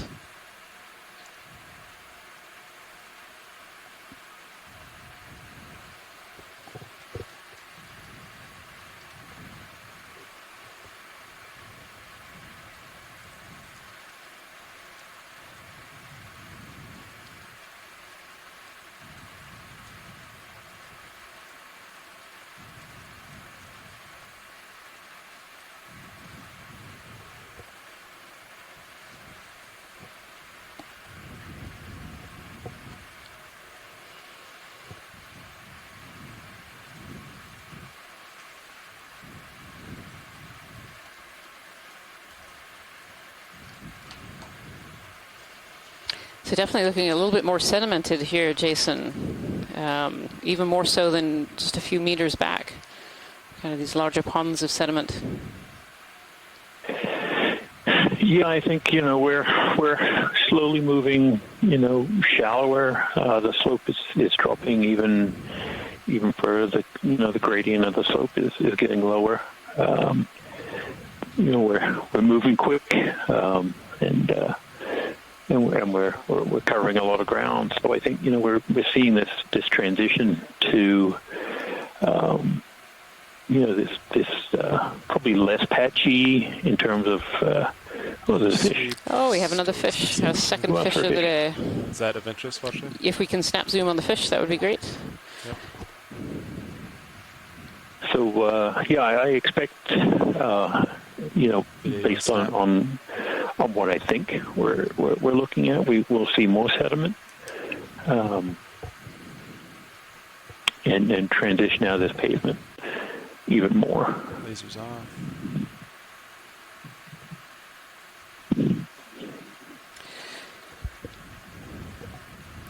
I think this is an ophidiid fish, one of these cusk eels that we've seen. Though I wouldn't quote me on that. Unfortunately, I don't think any of our fish biologists are sadly not on the line right now. But we're getting some really great detail there of this fish that hopefully they'll be able to identify that this species from later video. What we have heard from the fish biologists... Seems like it's working hard against the current. Very much, yeah. And something we have learned from the fish biologists when they've come in is that when we see fish on the bottom like this, they're very often species that are looking to scavenge in the sediment, so they will be eating prey items that are closer to the sea floor. Lasers on it. Is that good, Watchley? Yep, that's great. Thank you, pilot. All right, keep moving. Do another sweep. Same thing. Looks like little local returns, but no walls or anything coming up. I agree. Looks clean.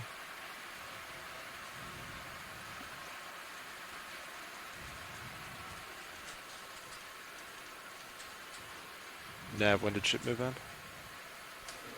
I haven't called down yet, but... Wow, look at this rise. Chrysogorgia, Hemicorallium, Paramaricia. Copy that. Just start naming these species as we go by. If you want to keep track, when this thing starts like spinning, that means the ship stopped. If you just want to manually keep track of that for us, we might be able to put moves in a little quicker. Metallogorgia. Probably been over for like beautiful. Understood.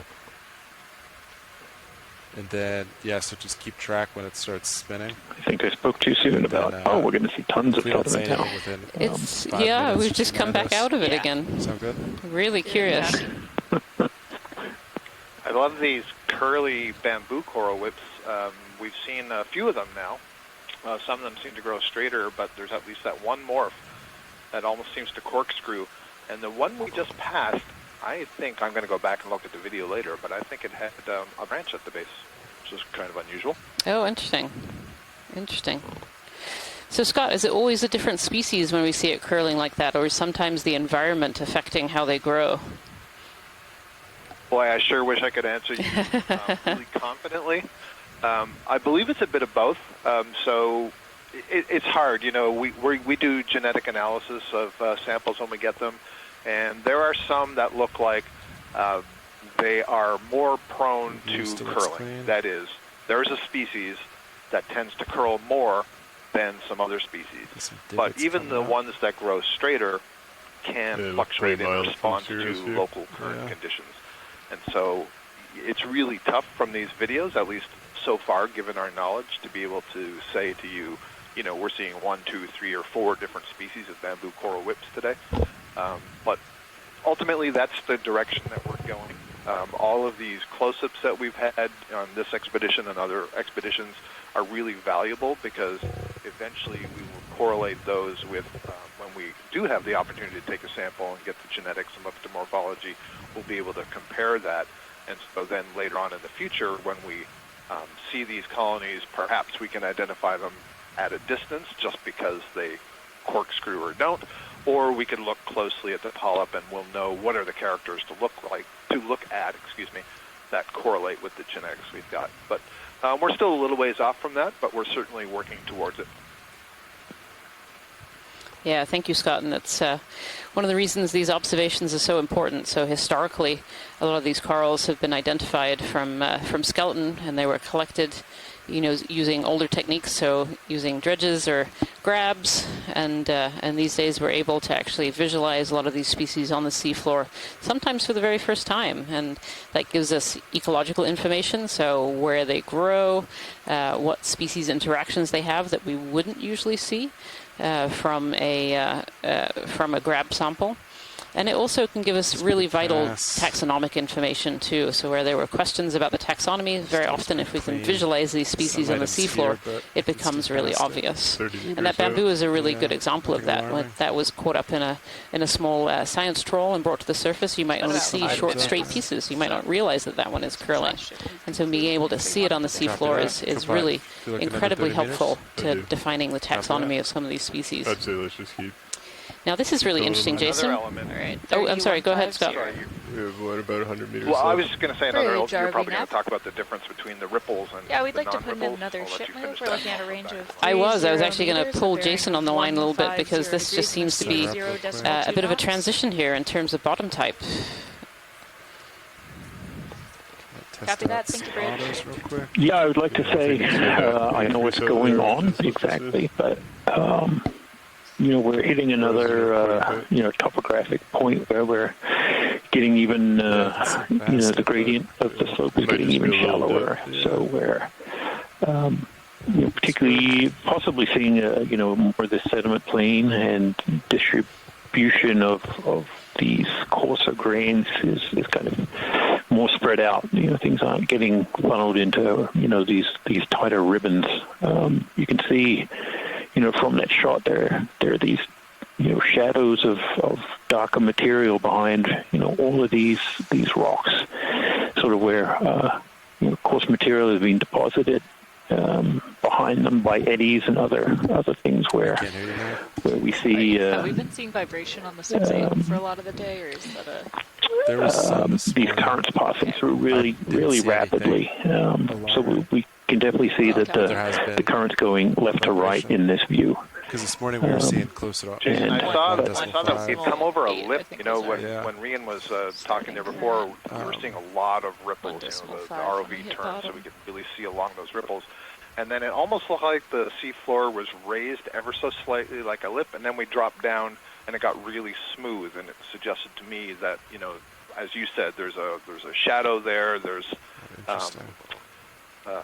some little eddies and so on, and then as you move farther from that, Yeah, I know. like The second trip today, we were fighting it pretty. Yeah, it's coming up. this is kind of now pretty much sticking up there without much around it, so it really gets affected by these variable current directions. While I think there's clearly a dominant direction, and we see that in the ripples in terms of their their regularity. They're not crossing and cutting, and we're not blending different ripples in different orientations. Everything seems to be going in the same direction.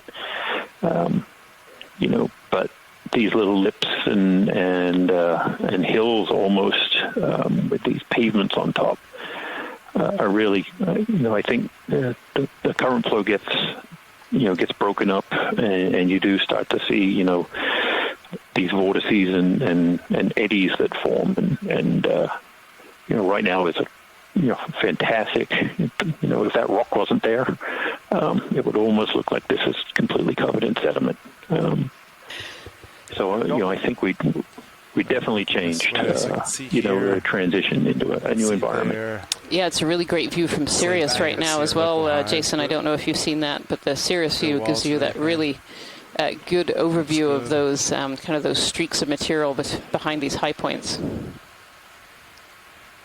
After the contour that Sirius is passing now we don't really have any.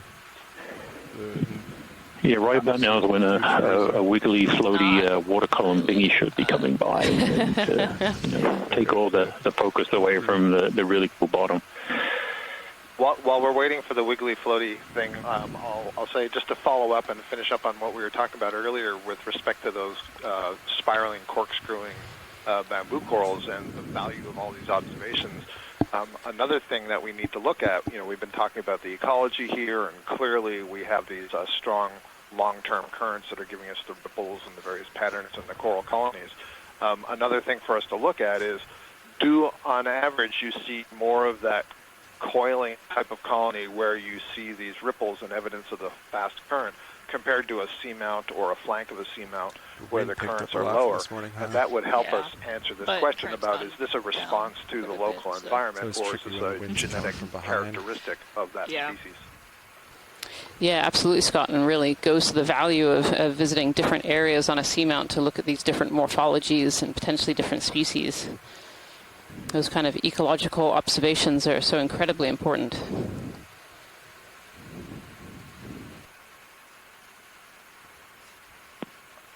This is probably a good time to remind everybody that in addition to the fantastic video that you're seeing, the Deep Discover ROV is collecting a lot of other what we call metadata. So, for example, temperature and salinity and oxygen and the heading.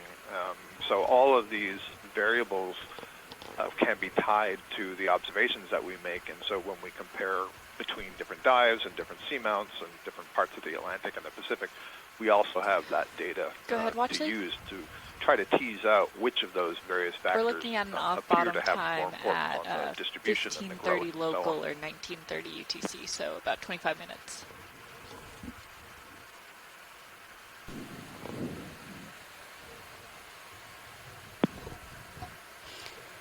Same thing. See some rocks coming up. But So if you're just joining us here today, I'd like to say welcome to the last 30 minutes of Dive 17 of the NOAA Ocean Exploration Expedition North Atlantic Stepping Stones.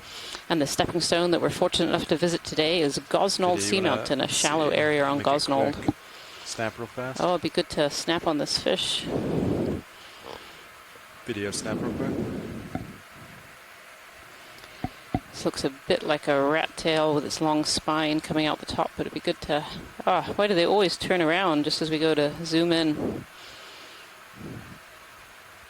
So a lot of the taxonomic features of these fish are actually contained in the head end, so it's very hard to identify species from the back end. Yeah. It's a really big parasite on the bottom of this fish. You can see that kind of white area sticking out. Those are often isopod parasites that latch onto the fish. There we go. Very large eye.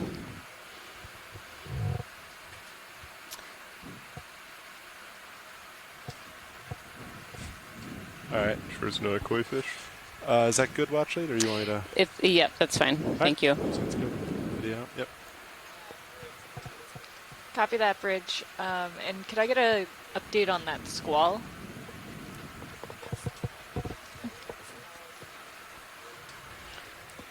Seems in amongst the sediment there are these patches of harder bottom. You can really see from the live stream number 2, the Sirius cam. You can see our back end is really in this sediment plane, and we're looking forward onto these little plateaus of hard bottom right up on top. 155 right now.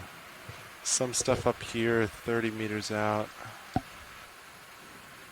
but looks pretty mild. Nothing looks like a wall or anything to me. I think we're good to keep going.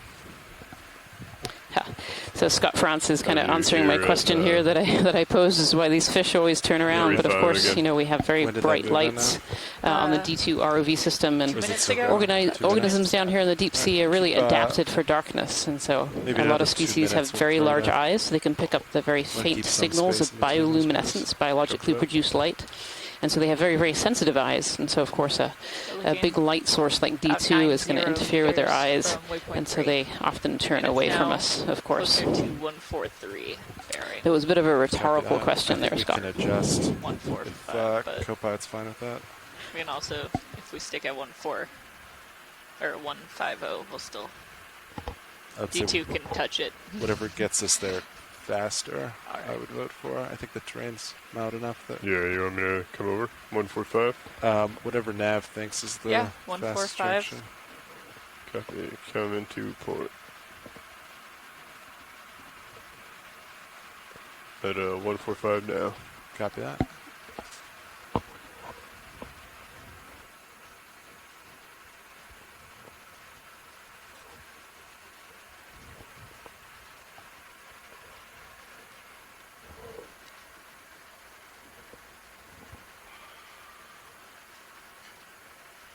Alright, so the pass there.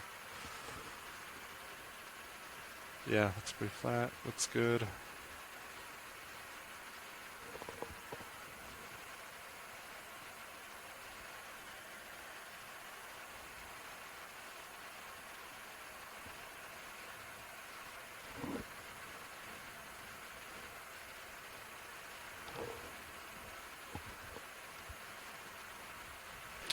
One of these beautiful polymastia sponges. We've seen a few of these today, little hedgehog-like sponges. You see polymastia quite commonly in the Gulf of Maine near my home at the University of Maine. So it's always fun to see those in the deep sea, look like little hedgehogs. And you can really see how a lot of these larger organisms that we've been seeing throughout this track are now getting very concentrated on these more sparse areas of hard bottom. It's a very different set of organisms that live in the soft sediment than do in these hard bottom areas. Yeah, we'd like to So we'd expect to see a big change in fauna like we're seeing actually in this image right now. 145 degrees and a speed of 0.2 knots. That's it. Thank you. So one of the things I have noticed on Today Dive is there's been an awful lot of gelatinous organisms in the plankton coming down as well. And that could be a factor of our depth. It could also be a factor of being at the very top of the seamount too, where a lot of these currents are really consolidated on the tops of these features. But we've seen a lot of different jellies go by, both in the main camera on D2 and also in the Sirius camera today.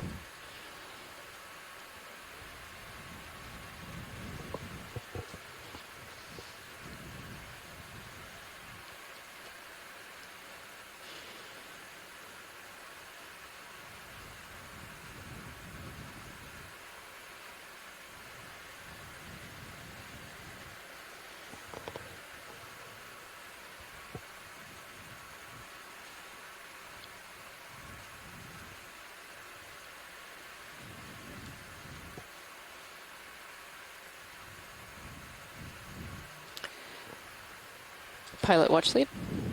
Watch lead go. As we transit through here, is it possible to get a zoom in on the sediment on some of these ripples wherever is convenient? Yeah, absolutely. Give me 1 sec. Thank you. Video, I'm just going to look up current first. Seeing these sediment ripples here with slightly larger material inside the ripples, as well as coarser grain off to the left-hand side of the screen there as well. You can see those rocks in the distance and hard bottom with all these larger organisms living on them. We had a bit of a zoom in on the sediment at the very beginning of our track and found a small collection of those pteropods, those shells.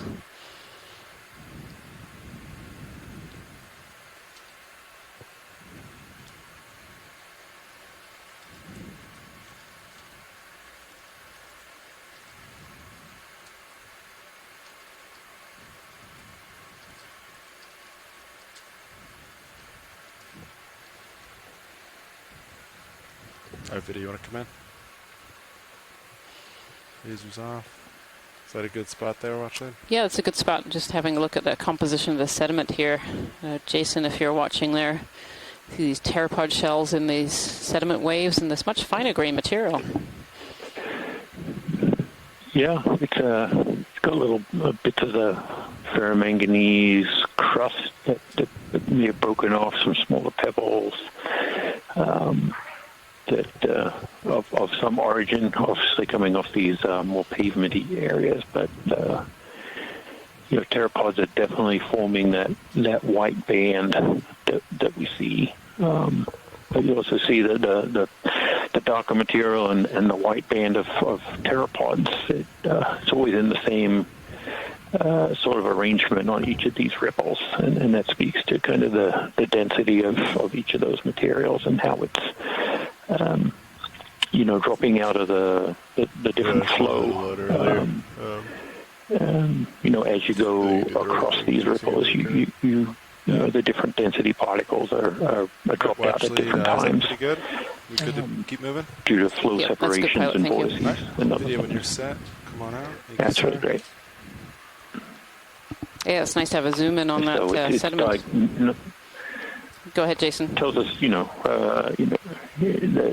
arrangement of the particles in terms of their density tells us, which way the flow is going, and also something about, the strength and persistence of those flows. Yeah, so we got about 16 minutes left. Here we're seeing, more of these shadow areas where, sediment is being stripped off,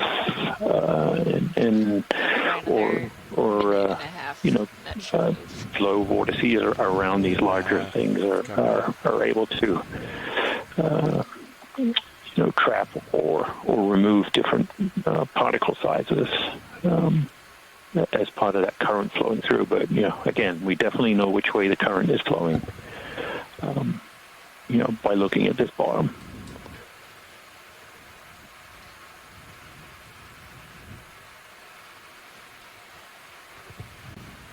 We don't often see this in too many places. These broad open expanses where we have hard bottoms, but we also have sediment and things like these nodules sitting here. It's not commonly something we see too much of, and just the expression of the sediment transport driven by these stronger currents, is quite fascinating.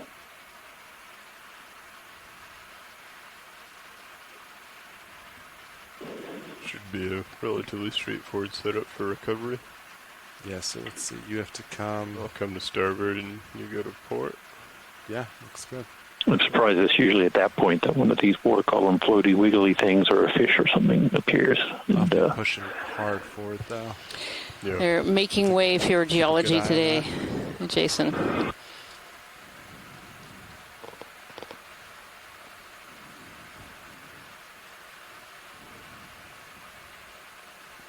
Yeah, we may want to have the ship come over ground sooner rather than later once we start coming up to help you with streaming. Yeah. Okay. Seems almost like we're moving out of the sediment again onto more of a platform here with this sediment chute going off to the right-hand side. It's a really fascinating top of the seamount. We're now quite firmly on top of the seamount area. Bridge. And do we have any crossed updates over the on edge that and up to the top. Ian, I don't know if you saw my comment in the chat, but I now believe these corkscrewing bamboo corals are a different species from the ones that are growing more straight, and that's based on observations of about 60 specimens of bamboo coral that have been collected in the western North Atlantic. Good copy. Thank you, Bridge. And all of the ones that have a curly feature like that we've collected, only 3, all right, how much time all do we have fall left genetically into the same clade, the B1 clade, 13 separate minutes. from other. Copy. Let's do one last 30 meters. I'm looking out. Looks clean. So, And I want to make sure Cirrus is nice and settled before we come up. Oh, it's great to know, Scott. No, I didn't quite catch that, I'm afraid. So that's really great to know that we're seeing different species of these long bamboo whip corals that have been pretty much throughout this dive from the very beginning. We've seen some of those long bamboo whips. Another ship move. We're looking at a range of 30 And of course, we haven't come up much in depth.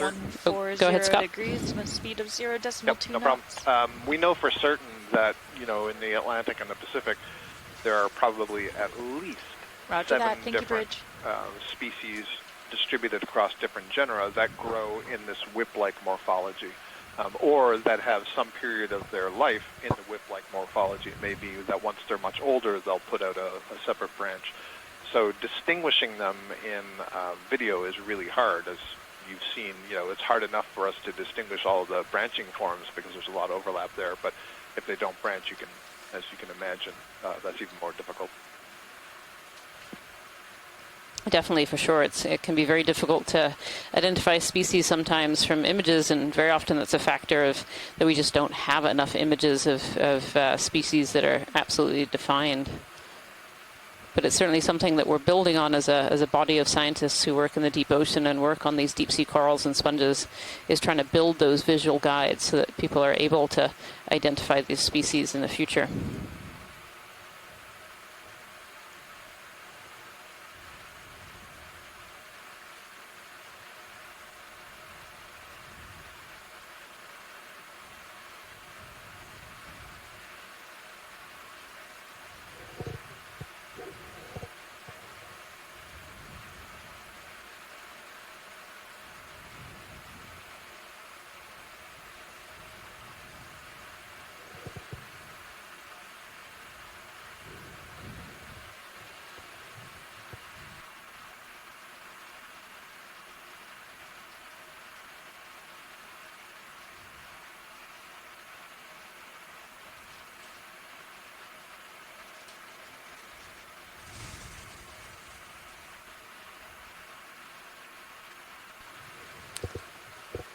Of course, we haven't actually come up much in the way of depth today. We've been mainly transiting along the top of this seamount, so we came across the top and up this little step feature that rose up about 70 meters or so.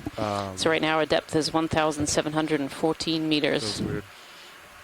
And so this has been a very different kind of dive today. Most of the other dives in this expedition you will have noticed will have been on the top of ridges or going up wall features. And so this is part of exploration, is looking at different areas on seamounts that might have different seafloor morphology and certainly different biology as well. Anything in the cameras or lights. Yeah, the levels are still good. It doesn't look like fiber related. We're seeing another Enelapsamia rostrata here, this beautiful bright yellow scleractinian coral that we've seen a couple of so far. And they definitely seem to, we didn't see any of those further down on the more sloped area. They seem to, at least in this location, be just up on this top. Grayed out, timed out. Thanks, co-pilot. Good eyes. I thought you were pointing at the... Sorry, no. Again, this very swept-looking feature. You can really see all these stripes on the seafloor of these sediment and these exposed areas of rock in between the stripes.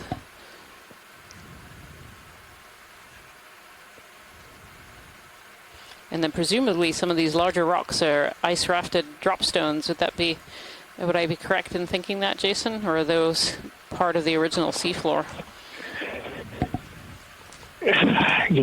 Some of them are. They seem to, ice-rafted debris or drop stones or erratics tend to find their way almost everywhere. But here, it hasn't been as clear, given that under this sediment and sort of around these areas, there are still some large outcrops, these tabular outcrops of either cemented nodules or ferromanganese coated, most likely carbonate material, but perhaps volcanics. A number of these may be from here. Where here exactly is, there's still, seafloor above this area. Could they come from there? Perhaps. But usually when we see these kind of scattered boulders and cobbles kind of lying around in an otherwise an area where there tends to be not a lot of relief or loose rocks, we would sort of go towards an ice-rafted debris drop stone interpretation, but I just don't think it's as easy here to make that interpretation. We would if we could pick up a whole bunch of them and store them somewhere on the vehicle, that would help. We could bring them back and see, if they're granite or something else, and we're pretty sure they're not from here. But we have a number of really good samples on board already, so I won't push my luck on that. Jason, can I ask a question out of naivete, and that is, if this did have a carbonate cap, this Seamount, would the dissolution of that over time, the erosion of that over time, create some of these loose blocks or so on? Is there any way to know from what we're looking at, or do we have to get to somewhere where there's clearly a step up and we can see a cross section through it? Yeah, that kind of level of dissolution would be, quite remarkable in terms of, the processes, especially, being that, getting to the calcium carbonate, compensation depth, or the depth at which, the seawater is undersaturated in carbonate.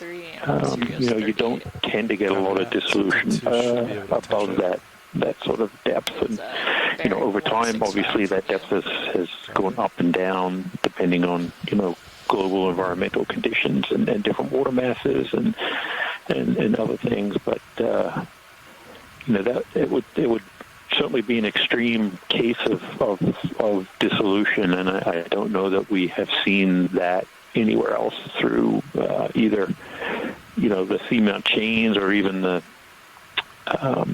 continental margin of eastern North America, where the canyons cut through rocks, mudstones and siltstones and limestones that are, carbonate rich at depths even deeper than this, and we don't see that dissolution. But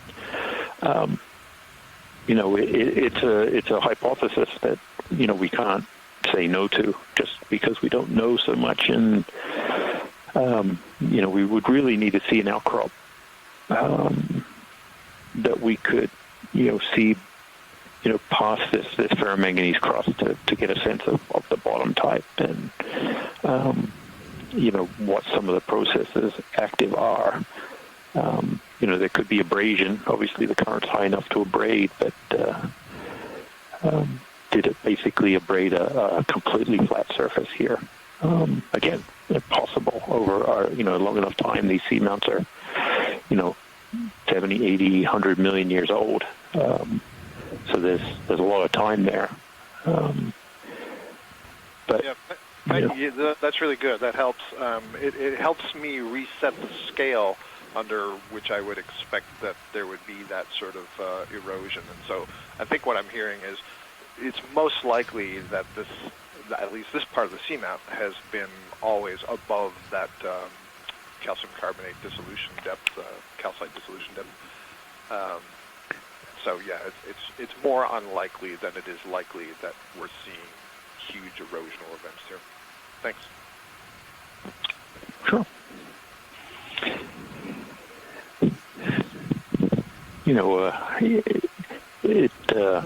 Fish coming up. Trying to understand the processes of creation and modification are, because we just don't have a lot of observations on most of these seamounts, it's kind of evolving, so to speak. That every time we come down here, we try to learn more and kind of piece it together. Geology is kind of the science of trying to read the history of what's locked in the rocks and sediment. And, whole parts are, say whole pages of that book are missing, and we kind of have to interpret between them. So these observations sure help, to help guide for what your we do awareness, next. D2 is pretty much to on figure out that those last questions. waypoint. I don't know if there's anything specific we're looking for, but few minutes remaining. So I'll just keep doing this moving forward. Let me know. Sounds good.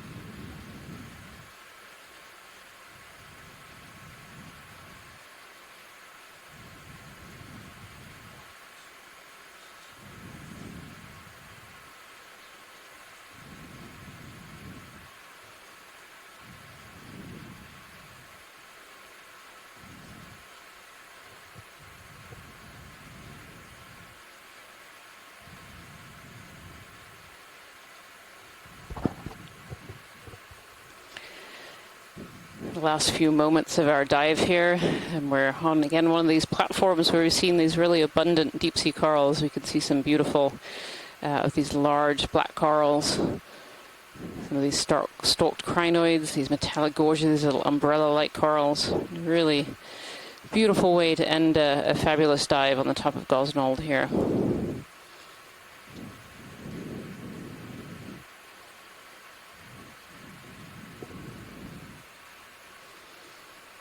Paramaricia and a couple of different species of sponge. These Hemicorallium parantipathes.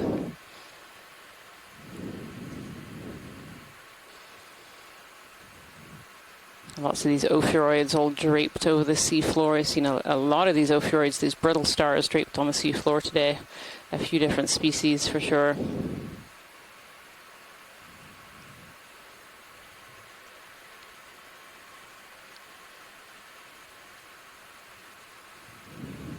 Scott France here is noting that there's potentially at least two types of Paramaricia here.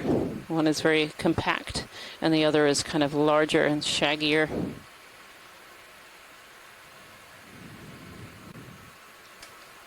Pilots. Tina Moltzover is just reminding us that those Leopathes, those really big orange, those black corals really prefer the tops of these features, and that's certainly what we've seen as we've reached the top here.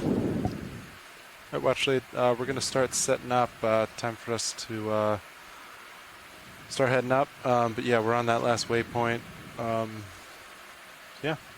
Perfect. Thank you so much, pilots. No problem. So that is the end of our dive today, dive 17 of the NOAA Ocean Exploration Expedition North Atlantic Stepping Stones. And today we're exploring the very top plateau of Gosnold Seamount, a very different environment than we've been looking at before. So from everyone aboard the Okeanos Explorer and all our scientists from shore, I want to say thank you very much for watching us today, and I hope you will join us again tomorrow.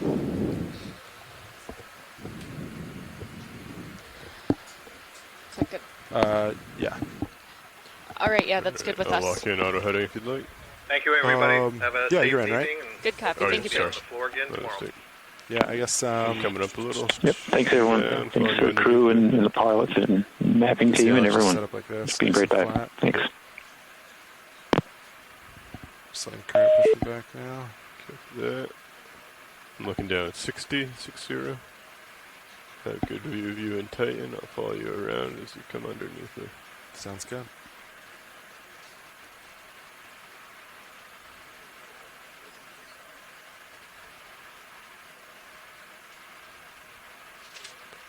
Dropping down a little more.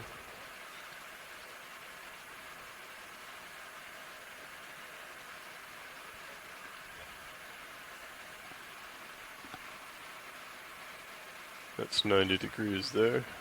Copy that.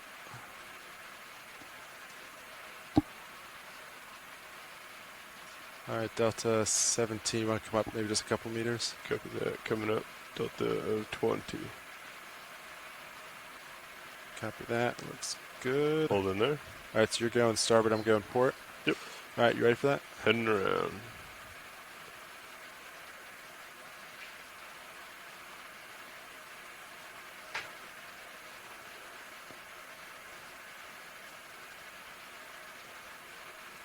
Tether looks good. Cool.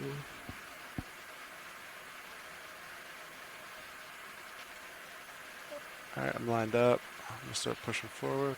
Copy that.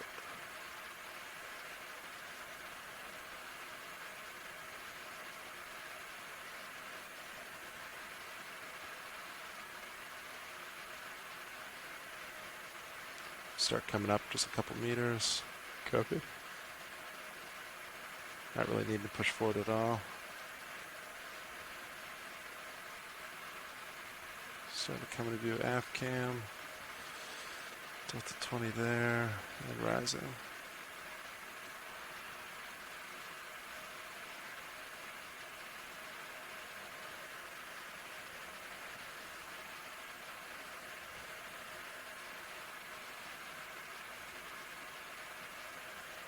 Delta 15.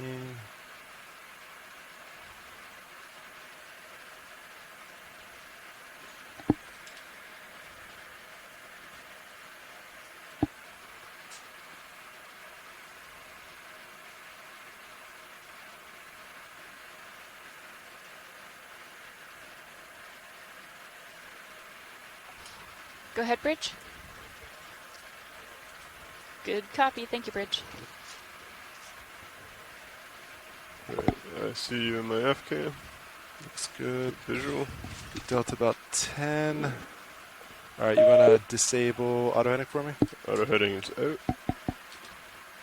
Mine's out. I'll maintain a little bit forward. Looks good there. I'm going to start getting Z bias ready.